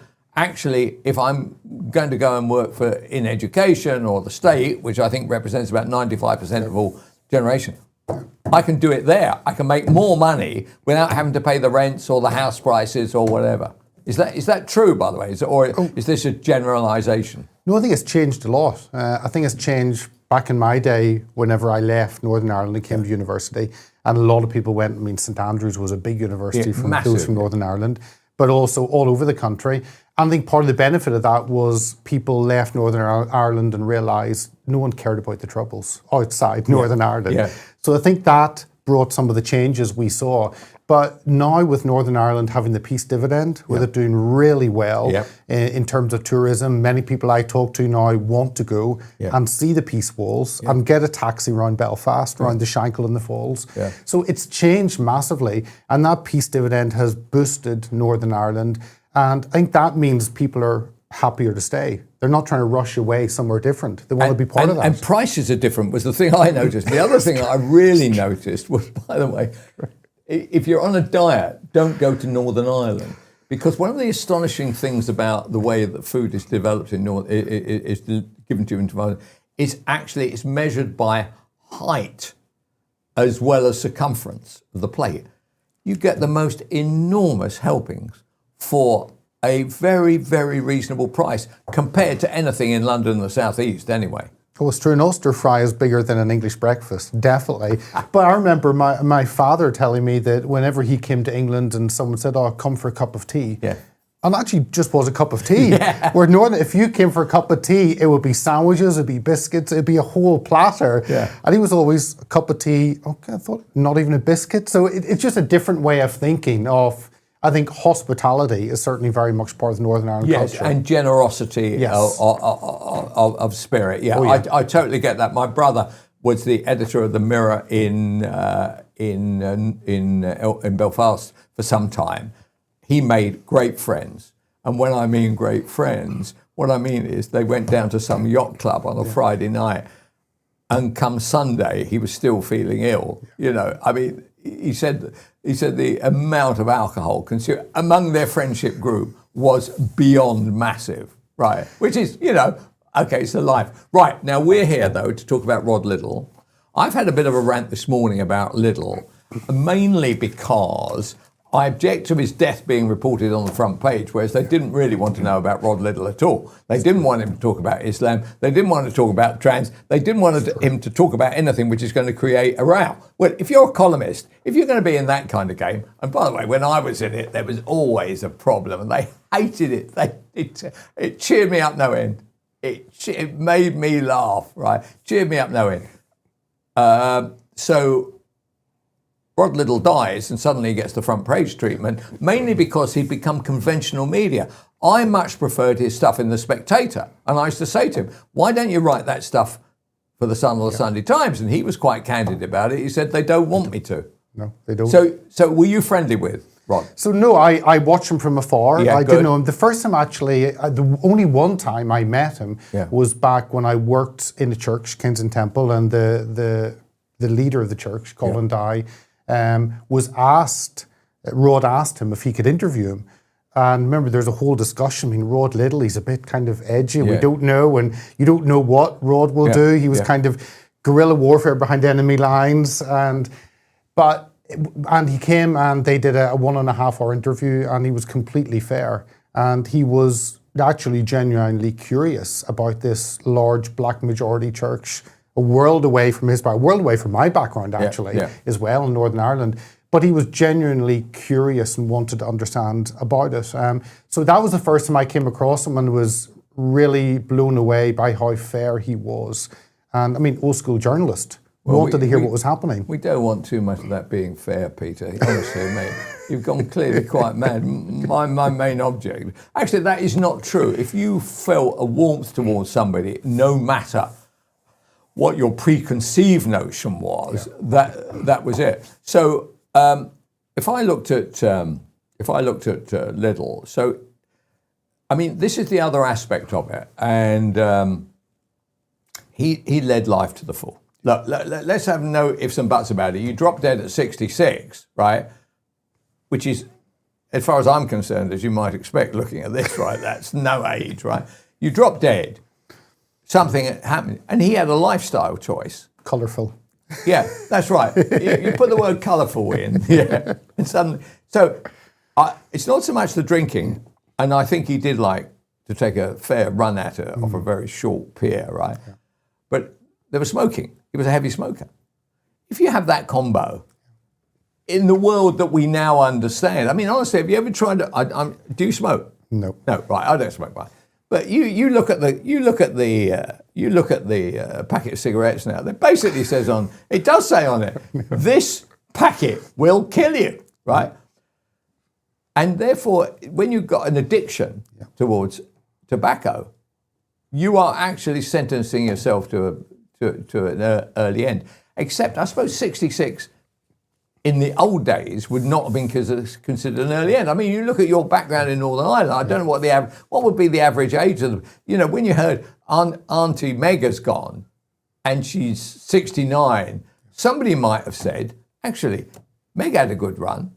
If you said that here, people think you think it was a joke, right? Yeah. Have you noticed that kind of change in the way that we kind of view, and also people bringing health issues to their door? There was a very good breakfast show host on TalkSport.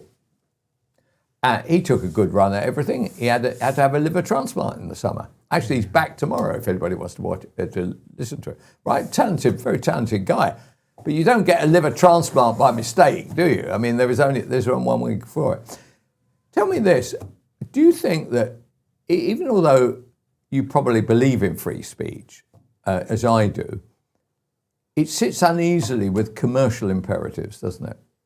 Oh, it does. And I'm a free speech absolutist. I think everything should be brought to the table. Right. That's how a society grows. That's how a society functions whenever you've got the restrictions and controls. And Rod never held back. He always, and you mentioned two of the issues. The issue we had on the High Court ruling on the puberty blockers on Friday, and now that's been ruled out on Saturday. That would, I guess, be something that he would really jump and want to highlight. Or you mentioned Islam, and I know I have worked for Lord Pearson in the House of Lords for 10, 11 years, and he always has a high respect for not only you, but also Rod, because there are very few journalists who are willing to critique Islam and ask questions, because that's not allowed. And of course, we've got the Islamophobia definition being pushed in. But those are areas Can I ask you about that briefly? Yeah. Do you think that that's like when you look at the Burnham approach to politics, do you honestly believe that you're going to see that push through?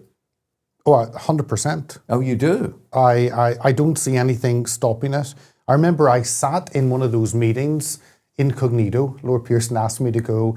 It was APPG on British Muslims and something, and Baroness Farsi was there telling us how everyone hated Muslims and we had to have this protection, giving all these examples that she came up with of why it was needed.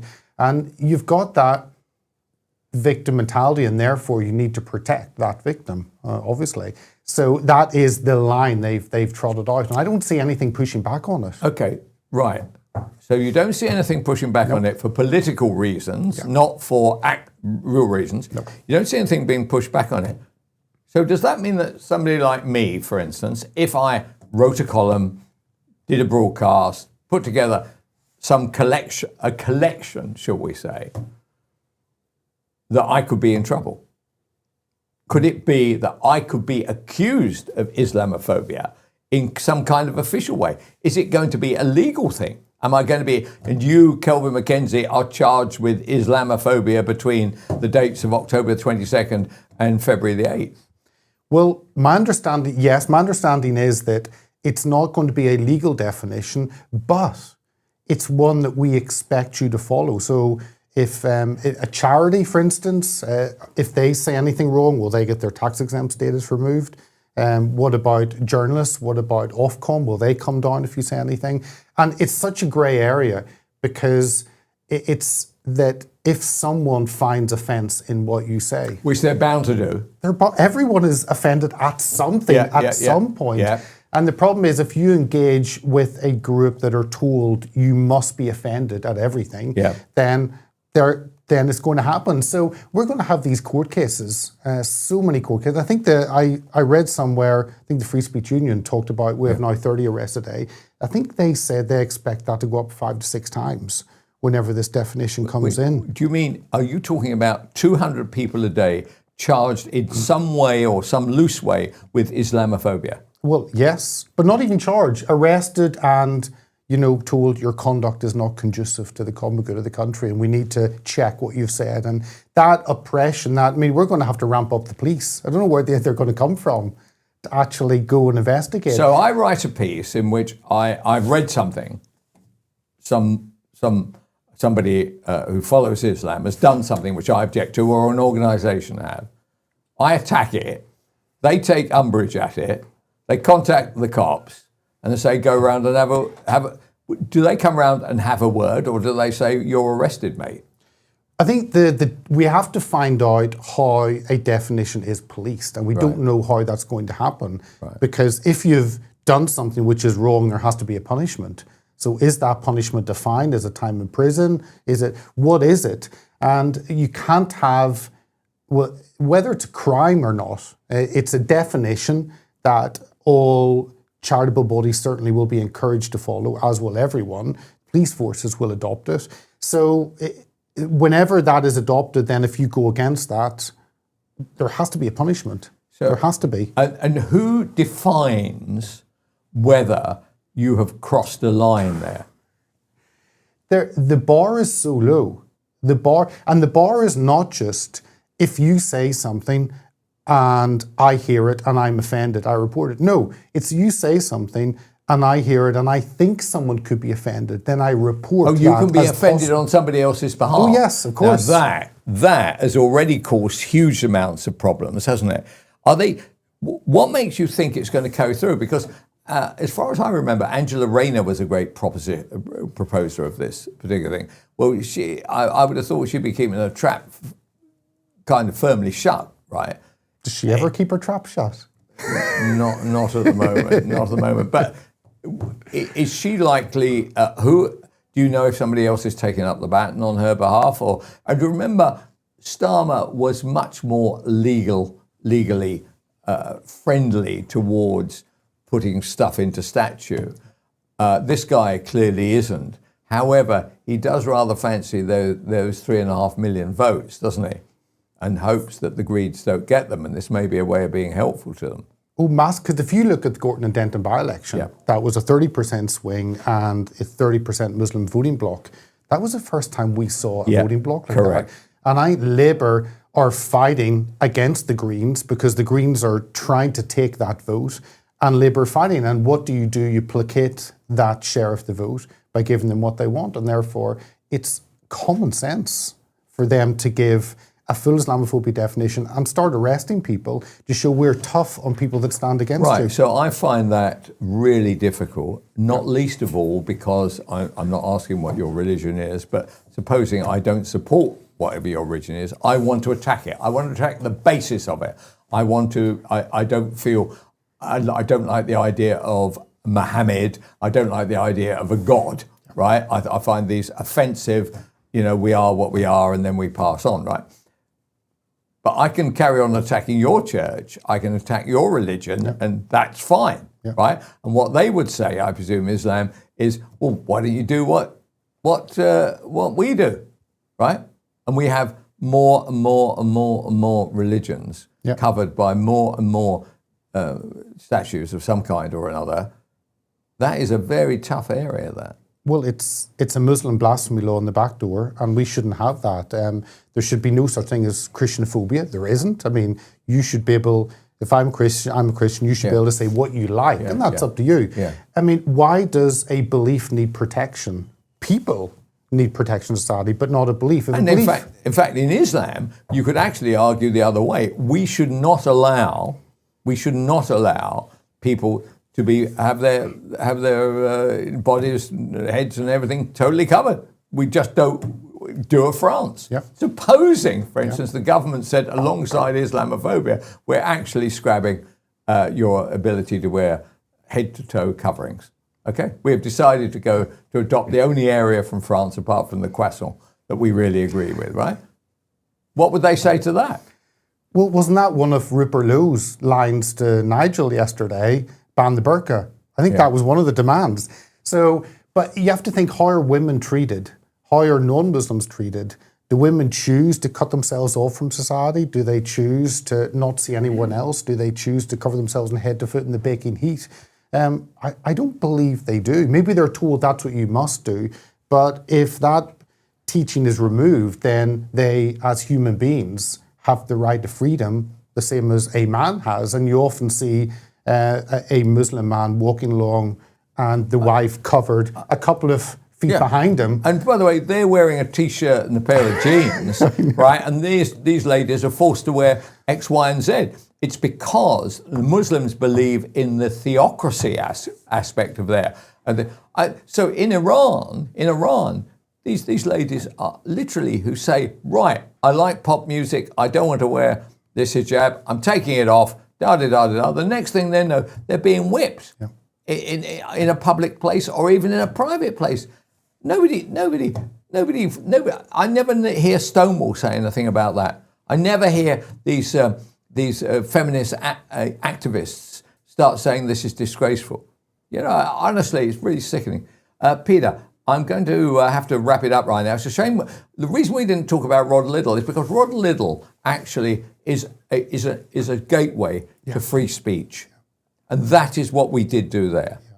So although we didn't say goodbye to a guy who led life, he took a good run at it. After all, a most unusual journey to go from head of the Today program, right? When it was pretty lefty there, right? And he also wandered around the left for a while. He was more of a nationalist. He was more. He wasn't really of the right so much as he was against the establishment. You'd have never seen him at a UKIP rally. Yeah, never. you would not. No. But yet he spoke his mind, and the more people like him, the better we are in our society. Correct. Yeah, we want more free speech, no matter whether we feel offended by it. Exactly. So we're not like Islam, right? Islam has many questions it has to answer, and why we invite them to be given a freedom which we seem to deny everybody else, I don't know. Perhaps one of the freedoms is perhaps we could persuade followers of Islam to stop trying to kill people, and particularly Jews, in our country. Perhaps there should be a law against that. How about that then? After this, we've got the news and then more free speech. Good morning. I'm Edward Hughes. The Knob of the North has revised the early release scheme for prisoners. Rapists, serious child sex offenders and groomers are now barred from early freedom, though some killers, including 2 of PC Andrew Harper's, remain eligible. The plan is delayed until October to ease overcrowding. England and Wales have just recorded their driest July since records began in 1836, triggering droughts, crop damage and wildfires. A major incident has been declared over a large blaze on Llanwano mountain in the Rhondda, with crews still battling the flames. US President Donald Trump has again urged Britain to open up North Sea oil and gas, calling the UK essentially bankrupt without it, while the Knob has signalled a pragmatic approach. You tell him, Donald, these lefty nutters want to bankrupt us. Laters, tigers.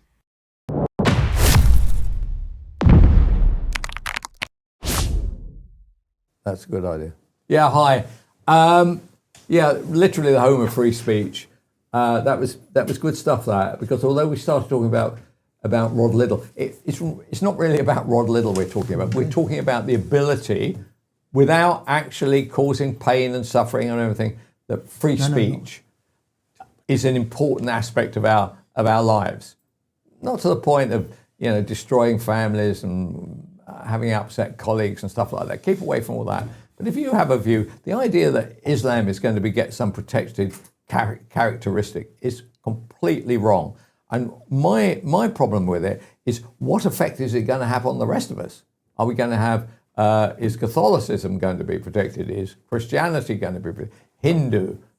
It could be anything. It's wrong. We won't be able to say anything about anything. And Islam seems particularly sensitive about these issues.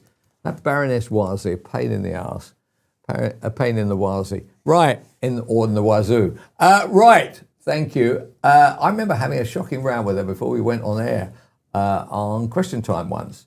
And we were having a really good go at each other. And the producer came over and said, do stop it. Can we save that to on air? Really? I said, I'm not saving it on air. And we carried on. Anyway, Pooch has done us a favour because I don't know where Nicholas DeSanto is. He's supposed to be, he's quite a decent guy, rather strange cove, but it's his strangeness which is attractive, I think.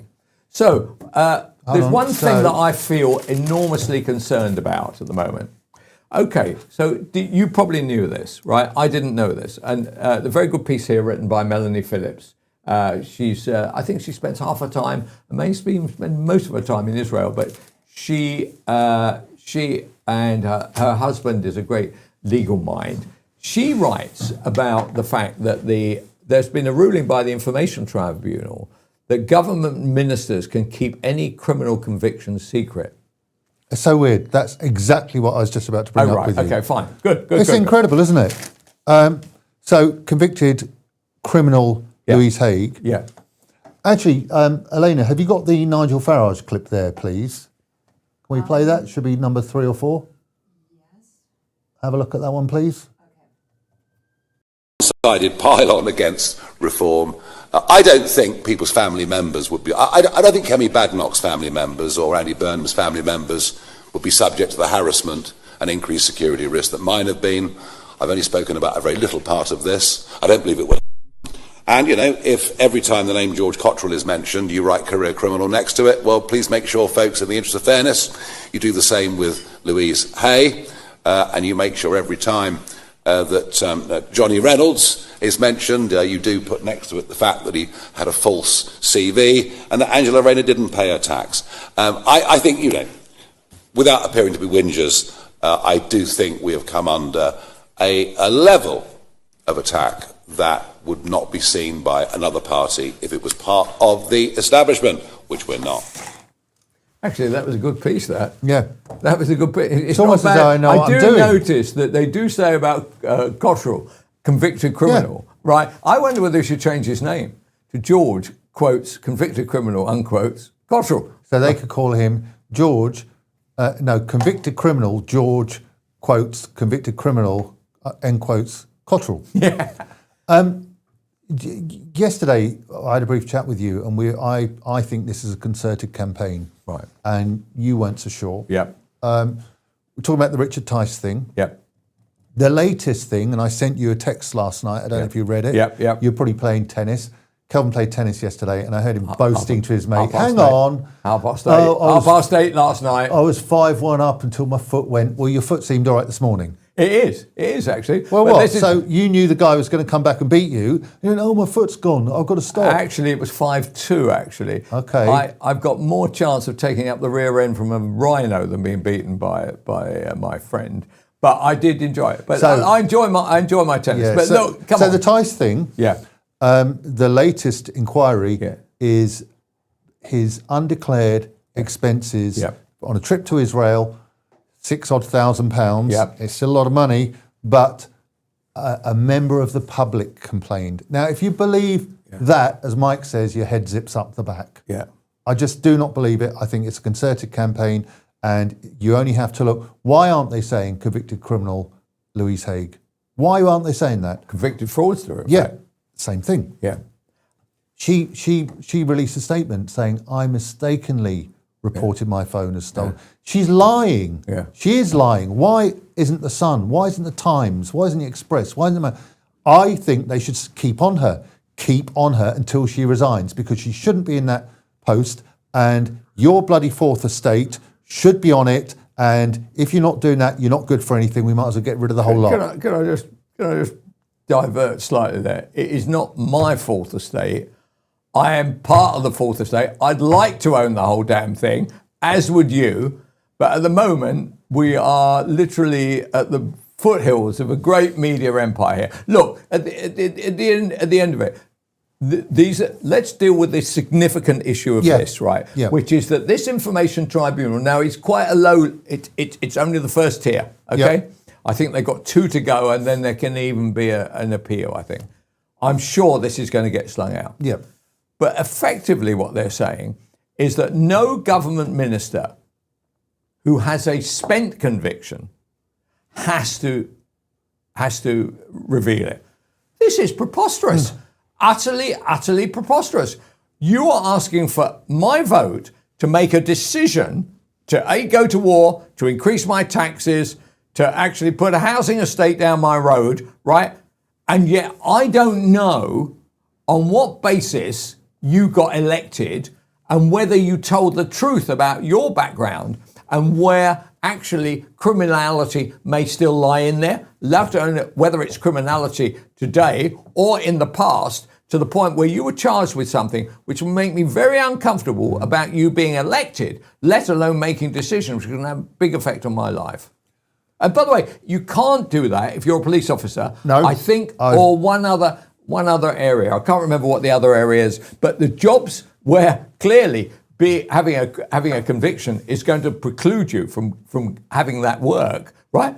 Actually, that surely must mean government minister as well. Can she travel to America with a criminal record? I wouldn't have thought so. I don't think so. No. You know, so if you are a government minister, but you're banned from travelling to one of our closest allies because you have a criminal record, doesn't look very good, does it? I think they should be looking into why now? Why have they just suddenly decided? I'm seeing reports on the issue, but I'm not seeing anyone saying why now? Who proposed this? Who tabled it? Right. Give me an example, Kelvin, of when you were in the business, of someone you pursued that you knew had done wrong, who was going to get away with it, but you thought, sod that, we're going to keep chasing you until we get you to resign. Right. What happens is that actually removing your trousers, right, is always a significant problem, especially if it's in the company of somebody who's not your wife. Yes. Right. Directly that happens, right, you are, no matter how long it takes, and it doesn't take very long, it takes about 7 days or something, it's a significant problem to face it. However, I've also made mistakes. So with Elton John, right, we pursued Elton John on the basis that we believed a kid who came to see me and the news editor and the chief reporter, or a reporter, right, came and explained how he'd been involved in underage sex parties with Elton John and co. Actually, I believed it, right? Sat there and talked to him for 4 hours, right? We ran the thing, completely untrue. Actually ended up paying £1 million in damages, which was a hell of a load of money. What did Murdoch say? He went absolutely effing mad. He went mad once. So he called me up. So I sent him a note. I think I've told this story. I sent him a note which says, you owe someone £1 million quid. Yeah, right. So this was in the days of fax, right? Yeah. I send a note which says, to KR Murdoch from KC McKenzie, right? Just had a meeting with Elton John's lawyers. They want £1 million for full and final settlement of the libel action. Point. Our lawyers says we should settle. Best wishes. Out of court. Yeah, best wishes. Not best wishes. But, right. It was a no. Laughing emoji. Yeah. So anyway, crying your eyes out. That, right. Yeah, that's a lot of that. Anyway, so boom, off it goes. Right. So this is 1 o'clock in London. It's 8 a.m. in New York City, and he had a great office actually overlooking the East River down on 210 South Street. Fantastic place, right? Now all developed. Now fantastic. Anyway, so it arrives at, let's say it arrives at 1:18 seconds, right? We'll say that. At 1:19 seconds, right? The phone goes,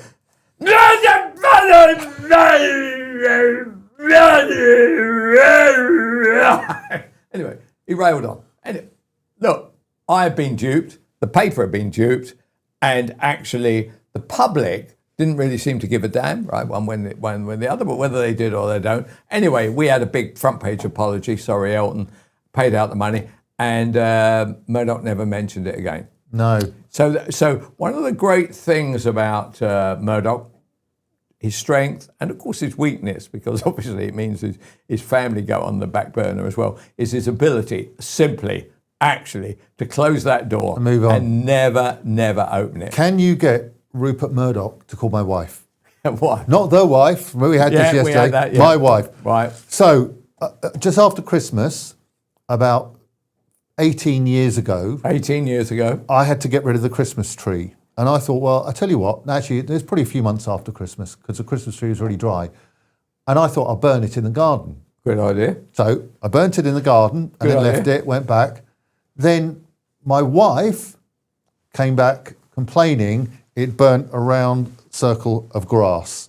And so we had a bare patch. Yeah, and I can see that. Okay, fair enough. I should have done things differently. Do you think it's appropriate for her to bring it up maybe every 4 weeks?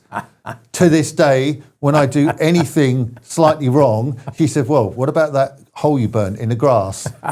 So, Mr. Murdoch, if you're listening, please contact Mrs. Pooch and tell her to finally close the door on the hole in the grass scenario, because I'm getting whipped by that, Kelvin. Yeah, that's true. Well, when actually my wife is not like that at all. She doesn't hold things against me at all, and which is another thing I need to talk to her about. No, I'm joking. So yeah, no, she doesn't do that. But if they've got the drop on you on something, then you just have to take it. And actually, it must be a source of humour, actually. Keep taking it, yes. I mean, it is a bit of a source of humour. But are you like that? I like to close the door on things. Yeah. If it's done, it's done. Production, if something goes wrong, you go, well, okay, fine, close the door on it. But that is a very good trait of Murdoch's, isn't it? Oh, no. The greatest, so he has two great traits, right? Well, he's got three. He's got the ability to move on. The ability to never talk about a subject that he doesn't want to talk about. Yeah. Right? So, for instance, the murder of his deputy chairman's wife, right, which happened 50 years ago. I've heard that story. He has never, ever, ever said one word about that. And I am a bit closed-eyed as a journalist, right, about why that should be. And I fear that if you looked at the News of the World lead story the week before the alleged murder took place, I wonder whether you get the 2 and 2 on that, which is that could the News of the World have played a role in the kidnappers deciding to kill the lady? And does Murdoch, who would have been the overall leader of the company at that time, feel he may have played a role or doesn't want his role investigated? I just raise that for better minds than ours. And the other aspect is that he is determined to get his way. Yeah, but also I think all of that, the umbrella on that is his business acumen. Oh. That's the thing. Yeah. He knows what he wants, where he wants to go, and how he wants to do it. The rest follows behind that. Correct. So that's pretty incredible, isn't it? Now, there was no doubt that he was that he basically lost the plot in a media sense, because the person in charge of the media today is the customer and not the media owner. So the media owner tells you to do this, you will like this. And actually the customer is saying, well, no, I don't actually, I want that over there. And that what's happening is that there are little things, right, and it's a bit like this channel, right? You know, as long as it delivers what they want, they will stay with us until their mates, you should come and watch it. Yep. That's different from the Murdoch days. The Murdoch days of we are publishing this. And you will read it. And you will read it. Now, if you want to read it, you will have possibly an app, definitely, or you will arrange for an individual subscription rather than just going down to a newsagent. So these are completely different things, causing challenges in the media and opportunities. But the opportunities have been a lot less than the challenges. It's been difficult. Can we go back to what you were talking to Peter about? Yeah. I thought that was really interesting. Yeah. I've always had this belief of, and I don't care who it is, but any kind of minority demanding rights. It's like going to a football club. You're in a football club and you're the home fans and the away fans are now seated with you and you have to like their songs. You can't protest that they're there with you. I think it is that tribal. I think that people who are feeling that they have to put up with Islamification, they have to accept that women are happy wearing burqas and hijabs and that it's a good thing to walk 10 paces behind your husband. Did I tell you when I went to get my passport renewed and there was a woman at the passport office wearing a Where full... was the one in East London? Yeah. Canary Wharf one around there. Yeah. She was wearing a full like burqa and everything like that. That's fine. And I said, oh, there's my passport. It was ripped to shreds. George, my dog, had got hold of it. Yeah. Oh, by the way, that's another one my wife keeps going on about. Yeah. So I'm sitting watching TV, and which I don't watch much, but I was watching a bit of TV, and I thought George was ripping one of his toys apart, which they do. It turned out to be your passport. It was my passport, and Joe walked in and said, what's this? And I said, oh, it's my passport. Fine, okay, I'll get another one. That damage is done. I will rectify it, but she does mention it a lot nowadays. Right. So straight after the fire story, it's a passport story. Anyway, I went in and gave the woman my passport, and she said, oh, what happened to it? I said, oh, my dog ate it. Dog ate my homework. Dog ate my passport. She got up from the table, walked out, went into a room, was away for a good minute, came back with blue surgical gloves on, picked up my passport like someone had defecated on it, and proceeded to do that. Now, yes, it's kind of fine, but to me, again, that's imposition of someone else's culture on our culture. And this whole thing that people talk about, culture, ethnicity, race, xenophobia, the most important one is culture. I'm Italian family living here. My dad integrated totally. I mean, his English was rubbish, but integrated totally. But it's culture and the death of culture. When I go to France, I'm happy being in France. I eat croissant. You know, no, I am happy there. So when someone does that, or if I'm walking along and I was on the tube and a guy bought his beautiful golden retriever that straight away, being a dog freak, I went over and said, oh, can I stroke your dog? It's only a pup. It was lovely. There was a Muslim couple opposite. They got off and went into another carriage at the next stop. Is that right? Am I being intolerant? Am I thinking that they should step in line with us? Right. So my argument to that is there's nothing wrong with them doing that. Okay. That's how they feel. 30 years from today, you're not allowed to take your dog on the tube because we are Muslims and we don't like dogs. That is when it becomes But that's what I mean. trouble. It's a thin end of the wedge, isn't it? Is that, Nick's here. Should we do live transfer? Yeah, we got a live transfer. Nicholas DeSanto Nicholas, has arrived. where have you been? It's 11:33. You were due to be here at 11:15. Nick, I've got a joke you can use on air. You can't talk yet because you haven't got a microphone. We've been stood up by a stand-up. Stood up by a stand-up. There we go. Here, Nick. There you go, sir. Thank you very much. Right. There you go. Thank you. In he goes. Where have you been? Where have you been, Nick? We've been missing by you. the fridge company. Huh? Yeah. By the fridge company. Were you? No, a lot of fridge engagements. Yeah, a lot of fridge engagements. Yeah. So what's been happening in your world, Nicholas? Anything interesting? Have you got any work? Any work? Oh yeah, a bit. I'm going to Southampton this Saturday. Oh right, where? Exactly, it's called Totton. It's a suburb of Southampton. Totton, yeah. Totton, yes. Pooch can vouch for me. Yeah. So it's a nice club called The Attic, and I'm doing a joint show with the mighty Andrew Lawrence. But we've sold out, so I don't really need to plug that. Okay. So we sold that out. How many people would like to be there? A couple of hundred? 140, I would say. I think that's it's the not capacity. difficult to sell out 140. If I showed my rear end on here, I could probably get 140. Well, I mean, good for you, but there's rear end and rear end. You know? So nowadays it's difficult, and well, I mean, this is the warm season, so people have other activities, and they have Instagram and all that. Yeah. So we were quite pleased, and so much so that now we have a new date in December, 17th of December. We'll be doing me and Andrew Lawrence will be doing the same venue. Why do you think that you and Andrew Lawrence have managed to fill something up, whereas most people, you're quite right, in early August, nobody's going to go and watch, Yeah, I'd like to think that we are good and we offer something that others don't. I mean, the good thing about double bills is that somebody does the heavy lifting, What do you mean? On one particular night in the comedy world, somebody will get the laughs, and you think to yourself, good. You're pleased, actually. So somebody does that. Yeah, I mean, Andrew obviously is a big name, and is he? He does. Yeah, it's a long name, but is it a big name? Oh yeah, Andrew Lawrence. He's ahead of me in the world of comedy. He did all those big gigs like Live at the Apollo, which has recently been axed by the BBC before it became woke and Have we got any film on Andrew Lawrence telling a gag at all? Okay. Oh yeah. So he got cancelled due to some unfortunate jokes that some people didn't like. Is that true? Oh yeah, I didn't know that. 2020. But now he's back in business.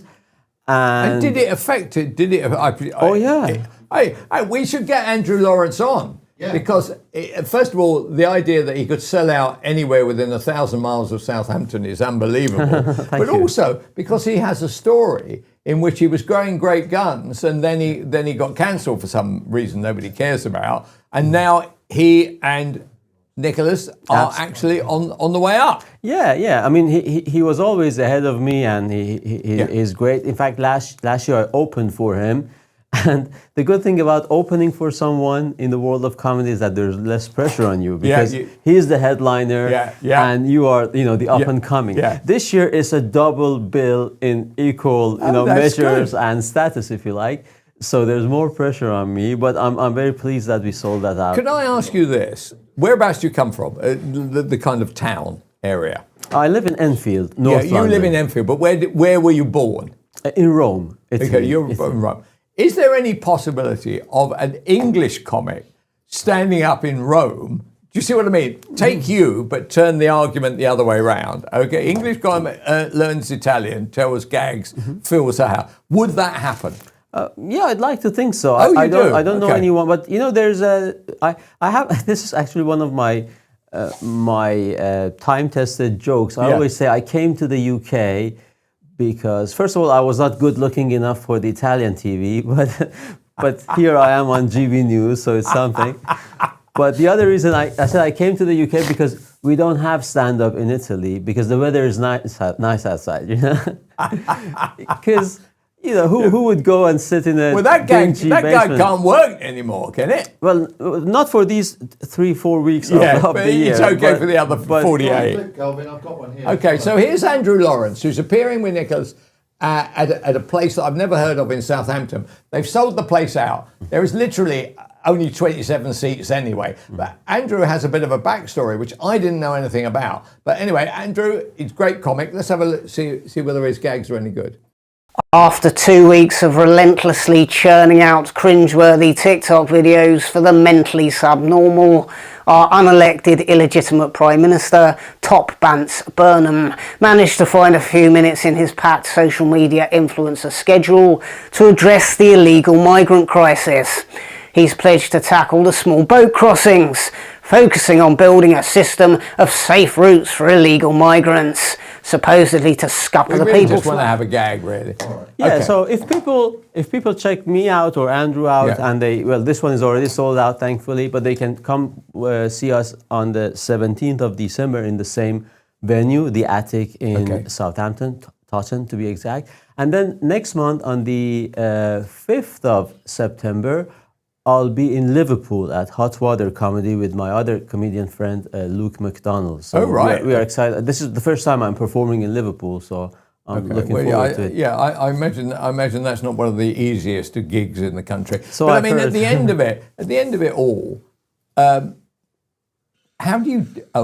Is one coming up? It's how do you deal with when you tell a gag? I tried doing this for a documentary. I was terrible.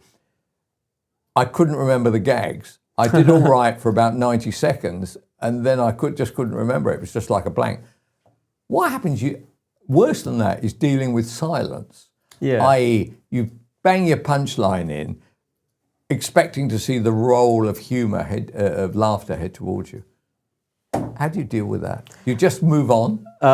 It's better to acknowledge the elephant in the room because it makes it funnier, and it gives people the reassurance that you are aware of the situation, and that awkwardness can also become funny in its own way. So I've learned that it is not good to pretend nothing has happened. So what is the gag? You've got a line then that deals with that. What is it? So you've told your gag, boom, boom, and then I have a few saves. Okay. These are called saves in the industry. Okay. So if something bombs, I have one of these lines those saves usually save the situation and get a laugh. For example, one of the popular ones is that if they don't like it, especially because if it's a woke environment, like I'm in.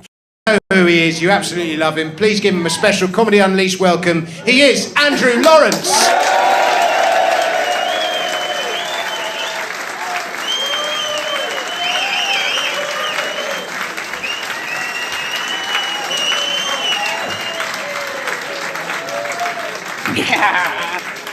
Thank you, Comedy Unleashed. You having a good night? I forgot I had a gig, to be honest with you.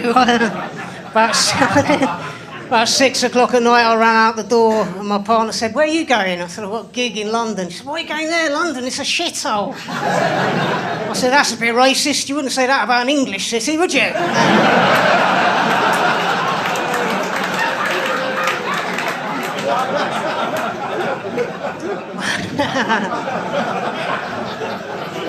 Sadiq Khan, 3 terms in office is very impressive, I think. It's pretty. 3 terms in office, apparently, in East London, he got 125% of the votes.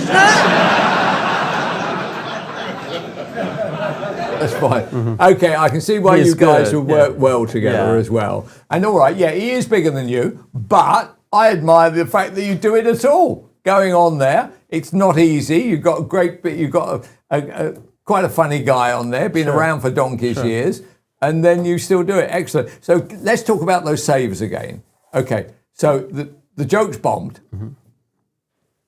So I either say, this is one of my favorites, I say, and it's true, it's kind of funny because it's true. I say some of these jokes are for my YouTube fans, because obviously I am doing it maybe in Camden or at the university, woke environment, but people on YouTube are different. They might be from America, they might be conservative, so they do like it. And then on YouTube they do come and say, "Yeah, that's for us," So they think they are involved, even though they're watching a recorded video.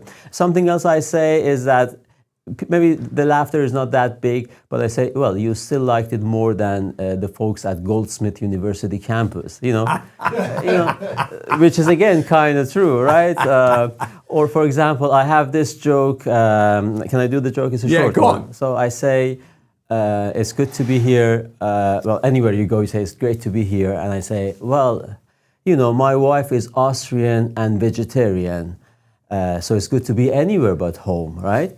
And then that gets a laugh. And then I go on for the second punchline. I say, Austrian and vegetarian. Do you know that there have only been 2 vegetarians in the entire history of Austria? Only 2 vegetarians in the entire history of Austria. And I'm stuck with the evil one, right? So that gets a laugh, but some people are a bit hesitant. And then I say, hey, I did that joke in Israel and they liked it. So, loosen up, which is again true, because Israelis have a great sense of humor. Laugh. You then get a good laugh with that. Yeah, because people want some, like if I go after black people, and this is a classic, it's just not something I invented, but if I go after black people and people are a bit holding back because they think, oh, shall we laugh, then I find a couple of black people who are laughing. I say, okay, look, now you have permission to laugh because the black couple are having a good time. Right, that is a good point. So if you look to your audience, I would say, I'm guessing, I wouldn't have to be a genius, it'd be a white audience, okay? Mm-hmm. When you get people of colour in that audience, does that change your act, or do you use it in the way that you've just spelled it out? Do you actually say, and are you keeping a special lookout for the minorities on the basis that you hope that the gag is working over 100% rather than just 97%? Well, it's good to have some sort of awareness of who is in the room, because you obviously already have a set which you want to do, but you have left ideally some margin for some flexibility in case people aren't into sports or politics or whatever. You want to change a bit because you want everybody to have a good time. So it's good to have some awareness, to clock the Asian guy, the young couple, the extremely young couple, somebody has brought their teenager with them. So you want to know who is where so that you can address them and also make them feel involved. And of course, if there's a bunch of black people, they are there to have a good time. If they know me or if they know someone like Andrew Lawrence, they presumably know what they are walking into. And again, they want to be made fun of because then they are really equal, right? They're important. The racism, ironically, the racism that sometimes comes from the left, also known as the racism of low expectations. Like these blacks are snowflakes, or Muslims are snowflakes. You can't go after them because they are different to us and they have a lower threshold, or a different sense of humor. That is, in a way, racist, isn't it? Okay, well, then let's raise that point. That's an interesting point, So tell me, how many Muslim women have you ever seen in your audience? Not many, I would say. I would say that was true. And if you then looked at your audiences generally, who laughs the most? The young, the middle-aged, or the old? I'm working on the assumption that you do look at an audience as a collection of customers, right? They're not a mass. They are individuals, and therefore you're looking at the demographics and trying to work out who your act works best with. So take my question. Who lasts the most, the old, the middle-aged, or do the young last the most? That's a good question. My audience usually is on the older side, Yeah, especially at Comedy Unleashed, because it's a conservative audience. Maybe not in America, because again, you go to a conservative territory, and younger people also are there, which is great. Sadly, here it happens a bit less. Sometimes older people enjoy it more, but sadly for the comics, they laugh maybe inside or on the quiet side, and then they come out after the show and say, "Oh, I loved it." I say, you could have maybe tell it to your face, because you want also the audio effect, and because laughter is also contagious, right? You've got to say to them, you've got to be quite curt with them and say, "Don't laugh on the inside, right? It's my career, right? Laugh on the outside, otherwise I'm going to be as skint as the people in We had Morocco." this show in Jerusalem a couple of months ago. The first show sold out, so we had a second show. Now, the first show was earlier, and it was sold out, but it was the older audience, the Jerusalem audience. And it was kind of quiet, but everybody was saying, no, they loved you, but they're just like that. And then the late show, the room was half full, but it was the younger audience. It was because it was later, and they were much louder, even though the room was half empty. So as a comic, you would like people to laugh out loud, because first it gives you some encouragement and validation, feedback, because that is, you constantly need the feedback. And also on the videos, it sounds good, because sometimes you're doing good, but people don't hear the audience. This was a dead audience. No, they were kind of old, or maybe they were not mic'd properly. But also laughter is contagious. Correct. Which is also another consideration. If you have tables, like American style, because there's dining and people are eating, so they are further and wider apart, so that's a bit trickier. Whereas if they are sat all next to each other, when people around you are laughing, you're more likely to laugh and to show your appreciation. So these are all considerations to have. Did you change your act in Jerusalem? Not really, because I was kind of told to do the highlights, and of course from place to place, maybe you acknowledge the place, because one place is in we did one which was in the West Bank, or what they call Judea and Samaria. Yes, yeah. Okay, so this was a proper settler. Then you had more religious communities with women who are maybe a bit covered, or they don't shake your hands, although they like you, they've come to see you. And then you do Tel Aviv, which is a bit more woke. Oh, it is. Somebody even cheered for Palestine, and I didn't expect that. And this was Tel Aviv, right? So when you heard that, a woman cheer for Palestine, did you say, actually, as a gag, I didn't expect to hear that? Yeah, I did say that. And what happened there? Did people laugh or cheer, or did they go quiet? Probably. No, they didn't go quiet. Right. But, so I go after the woke. So if I'm in Tel Aviv, I say, so I had, again, this joke, which I did in Israel, again, if you don't mind me. I said, no, you tell it. Britain decided to participate in the war with just one ship, helping Donald Trump, HMS Dragon. Right, and HMS Dragon was late, the war was already over, Trump what's the holdup? And the holdup was that 4 sailors on board HMS Dragon had not finished their online LGBT awareness course. So the Royal Navy HR wouldn't release the paper. So, and then once the ship wanted to, some people said, the woke said, of course this bit is a joke, right? The woke said HMS Dragon is a toxic name full of toxic masculinity. Let's change the name. Let's give it an Islamic name as a goodwill gesture to the Muslim world, to show them this is a defensive operation, not an offensive operation. So let's give this destroyer an Islamic name. So they renamed it HMS King Charles. Right? So I did this in Israel, but before doing that, first I need to make sure there are Israeli Brits in the audience, because you have to know the history of King Charles and all that. So you need to make sure, and that's about clocking not black people or Asian people, but you're in Israel. Know your audience. Who is British, who is American, who is Russian Jewish, and so on.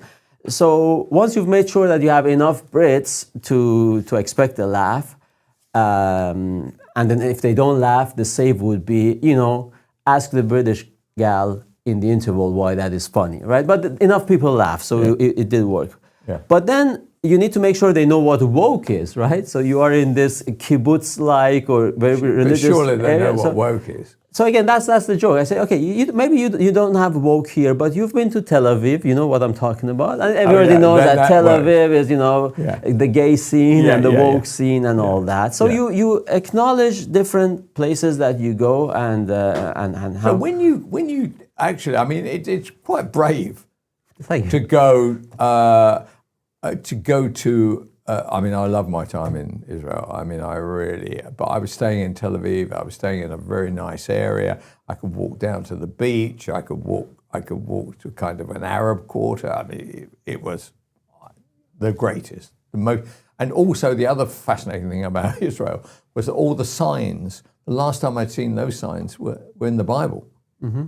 And the idea that you were walking around history where it was being signposted, Dead Sea, 4 kilometers or something like that. It was unbelievable. And I would urge everybody to go to Israel. And it'll be a lot safer than going to Dubai, for instance, I suspect. But how do you go out there as a comedian actually telling gags in not your language in a place that is 4,000 miles away? How do you feel when you stand up on stage? Because you don't know whether anybody's going to understand the basis of any of the gags. That's right. I mean, it is true for any place, even in America. And again, you joke about it. You think, that's again one of my saves. I say, well, if anything doesn't work, I'm going to either blame the jet lag for America. I'm going to blame the language barrier, so I make fun of their pronunciation versus British pronunciations. Or whatever doesn't work, I just want to assure you they are very funny in England. So basically you put the pressure on them. It goes down great in England. Yeah. So that. I mean, I do get that. I think in America, I can remember going to comedy clubs in New York City, and the black comics there were by 1,000 miles the funniest, because they would go the extra mile for the gag. Right, they weren't sitting around worried about what the state of the audience was. They basically said, if I tell rude, sex-based and race-based gags, this will bring the house down. And my God, it brought the house down. It was they have less inhibitions. Yeah.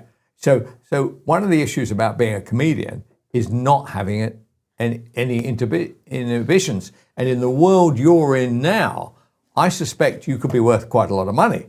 Because if you actually stood up and told jokes that people really laughed at, there would be a queue to see you. Your problem is finding a hall that would actually take your gags. Yes. So actually, that's a really uncomfortable moment, isn't it? Yeah, in fact, as I said, next month, for example, we are doing Hot Water Comedy, which is a reputable, well-known club in Liverpool. It's a mainstream club, fingers crossed.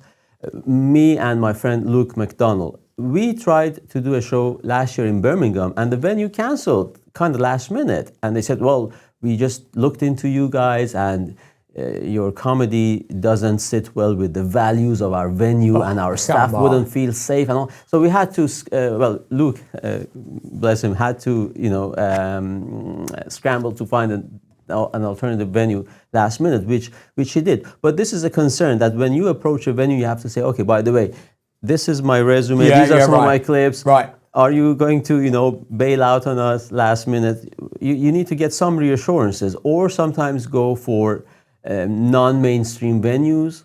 Even in America, I opened, for example, for Leonardo Joni, which I really like, and she's very good and funny and brave. And she goes for venues like, in America they call them Shriners, or the Veterans of Foreign Wars, VFW, American Legion, again connected to the veterans. So these are venues which are first open-minded and conservative-leaning because they're maybe connected to the military, and secondly, because they are not typical comedy venues, they are less susceptible to be intimidated by anonymous members of the public, or even worse, fellow comedians who will say, oh, I won't come to your venue ever again if you host. That is a very good point.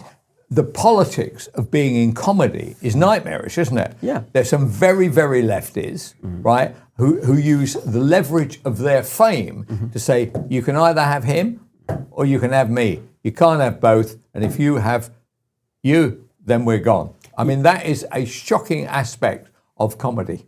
This is not just the leverage of fame, but also sometimes the leverage of anonymity. Because, you know, if you're a business owner, you have a venue, it's your bread and butter, you don't want headaches. So sometimes you bail out. And it's sad, but it's also to some extent understandable. So yeah, this does happen. This is cancel culture at its ugliest, and we have to deal with it. We have to deal with the fact that sometimes venues do not provide. Well, either they don't let us go on stage, or they bail out and cancel us.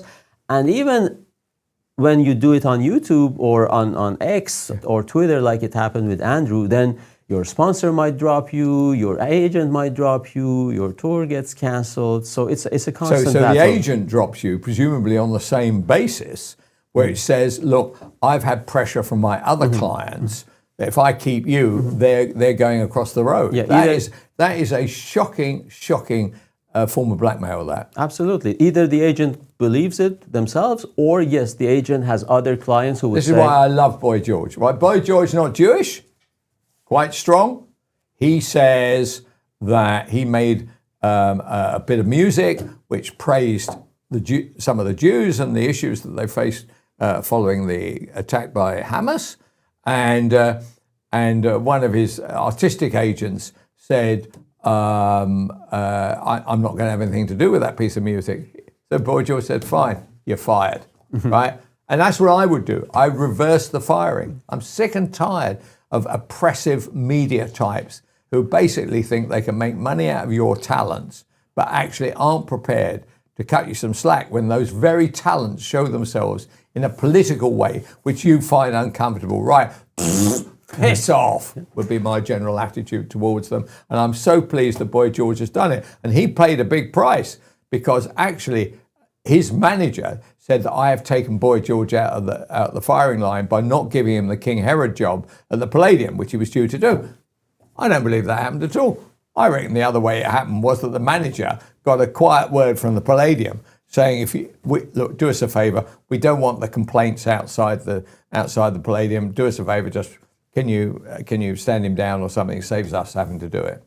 And people should be. They are what they are. If you're from the left, nobody says a word, do they? No. Nobody. Everyone says a word. So if somebody in the Palladium cast decides who are doing an Andrew Lloyd Webber musical, Jesus Christ Superstar, right now, if there's somebody in the cast decides to make a bit of music praising the Muslims, that's great, right? That's great. Nobody says a word about, oh, that's caused us a problem, you've got to go. You do it once the other side, and suddenly your career is in jeopardy. It is absolutely wrong. I can't understand what is actually happening here.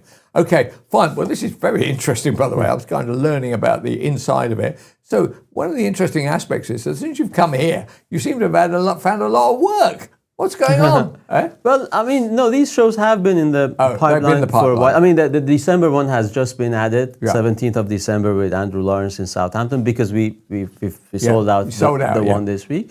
Now, do you have to have fresh material for both shows? Well, that's a good question. Sometimes the shows are billed as a WIP work in progress, like the one for this Saturday, which means it gives you license to experiment and to have some fresh material. Because fresh material, the upside is that it's fresh, but the downside is that maybe it's not quite there yet. Or it doesn't work. Or it doesn't work. Yeah. And again, you have to address that. Obviously, if I'm doing 1 hour this Saturday, for example, I can't do 1 hour of fresh material, because then you feel maybe people feel shortchanged, because they also want some classics. And again, people are different, because some people like to hear the good oldies, or a bit of them at least. They don't mind hearing something that they have seen on YouTube now live. Actually, they appreciate it. But understandably, they might also want some new material, because if they have seen all of it already on YouTube. How much would the average person pay in Southampton to hear gigs? I think this gig is about 16 or 18 pounds. Yeah, so that's it's reasonably priced. Well, I would to say. be honest with you, you'd be very lucky to get, I don't know, would you in Southampton, would you get 2 pints for that? Roundabout, Yeah. You know, so you're not, you know, this is just a bit of fun. How long will it last? 2 hours then, will it? 2 hours, yes. Okay, fine. Do you think an hour is a long time to listen to your gags, by the way? I don't want to be rude. Well, I hope not. An hour is a long time. That is a lot of material. Yeah, yeah. I mean, a lot of material. Yeah, I mean, I have material, thankfully. I'm quite prolific. I'm flattered that many of my peers say I come up with a lot of new material. Oh, right, okay. But of course, it's a different pace. Maybe you need to do a little bit of crowd work at the beginning, which I'm not too good at. So that's also a nice challenge. What do you call crowd work then? How does that work? Crowd work is when you start the show by saying, "Okay, how is everybody? Where are you from?" You interact with people. Oh, I see what you mean. Yeah, maybe you have a bit of banter. And that's right. And then you say, "Is that your husband? What does he do for a living?" Yeah. And then you do that. Nicholas, I've got to go. And you've got to go, but thank you so much. Actually, thank you, very Kelvin. interesting. I love the way that you managed to get your gags in and everything. Nicholas Sando. Every time you hear he's in the area, go and watch him for 16 to 18 quid. It'll be the best night and the cheapest night you've had for years. Thank you very much. This is Kelvin MacKenzie saying farewell, and I'll see you tomorrow.